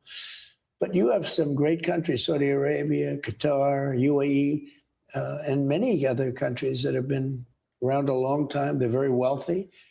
They were in many ways put out of business. They weren't able to do business. Tremendous wealth for the world. The oil supply was hurt. Everything was hurt. I mean, you had things happening in the Middle East that were bad, not only in Gaza with the death and the destruction going on for years. And it's been cleaned up. It's amazing. It's been cleaned up. Now, there'll be some remnants right now. We're going to have to see what happens with Hamas. We're going to have to see what happens with Hezbollah and Lebanon. But we have 59 countries that signed on, and they want to go in help if we should have to do something with Hamas, which is a possibility. I think they're going to do what they said they were going to do. They were going to disarm, but they've been armed for a long time. They've been a little slow to disarm. Yeah, they've been a little Will bit you slow. support Israel? Will you put them on a timetable? Well, I would, but first we'll see whether or not they're going to be disarming. Look, I'm all for it if they don't. They made the promise that they were. If they don't. They've made an agreement that they're going to disarm. So we're going to have to assume that they're going to. But, it's not their nature to disarm. It's not exactly their nature. Hezbollah's been very bad in Lebanon. But overall, I mean, we have an amazing situation compared to what it was. And we really do have peace in the Middle East. And I will say Saudi Arabia, Qatar, UAE, and other countries have been amazing. They've been, so helpful in getting it done. But the biggest thing was the attack on Iran. If you had a strong Iran, a respected Iran, a powerful Iran, like I guess it was at one point, a year and a half ago, you wouldn't have been able to make peace because the other countries wouldn't have been able to have that dark cloud hanging over them. And they, by knocking out their nuclear potential, they would have had a nuclear weapon within 2 months. By knocking that's why I had to go in. Oh. Every president wanted to go in and none of them did. You mean you didn't want to send cargo planes of cash and other currency? No, it's terrible. I mean, I've never seen hundreds of millions of dollars were sent in cash on Boeing 757s, beautiful Boeing 7. They opened, the cash was piled up to the ceiling. I never even knew a president could do that. How do you do that? What do you do? Call the banks? They emptied out every bank in Virginia and Maryland to get that cash, and they sent it over there and gave it to them. No, we took the opposite approach, exactly the opposite approach. Are you following the protesting that is taking place all over the country of Iran Yeah, now? I'm following it very And have you read that the Ayatollah Ali Khamenei has a plan B to go to Russia? Or someplace, he's looking to go someplace. Do you believe that Iran, you think the country is on the verge of collapsing? Well, it could be. I mean, what they've done is in the past, they've started shooting the hell out of people, and all of a sudden people without any weapons whatsoever are standing there and you have machine guns gunning them down, or they take them to prisons and then hang them and kill them. So they played rough, and I said, if they do that, we're going to hit them very hard.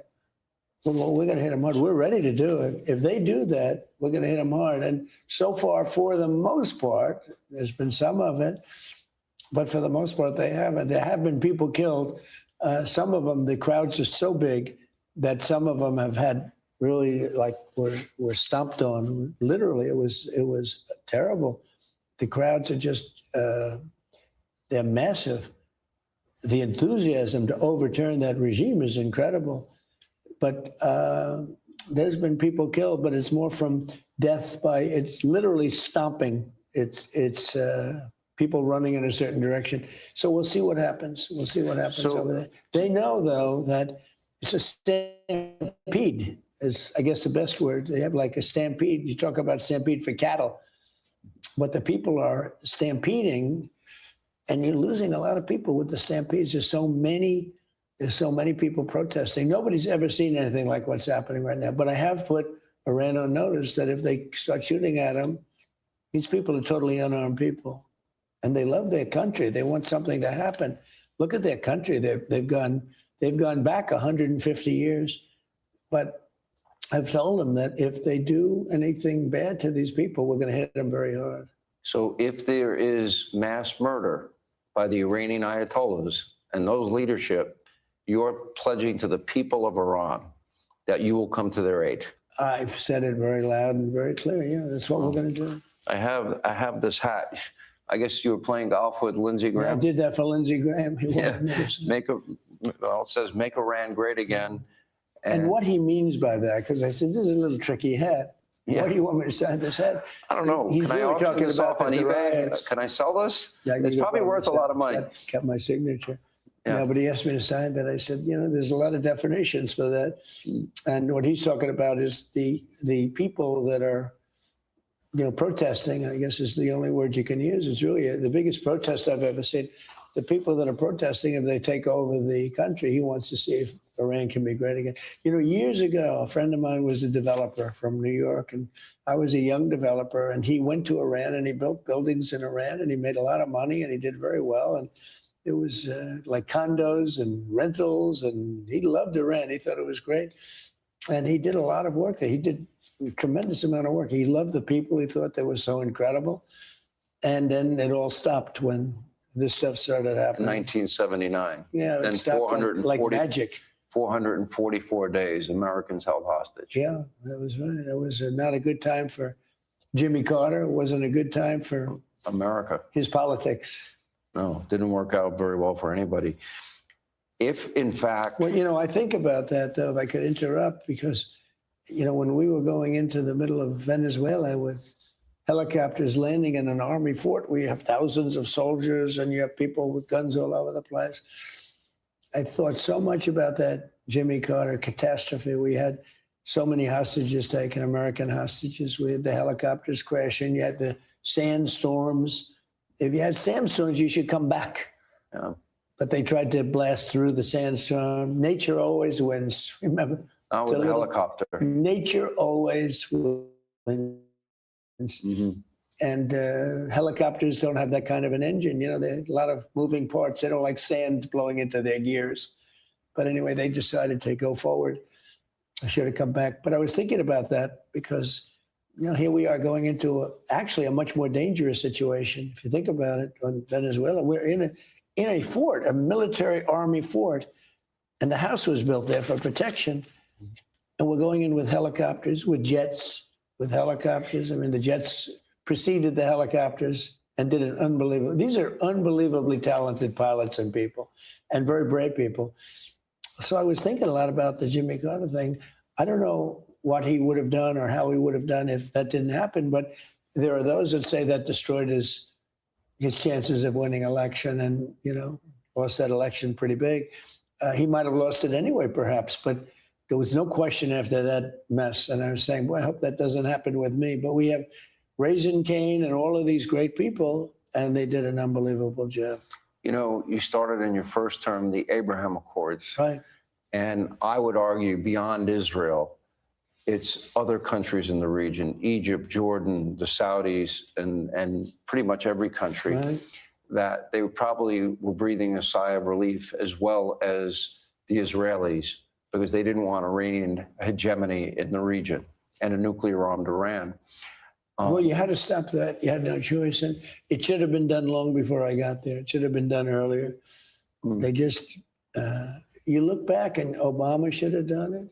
They all should have done it. Clinton should have done it. Obama went the other way. I mean, Obama decided to go with Iran. I mean, I don't know how Jewish people can vote for Biden and Obama. They were absolutely on the side of Iran. They were against Or Jewish Mamdani. people. Well, we're going to find Your out. favorite about it. mayor. Well, I have a very nice relationship, but I thought it would take at least maybe a month or 2 months before he went after me.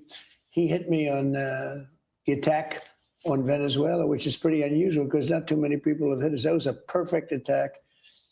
Think of what we've done. I mean, we've taken over a whole country.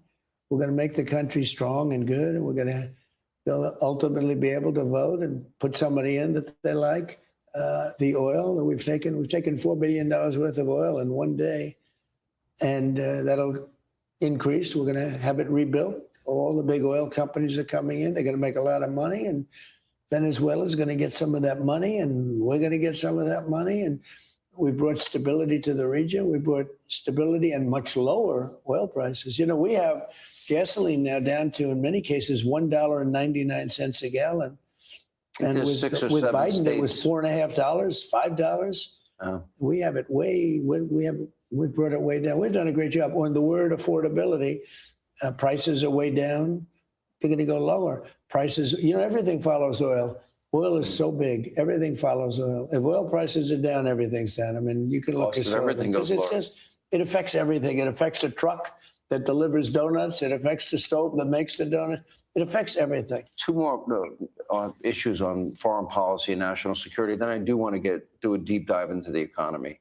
I want to ask you, The economy is unbelievable. We're going to get to that. I know, but it's unbelievable. Can Cuba survive without Venezuelan oil? I don't see how it can. Can who survive? Cuba. No, Cuba totally relies on Venezuela for money and for oil.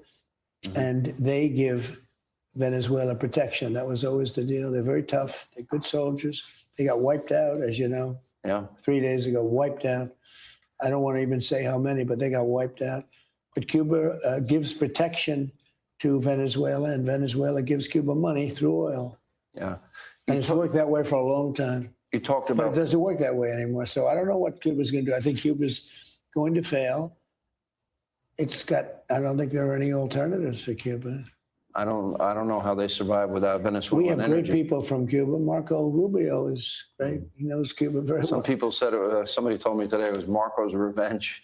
Well, maybe it was, but they a lot of great people. Yeah. A lot of great people. We'll see what happens. Well, you live in South we want Florida. to do something to help Cuba. Yeah. But you mentioned Vladimir Putin. You know the Cubans I want to help? I want to help the Cubans in the United States that got treated so badly by Castro. Because we have a lot of Cuban population here. We have some of the best people in the country, Cuban. And I want to help those people. They got treated so badly. They left on rafts and and they got just thrown out. Broken down. Those people are going to be taken care of. Broken down, dilapidated, rickety boats, shark-infested waters, inner tubes, because things were so bad there. They came in in the worst floating vessels that there have ever been, and circled by sharks and everything else. And many of them, as you know, many of them didn't make it. You talked about peace and your involvement around the globe and the success that you've had. You said many times that you thought the easiest conflict to resolve would be the European conflict, Russia and Ukraine. Yeah. And now you pointed out many times that it became the most difficult. A couple of things on that issue. Vladimir Putin, we did take out this Russian flag tanker along with Great Britain. Right. Tough decision, number one. Number two. I didn't think it was a tough decision. Will you support the sanctions bill? I think there are 84 or 5 senators that want. Yeah, they only do it if it's subject to me, and I support it. You support it. I hope we don't have to use it. And we have big sanctions on Russia right now. No. Russia's economy is very bad, but they are much bigger than Ukraine. They're a much bigger, more powerful country from that Did standpoint. Vladimir call you after this tanker was seized? I don't want to say that, but the fact is that the Russian ships, it was a submarine and a destroyer. They both left very quickly when we arrived. And we took over the ship, and the oil is being unloaded right now. Hey, Sean Hannity here. Hey, click here to subscribe to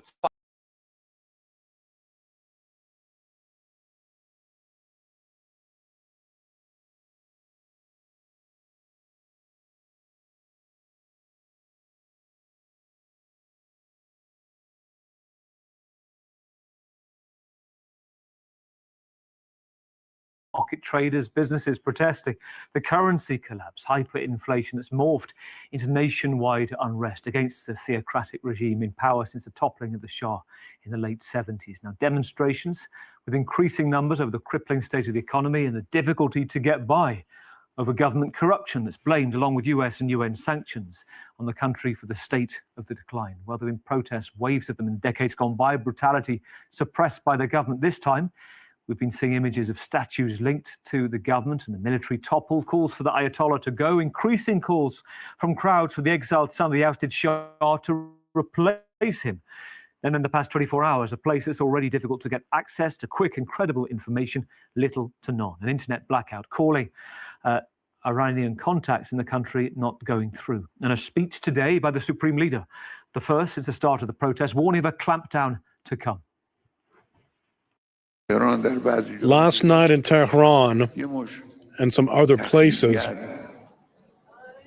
a bunch of vandals showed up and destroyed buildings belonging to their own country just to please the U.S. president. Well, President Trump, just before his actions of his military in Venezuela, had threatened to intervene against the Iranian leadership if, he said on Truth Social, they brutally suppressed protesters. He's been speaking today to Fox News about reports, according to some newspapers, quoting British and American intelligence, the Ayatollah Ali Khamenei could be considering fleeing the country. This is what he said. The Ayatollah Ali Khamenei has a plan B to go to Russia. Or someplace, yeah. He's looking to go someplace. Do you believe that It's getting very Iran, bad. you think the country is on the verge of collapsing? Well, it could be. I mean, what they've done is in the past, they've started shooting the hell out of people. And all of a sudden, people without any weapons whatsoever are standing there and you have machine guns gunning them down. Or they take them to prisons and then hang them and kill them. So they played rough. And I said, if they do that, we're going to hit them very hard. So if there is mass murder by the Iranian Ayatollahs and those leadership, you're pledging to the people of Iran that you will come to their aid. I've said it very loud and very clear. Yeah, that's what we're going to do. Let's move to Switzerland. Let's bring in Ali Weiss, a prominent Iranian-American expert on the country, director of the Iran program, senior advisor of the International Crisis Group, an independent think tank focusing on conflict prevention and resolution. Welcome back to France 24. It is great to have you on the program, Ali. I want to bring this to you in the past couple of minutes. This is from the exiled son of Iran's late Shah. This is Reza Pahlavi on social media saying this, an appeal to President Trump. Mr. President, this is an urgent, immediate call for your attention, your support and your action. Please be prepared to intervene to help the people of Iran. Let me ask what you make of that, and also when you see and hear chants using the exiled son of the Shah's name, how widespread is that? Well, the simple answer is that no one really knows. For sure, the former crown prince is doing better in the opinion of many in Iran. He's seen as a potential redeemer of the country who could rescue it from this very disastrous situation that the country is in, as his grandfather did in the 1920s. But the odds of his support have increased, maybe from 5% to 10% or from 10% to 40%. No one knows for sure, but I don't think he's yet seen as a consensus leader, as a unifier, as someone with the position that Ayatollah Khomeini was in the run-up to the 1979 revolution. There's a number of things just to run by you. First of all, we heard from President Trump. It's without evidence, saying that he believes there's a contingency plan, a plan B, that Ayatollah Khamenei is looking to flee, possibly to Moscow. It appears to have been sourced to British American intelligence sources. Is that credible to you? My name's Cameron Salo. I'm Dylan Salo, and we're currently attending NLC Idaho campus. It does not sound credible. Look, the Supreme Leader is 86. He's a man who was imprisoned in the run-up to the revolution, was sent into exile. Then after the revolution, was the subject of assassination attempt. And at this stage in his life, I think he would prefer to go down fighting rather than to flee into exile. So it doesn't really sound credible, but it's also, we're not yet at a point that the regime is on the verge of collapse. It is serious. It's facing a serious threat, no doubt about it. But it is not yet on the brink. So I think these reports are mostly hype. When you look at the past week and the information coming in, suddenly starting to seize up in the midst of this internet blackout, is that an ominous sign now, Ali, to you? It certainly is. It demonstrates that the regime is more and more concerned, and that is why in the early days of these protests, where the numbers of people on the street were measured in the thousands, it really didn't react that much. And the president of Iran was talking about dialogue with the protesters. When the numbers went higher to tens of thousands on the streets and the geographic scope of it was expanded, then you saw the regime starting to crack down. And as of last night, when the numbers went into hundreds of thousands, then we see now a internet blackout and the regime bringing down the iron fist. So it is clearly a sign of the fact that they are getting more and more concerned. I'd like to know your thoughts on why it's so ominous right now. If I'm right in saying, go back to previous demonstrations in 2009, after the elections, disputed results and others, that there have been previous blackouts, and within a sense of why it's a dangerous point. And also, just to follow up on that, you talk about the thousands that have made it out onto the streets, these big gatherings in towns and cities. We've seen images of toppling of statues. To which point would you say is there a kind of turnover period when it moves from unrest to an uprising? Well, I think we're already there. The reality is that if you look at the course of the past 8 years, protests in Iran, nationwide protests, are becoming more frequent and every time more violent. And it's a function of the fact that the Iranian people believe that they have reached a dead end with this regime. That across the board, from socioeconomic indicators to environmental crisis, water shortages, it's really a disaster across the board. And the regime has failed at every turn to bring about meaningful reforms or improve the people's economic well-being. And so there is this pent-up frustration that easily is ignited and people pour to the streets. The question, however, remains, in order for these movements to move from upheavals and uprisings into a revolutionary movement, you need two ingredients that we're still not seeing. One is cracks at the top, which is, for now, there's still no evidence of it. There are no defections. And second is the security forces basically joining the rest of the population. And that hasn't happened either. So as long as those two factors continue, I'm afraid that these movements are still vulnerable to the two elements that brought them down in the past, which is fear and fatigue. Very interesting. Ali, let me also run this by you. The Economist this week running the headline, facing protests at home or abroad, quote, the Iranian regime looks rattled. They quote one economist, Saeed Leilaz, who is urging the Ayatollah to step down in favor of a, quote, Bonaparte figure. This is somebody that the regime is said to have trusted in the past. And they're discussing one particular character, Mohammad Bagher Kalibaf, a parliamentary speaker, former IRGC commander. Tell me about him and tell me about whether you think there is movement at all within the Iranian Revolutionary Guard. Is that plausible? Look, Mr. Ghalibaf is a very ambitious man. He's run for the presidency multiple times and is now the Speaker of the Parliament. He was a commander of the Revolutionary Guards.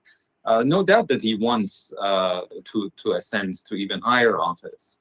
And there are elements within the system that are now increasingly thinking that what President Trump has done in Venezuela, which is to remove the top layer, but to allow the rest of the structure to survive, is a formula that they can live with. And given the age of the supreme leader, that kind of transition is going to happen just based on biological factors anyway. So why not expedite it and push him aside and try to preserve their vested economic and political interest in the system, but by changing the face of it. But that's much easier said than done. Unlike in the case of Venezuela, there are very limited contacts between different elements of the Islamic Republic and the United States. And there are people on the streets protesting against this regime in a way that we didn't see in Venezuela, even after Maduro's removal. So it's a tall order to imagine that could happen. Now, you and I think, would be fools to try to guess what President Trump might do. When we listen to Marco Rubio saying that, if you didn't know, now you know. F around, find out, said Pete Hegseth. Yet he said many things that he hasn't carried up on, just as he did with Venezuela and did follow up on it. But if you're looking at this situation now, is it too early for you to work out where this is heading? Do you have a sense of what could come next? It is really impossible to predict because, as you said, President Trump has demonstrated that he's unpredictable. If he wants to intervene, as he has pledged to do now 3 times, in case of rising fatalities in Iran, his options are more limited than was the case in Venezuela. Because what President Trump likes to do is high impact, low cost. And in the case of Iran, we saw that even when Iran was in the midst of a major war with Israel, he opted for a very limited military intervention. The U.S. only bombed Iran for 45 minutes.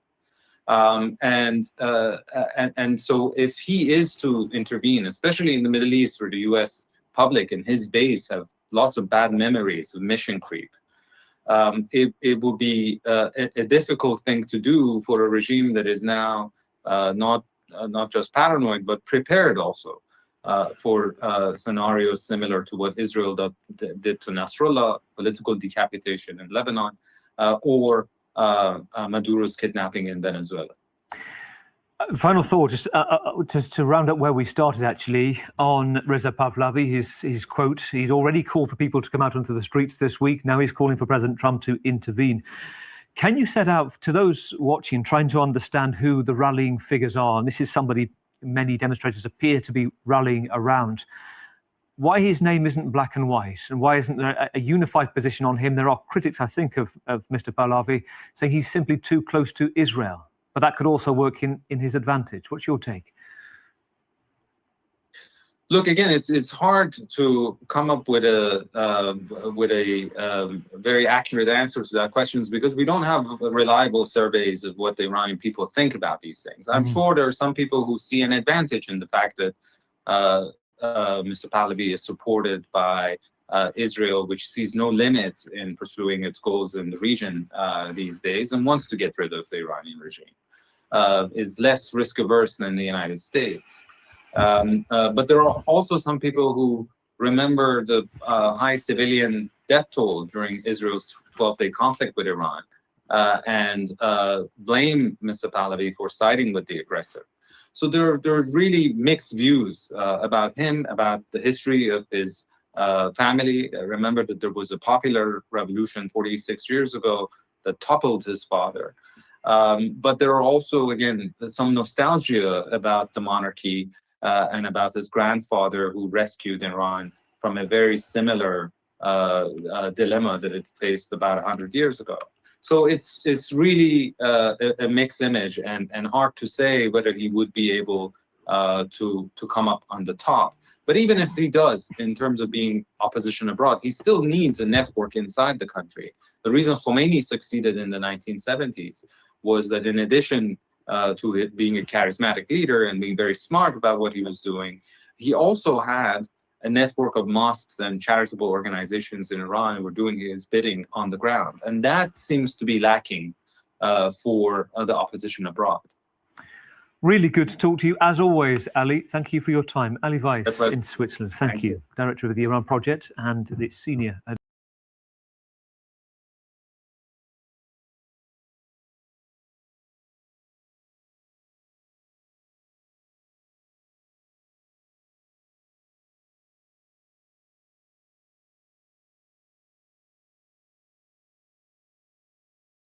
Some of those are slowly being restored, and several flights from Dubai and from Turkey heading towards several Iranian cities have been cancelled. The unrest began with a shopkeeper strike in Tehran's Old Bazaar and has since spread to other cities. Bedamici has this report now. Anger on the streets of Iran. Security forces opened fire in effort to suppress the crowds. But they only grow larger. Thousands take to the streets in the capital, Tehran, in the largest rally since protests began nearly 2 weeks ago. They've been sparked by the soaring cost of living and the free fall of the national currency. On Thursday night, online monitor NetBlocks reported a nationwide internet blackout, which it said was an attempt to interrupt communications. Yet videos like these still managed to be posted. Demonstrations have spread far beyond the capital, expanding in both size and in grievances. In Esfahan, crowds set fire to the state broadcasting building. In the city of Gorgan, crowds set ablaze the governor's office. And in Babol, chants for freedom. Rights groups have accused security forces of a brutal crackdown. NGOs and activists say at least 40 protesters have been killed, including minors. More than 2,000 have been arrested. Teaching your kid math doesn't have to be a struggle. brilliant and effective and fun way to learn. Built for the way students... Iran's President Masoud Pezeshkian has urged government forces not to target protesters, saying that the people's demands must be listened to. But there's been mixed messaging from leaders. Earlier this week, the country's top judge accused demonstrators of operating in line with the US and Israel. And the supreme leader has said that rioters must be put in their place. Despite the warnings, Iranians remain on the streets, defying bullets, blackouts, and arrests to make their voices heard. Bedad Mehichi, Al Jazeera. All right, let's get the very latest situation on the ground. Tahir Sidi is joining us now from Tehran. So Tahir, what's the latest information you have about this nationwide internet mobile network blackout, and what are you hearing from people generally? Well, actually, it's now about 2 weeks that we have been witnessing protests taking place in the country. And yesterday, we saw a rather larger presence of people in these protests across the Iranian capital, Tehran's streets. And in one of the neighborhoods, Saadatabad, I personally witnessed hundreds taking to the streets, and it flared up into violence. We saw tear gas being shot. Also, we saw violence among the protesters when they decided to throw the trash bins and set them on fire and block the streets. All in all, compared to the previous days, what we saw could be called an escalation. Two important developments. First, it's getting a little bit more violent compared to the previous days. And we have been receiving reports about the fatalities, even though we don't have confirmed numbers in that regard, both from the security forces and the protesters. And also, internet shutdown was another important development. The last time we saw such a shutdown dates back to June, when the Israeli and American strikes happened, and the government, citing security concerns, decided to shut down the internet. Also, in the previous protests, we have already witnessed sort of shutdown, which is causing difficulties when it comes to daily communication of the people. But still, it goes on in very limited cases. We have been witnessing reopening of domestic internet for several specific websites, even though very limited. All in all, we have been observing a nationwide internet shutdown at the time being, and we are closely following the developments since there is a possibility of further escalation down the road. All right, we've seen protests, haven't we, in Iran before, but how does the intensity of these and the mood of these protests compare to previous years? Well, indeed, it started sporadically 2 weeks ago in Grand Bazaar, and Jumhuri Alni quickly spread into other small cities. But right now, specifically in the past 2 days, we have been hearing more and more names of smaller cities joining the protests. And we have to keep in mind that the driving engine behind these rallies is the economic deteriorated situation with respect to the soaring prices, devaluation of the local currency, and high inflation. But still, last night we heard some political slogans, chants against the political establishment, which shows a sort of change in the scope of the rallies and demonstrations across the country. People are whether they take to the streets or not, there is this public dissatisfaction regarding the economic situation in the country. And on that, the government says it's actively working to find solutions. Meanwhile, there is a security concern, an obvious one indeed for the state, regarding the possibility of protests being flared up to more violent situation. And on that, Iranian Supreme Leader Ayatollah Ali Khamenei came out to say that Iran and the Islamic Republic, quote unquote, is not going to give in against the destructors. And also, he said he warned against a foreign intervention in that regard, criticizing the US President Donald Trump, who previously came out on a social media post to say that if situation escalates, the United States is going to get intervened. Tahir, thanks for that. That's the very latest from Tehran. Tahir Sadi speaking to us there. Okay, let's take this on with Maran Kamarava, who's professor of government at Georgetown University in Qatar, also directs the Iranian Studies Unit at the Arab Center for Research and Policy Studies, joins us here on set. Great to have you with us at this important time. Okay, a little bit earlier, we heard the Supreme Leader urging Iranians to preserve unity. How precarious do you think this situation is or not? Well, this is the second time since the protest started that the Supreme Leader has come out to give a speech. And that indicates the seriousness with which the state is seeing these protests. As Tawhid Asadi just reported, we've seen an increasing spread of the protests, first in smaller cities in the periphery of the country, and now we've seen them in cities like Isfahan, Tehran, Shiraz, and elsewhere in the bigger cities. And this is definitely, it has the potential of really getting out of hand insofar as the security forces are concerned.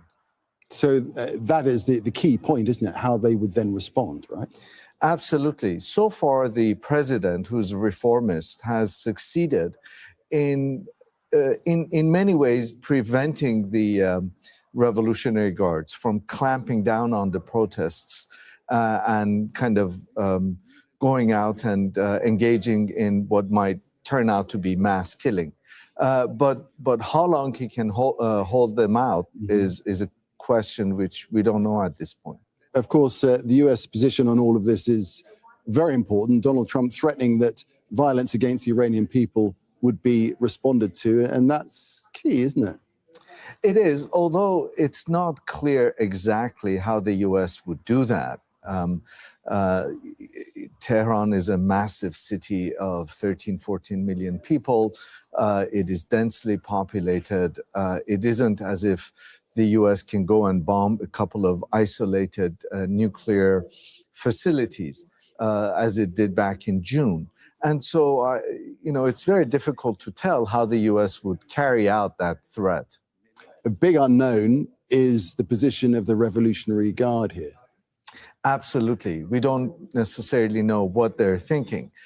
We know from previous experience in the Arab Spring and, in fact, Iran's 1978 revolution, that the military forces hold the key in terms of how these kinds of political dramas turn out. And the Revolutionary Guards are so far staying with the state, but their behavior is key. Okay, we'll keep a very close eye on how things develop there in Iran. Imran and Kamarava, thank you very much indeed for your perspective. Appreciate it. Thank you.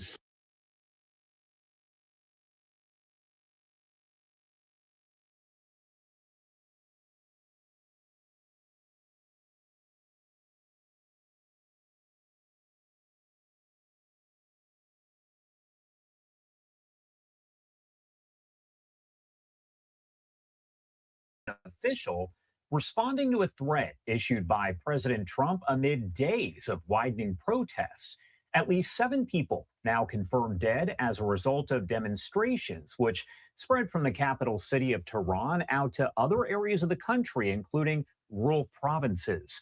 Now, in several videos, like the one that you're seeing on your screen circulating online, you can actually hear the gunshots and even see someone firing a weapon.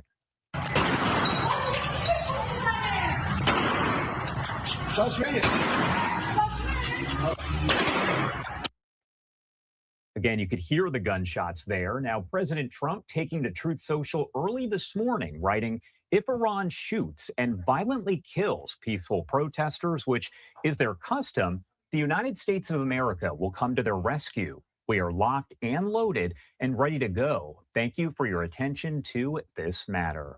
Now, we did hear a short time after that from Ali Larijani, the Secretary of Iran's Supreme National Security Council. He posted on social media as well, and this is a translated version right here of that post, saying with statements from Israeli officials and President Trump, what was happening behind the scenes has become clear.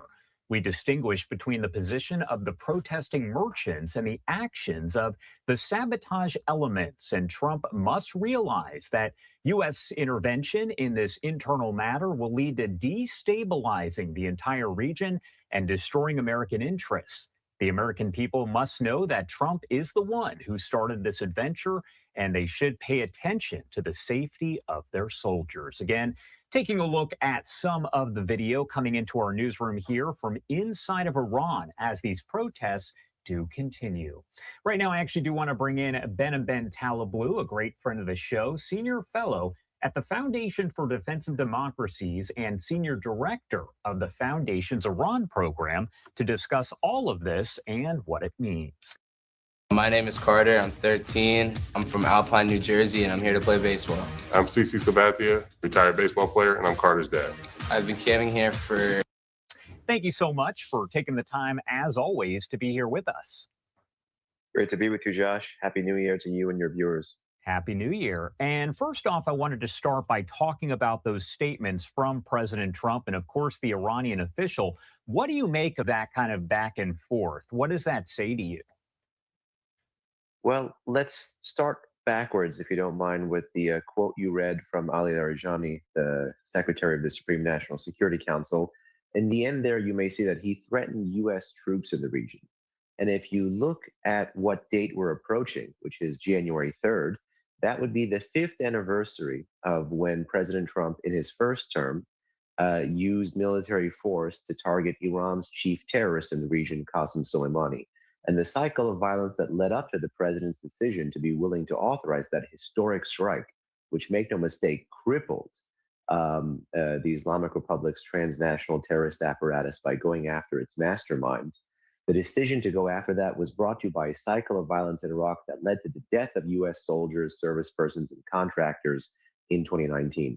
So if in 2025, Iranian officials, after having lost the 12-day war, after having lost much of their nuclear program, after having been rendered bare and their airspace undefended, are still threatening U.S. service persons and U.S. interests in the regions, well, it just reminds me about that quote from the Bourbons in France, which I think was from the famed French diplomat Talleyrand, which said, "They have learned nothing, nor have they forgotten anything."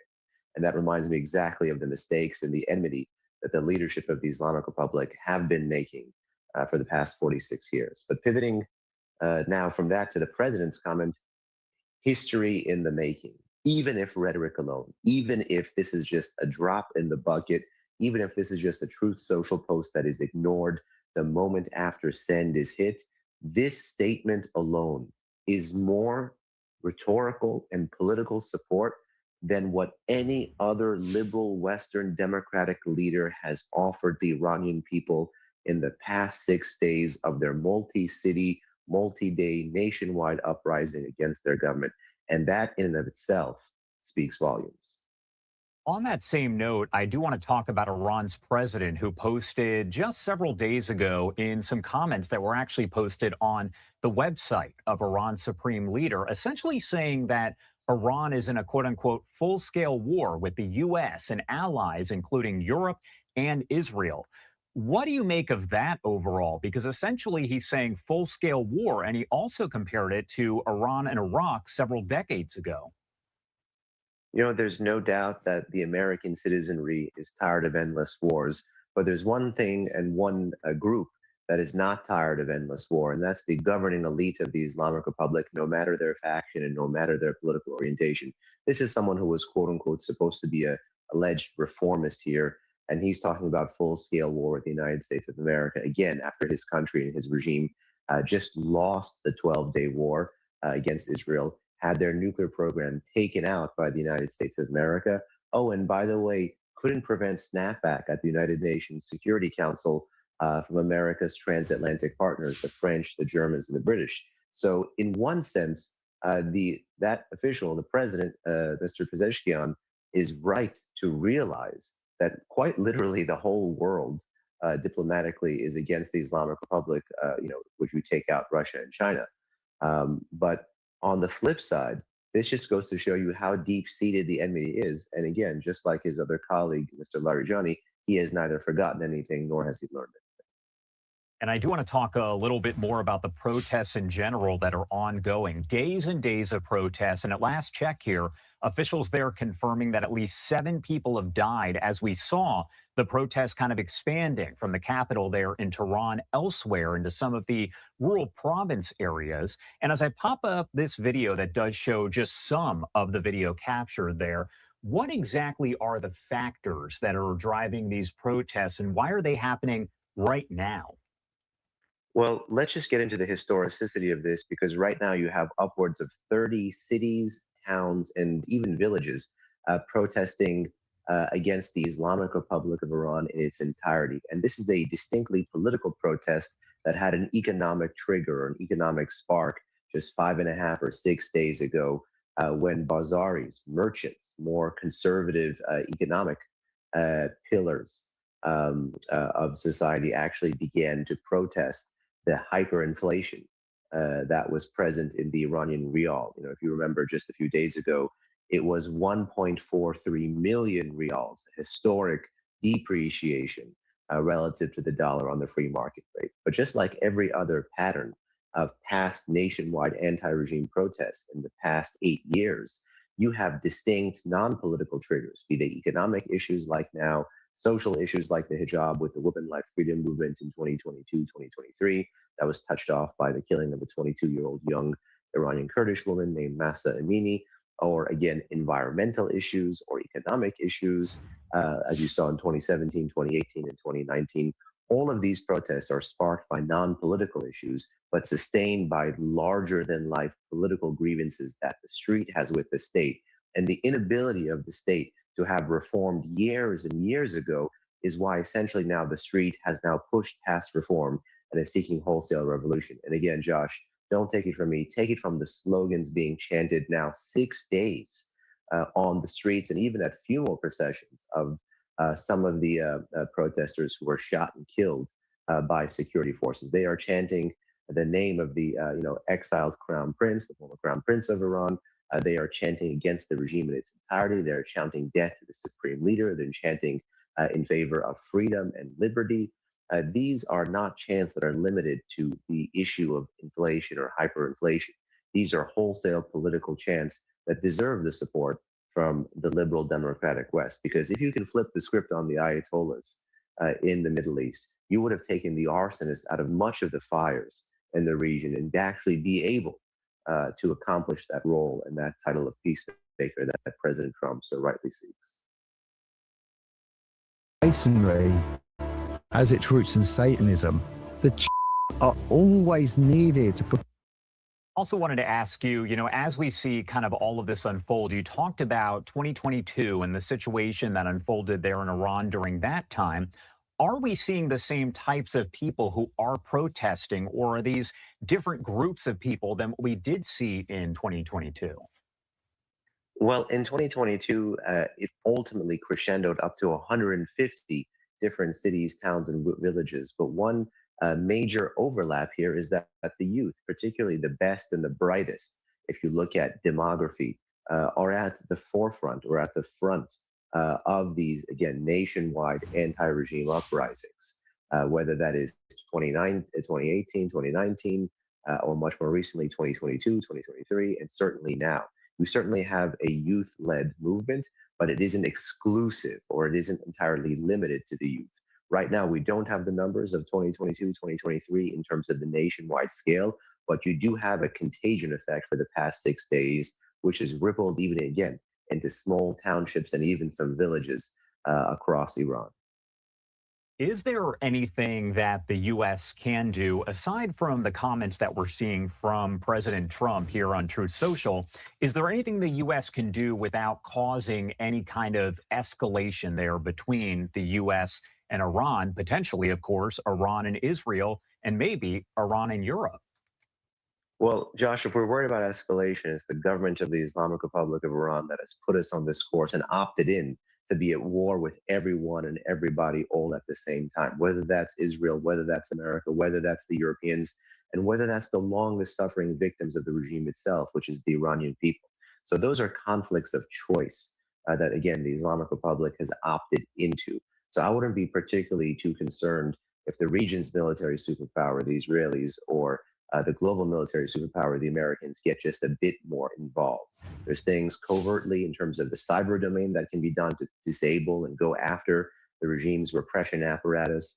If things do go kinetic, as President Trump had said, one wonders if the U.S. would join with the Israelis or go solo, targeting the regime's repression apparatus. For example, there were IRGC bases in the capital, Tehran, that the Israelis struck during the 12-day war, as well as other regime symbols. The question is, would Washington replicate that target set, or would it look to threaten the regime's economic interests, or would it look to go after leadership? But again, there's much more easier, low-hanging fruit that Washington can square the circle on. For example, the Trump administration thus far has not levied a single human rights designation due to these protests, or even back in 2025. The Trump administration needs to make sure that internet is free and available to the best and the brightest and the bravest Iranians who, again, continue to protest and put their lives on the line. I agree with Henry Kissinger. Foreign policy is not missionary work. If we're flipping the script on the world's foremost state sponsor of terrorism, we got to do more than just admire the problem from far away. And that's especially when that problem is looking to come closer and closer ashore. This is a regime that is keeping, Caracas, the Maduro regime in Venezuela, in power. This is a regime that supports narco trafficking and narco terrorism as much as it does anti-Israeli and anti-American terrorism. And lest we forget, after the 12-day war, this is a regime that has been sponsoring fatwas against the president himself. Once you begin dating an Asian lady, you'll soon forget what it feels like to be a lonely American man in your 50s or 60s. Empty evenings and the And my last question here, because I did want to ask you a little bit about Iran in general. When we talk about the nuclear program itself, do we have an idea of where all of that does stand? Because we know that after we did see the U.S. take on Iran and take out nuclear weapons there, we don't know the full extent there. We've heard differing things, but do we know where the program itself does stand now? One of the things that is assessed with a moderate amount of confidence, whether it looks like it's independent analysts and experts, or whether that's the International Atomic Energy Agency. Again, they haven't been allowed back into those sites. Total stalling by the Islamic Republic. But nonetheless, one of the things that can be assessed, again, with a moderate amount of confidence, is that, well, the thing that triggered this whole crisis literally 2 decades ago in 2006 was Iran's domestic enrichment of uranium and the violation of its safeguards. Well, for the first time in 2 decades, no matter the sanctions in the background, no matter the covert actions, no matter the sabotage, no matter the conflicts, no matter the deals, no matter the negotiations, for the first time ever, Iran today, post-12-day war, is not enriching uranium at any known or at any declared uranium enrichment facility. And that is a major strategic win for the Trump administration. Popular estimates say that the program has been set back 2 years, but that's 2 years if you're starting again with perfect conditions and with easier market access as the regime had pre-2006. When you look at how tight some sanctions and export controls are scaled up in 2025, looks like it might be knocked back a bit more than just 2 years, if you ask me. All right. Ben and Ben Talablu, as always, thank you so much for being here with us. A lot covered here, but anything we miss, anything of importance that you want to make sure to add here before I let you go? I would just say again, with respect to the president's Truth Social post and the continuing protests in Iran, keep your eyes and ears peeled, all eyes on Iran, as some are saying, keep it on the street. Again, this is a quest for liberty from, again, the most pro-American and most pro-Israeli population in the heartland of the Muslim Middle East. This is not some far-flung, far-off progressive cause. This has real ramifications for American national security and American national interest, whether you're looking at pivoting to Asia or getting the Middle East right, or getting some of the worst actors out of the Western Hemisphere. All right.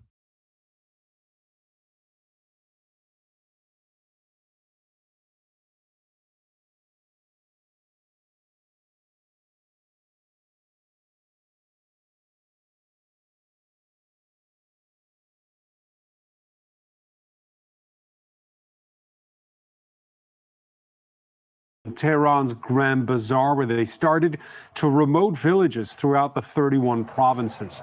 As per usual, the government's offering dialogue while employing deadly force, issuing menacing warnings, and slowing, even shutting, the internet.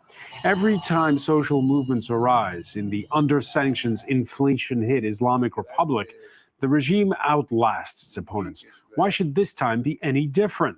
What are the variables? We'll ask about a global stage where Iran's influence is in stark retreat, in Syria, Lebanon, further away in fellow OPEC member Venezuela, after last summer's U.S. and Israel bombing campaign. How resilient do the clerics and the Revolutionary Guards remain? Today in the France 24 debate, we're asking, how far will Iran's protests go? With us Kian Habibian, co-founder of the We Are Iranian Students activist group. Thanks for being with us. Good evening. From London, Tara Kongerlu, adjunct professor at Georgetown University, author of The Heartbeat of Iran. Welcome back to the show. Thank you. From Washington, Behnam Ben Taleblu, Iran program senior director and senior fellow at the Foundation for the Defense of Democracy's think tank. Good to see you.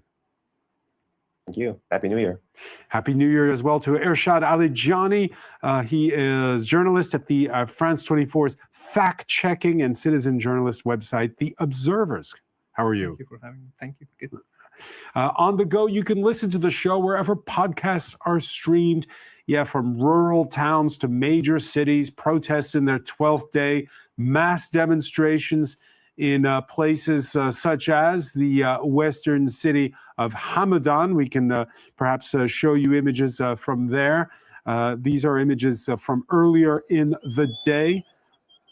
You were telling us, and you'll tell us more in a moment, Ershad, monitoring with your computer there, what's going on in other cities this Thursday. Catherine Viet has more. Protesters cheer as they tear down a statue of Qasem Soleimani, a former commander of the Revolutionary Guards who was killed by a U.S. airstrike in 2020. In the Northeast, demonstrators remove an Iranian flag and then rip it apart. These images shared on social media show a glimpse of the anger behind the anti-government protests that have been spreading across Iran for nearly 2 weeks. Some analysts believe the situation will only get worse. What is abundantly clear to me is that the system at large in Iran, the political establishment, is at a dead end. Without change in policy, but also in its position vis-a-vis protesters and perhaps the structure of governance in Iran, things are going to deteriorate. Some demonstrations have turned violent. According to the semi-official Fars news agency, 2 police officers were killed in the southwest town of Lordigan on Wednesday, while another officer died in a stabbing incident west of Tehran overnight. Protests first broke out on the 28th of December when merchants in Tehran took to the streets to rally against rising prices and the collapse of the currency. To other analysts, there might be an opportunity for real change. I think that for the people, it's a kind of ray of hope that maybe this time they can change the regime and bring another maybe free secular system in Iran. We are looking for people who want to run their own hologram zoo. Officially, President Masoud Pezeshkian has ordered security forces not to crack down. But according to the Iran Human Rights Group, the Iranian authorities have arrested more than 2,000 people and killed at least 24 since the unrest began. Yeah, let's begin with you, Ershad Alijani. What are you seeing this Thursday? And remember, the internet has been officially shut. Are you still getting images, though, from Iran? Yeah, I still get the images from Iran from several cities. The protest movement is expanding both in size and geographic reach. I'm seeing the multiple cities, towns, who are people protesting in an unprecedented amount of people. I would say, for example, Birjan, Talesh, Bandargaz, and cities that they never protested in Iran since I don't know when. Because you say unprecedented, but we saw huge protests in 2022, and yes, the biggest protest since 2022, or unprecedented. I just received a message from someone who is now in the protest in east of Tehran, and she says that I have never seen such a huge crowd protesting in my life. And she has been active in 2022. She has been in the protest in 2019, and even she's been in 2009. And she says that I have never seen such a huge crowd who protests in Tehran since tonight. And for example, Kangan, I think since the revolution, there was never been a protest in a very conservative town. But it's for some days that people coming out in Kangan and protesting against the regime. Protesting against the regime or protesting against the cost of living, or does it matter? Or is that just a nuance? Kian Habibian, before I put that question to you, let me ask you, you have family in the north. Have you heard from them? I was still talking to them until early afternoon. And since I think for the last 2 hours, I couldn't reach them because they shut down the internet in most places. We still have some videos, but regarding my family, no, I cannot talk to them. Do you have a sense leading up to today of the size of this movement? Well, if I can insist, because we talk a lot about protest, and the question is how far the protest will go. It is not a protest when you have almost all the provinces of Iran who are in the streets, when you have that many layers of the society who is in the streets. What we call that is a revolution. All right, so you're defining it as a revolution. Tara Kangarloo, let me ask you, what news are you getting out of Iran? Well, just before coming on the show, I was speaking with 5 people simultaneously, 2 in Isfahan, 2 in Tehran, and 1 in the north. And almost all of them, suddenly the WhatsApp tick became 1, meaning that they were not reading my messages. And that tells you that the internet has been shut down. Although 2 of them from Tehran joined via VPN, one of them lives in the west of Tehran, sort of, you can call it a more affluent neighborhood. And these were areas that were not seeing the protests in the previous days, but now they are seeing the protests, and this movement is spreading.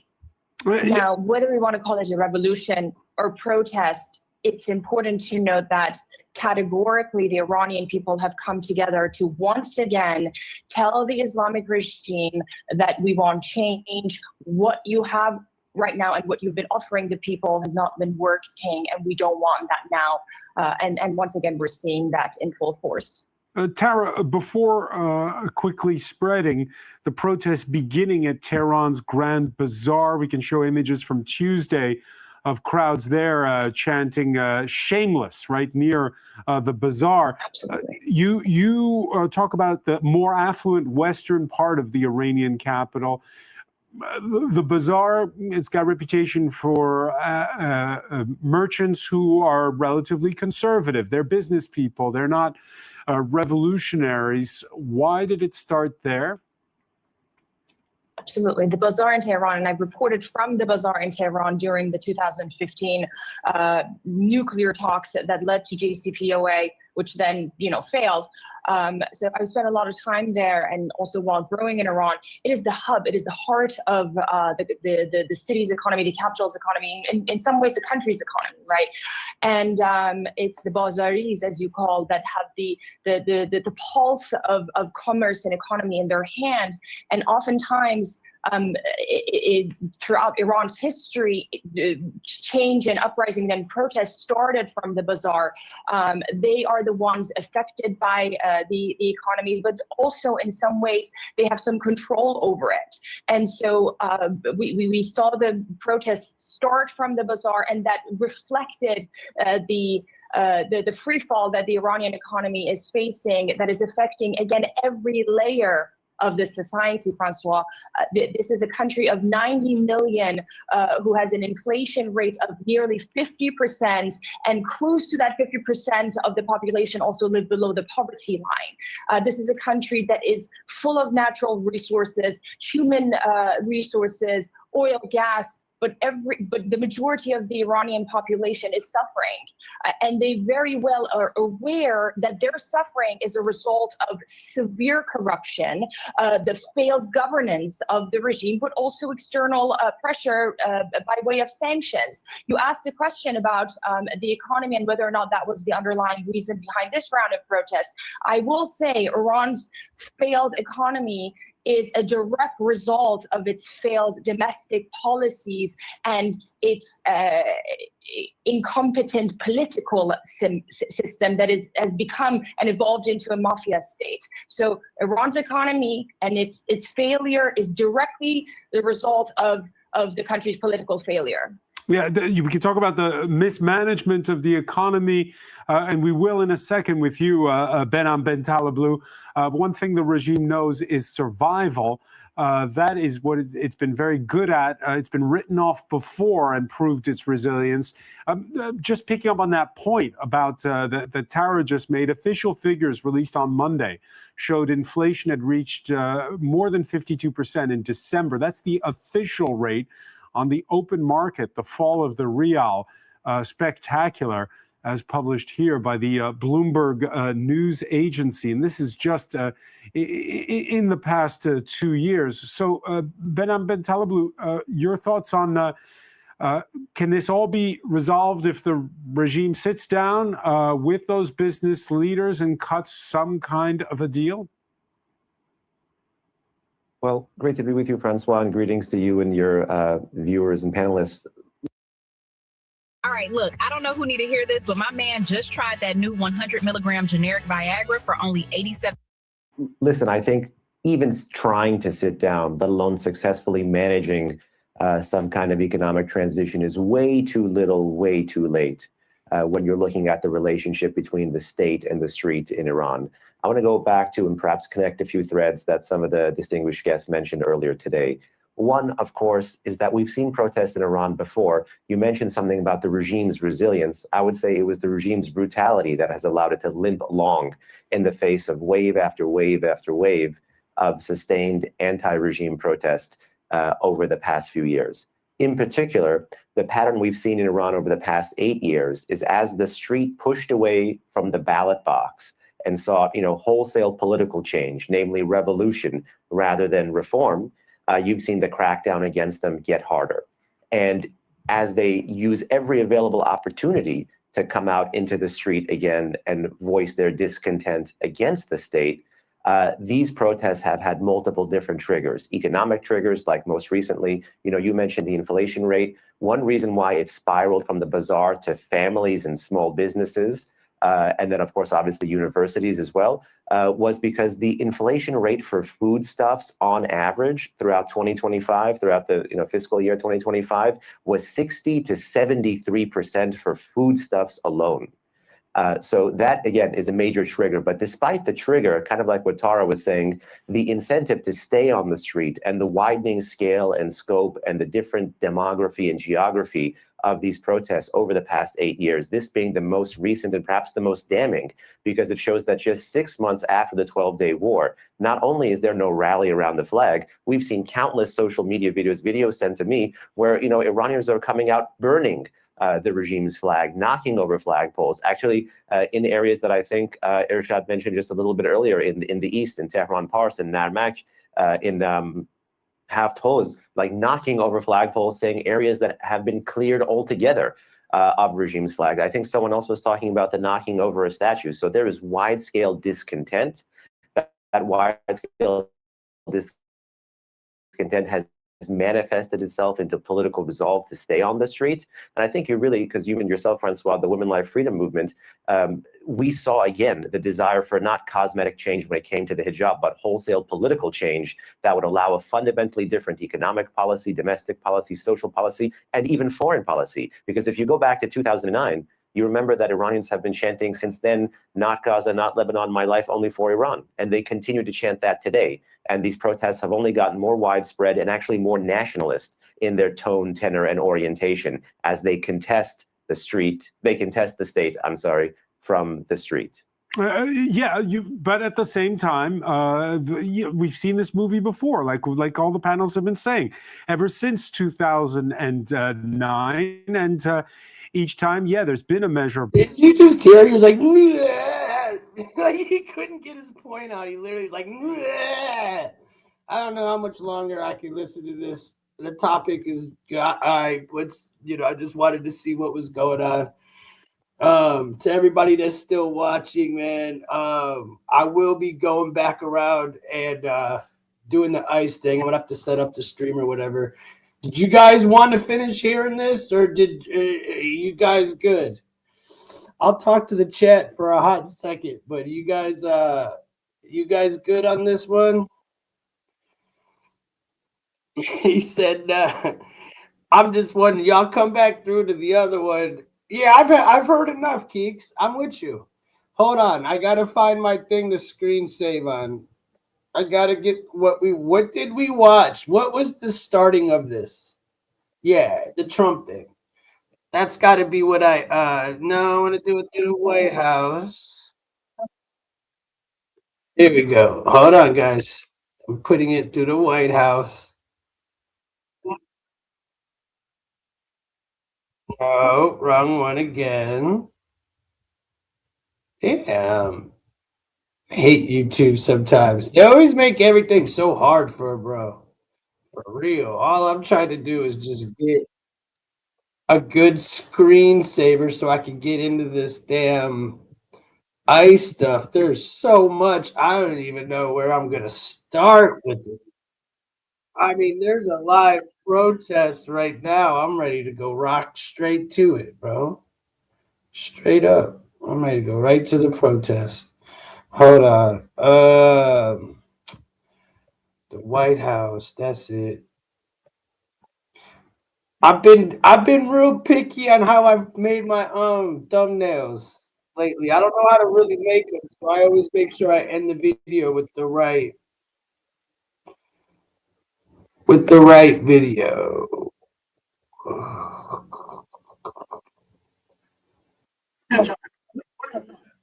Right.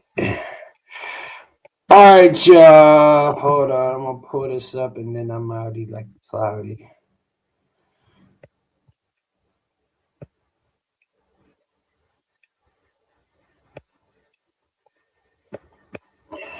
All right, who do I got left? Anybody else in here left? Kiki, are you still in here? Ryan, you're still in here? I definitely got so much while we were listening to all that. I was finding stuff already ready to go. There's a lot of stuff to talk about. So, I'm thinking maybe I will start with the live protest and just work my way into it. I'm not sure how I'm gonna do it, but yeah, that's how I'm gonna go. Thank you guys for showing up, and I will see you guys here in a few. God bless. God bless everybody. Peace out, y'all. Thank you. Thank you, everyone. Oh, I didn't put this up. There we go. There we go. But where was the actual meeting? That's what annoys me. I wanted to show Trump in the actual meeting. Why won't it let me? Ryan. I don't know. Show There we go. There we go. Is that good enough? Is that good enough? Chat, is that good enough for a thumbnail? Is that good enough? Dude,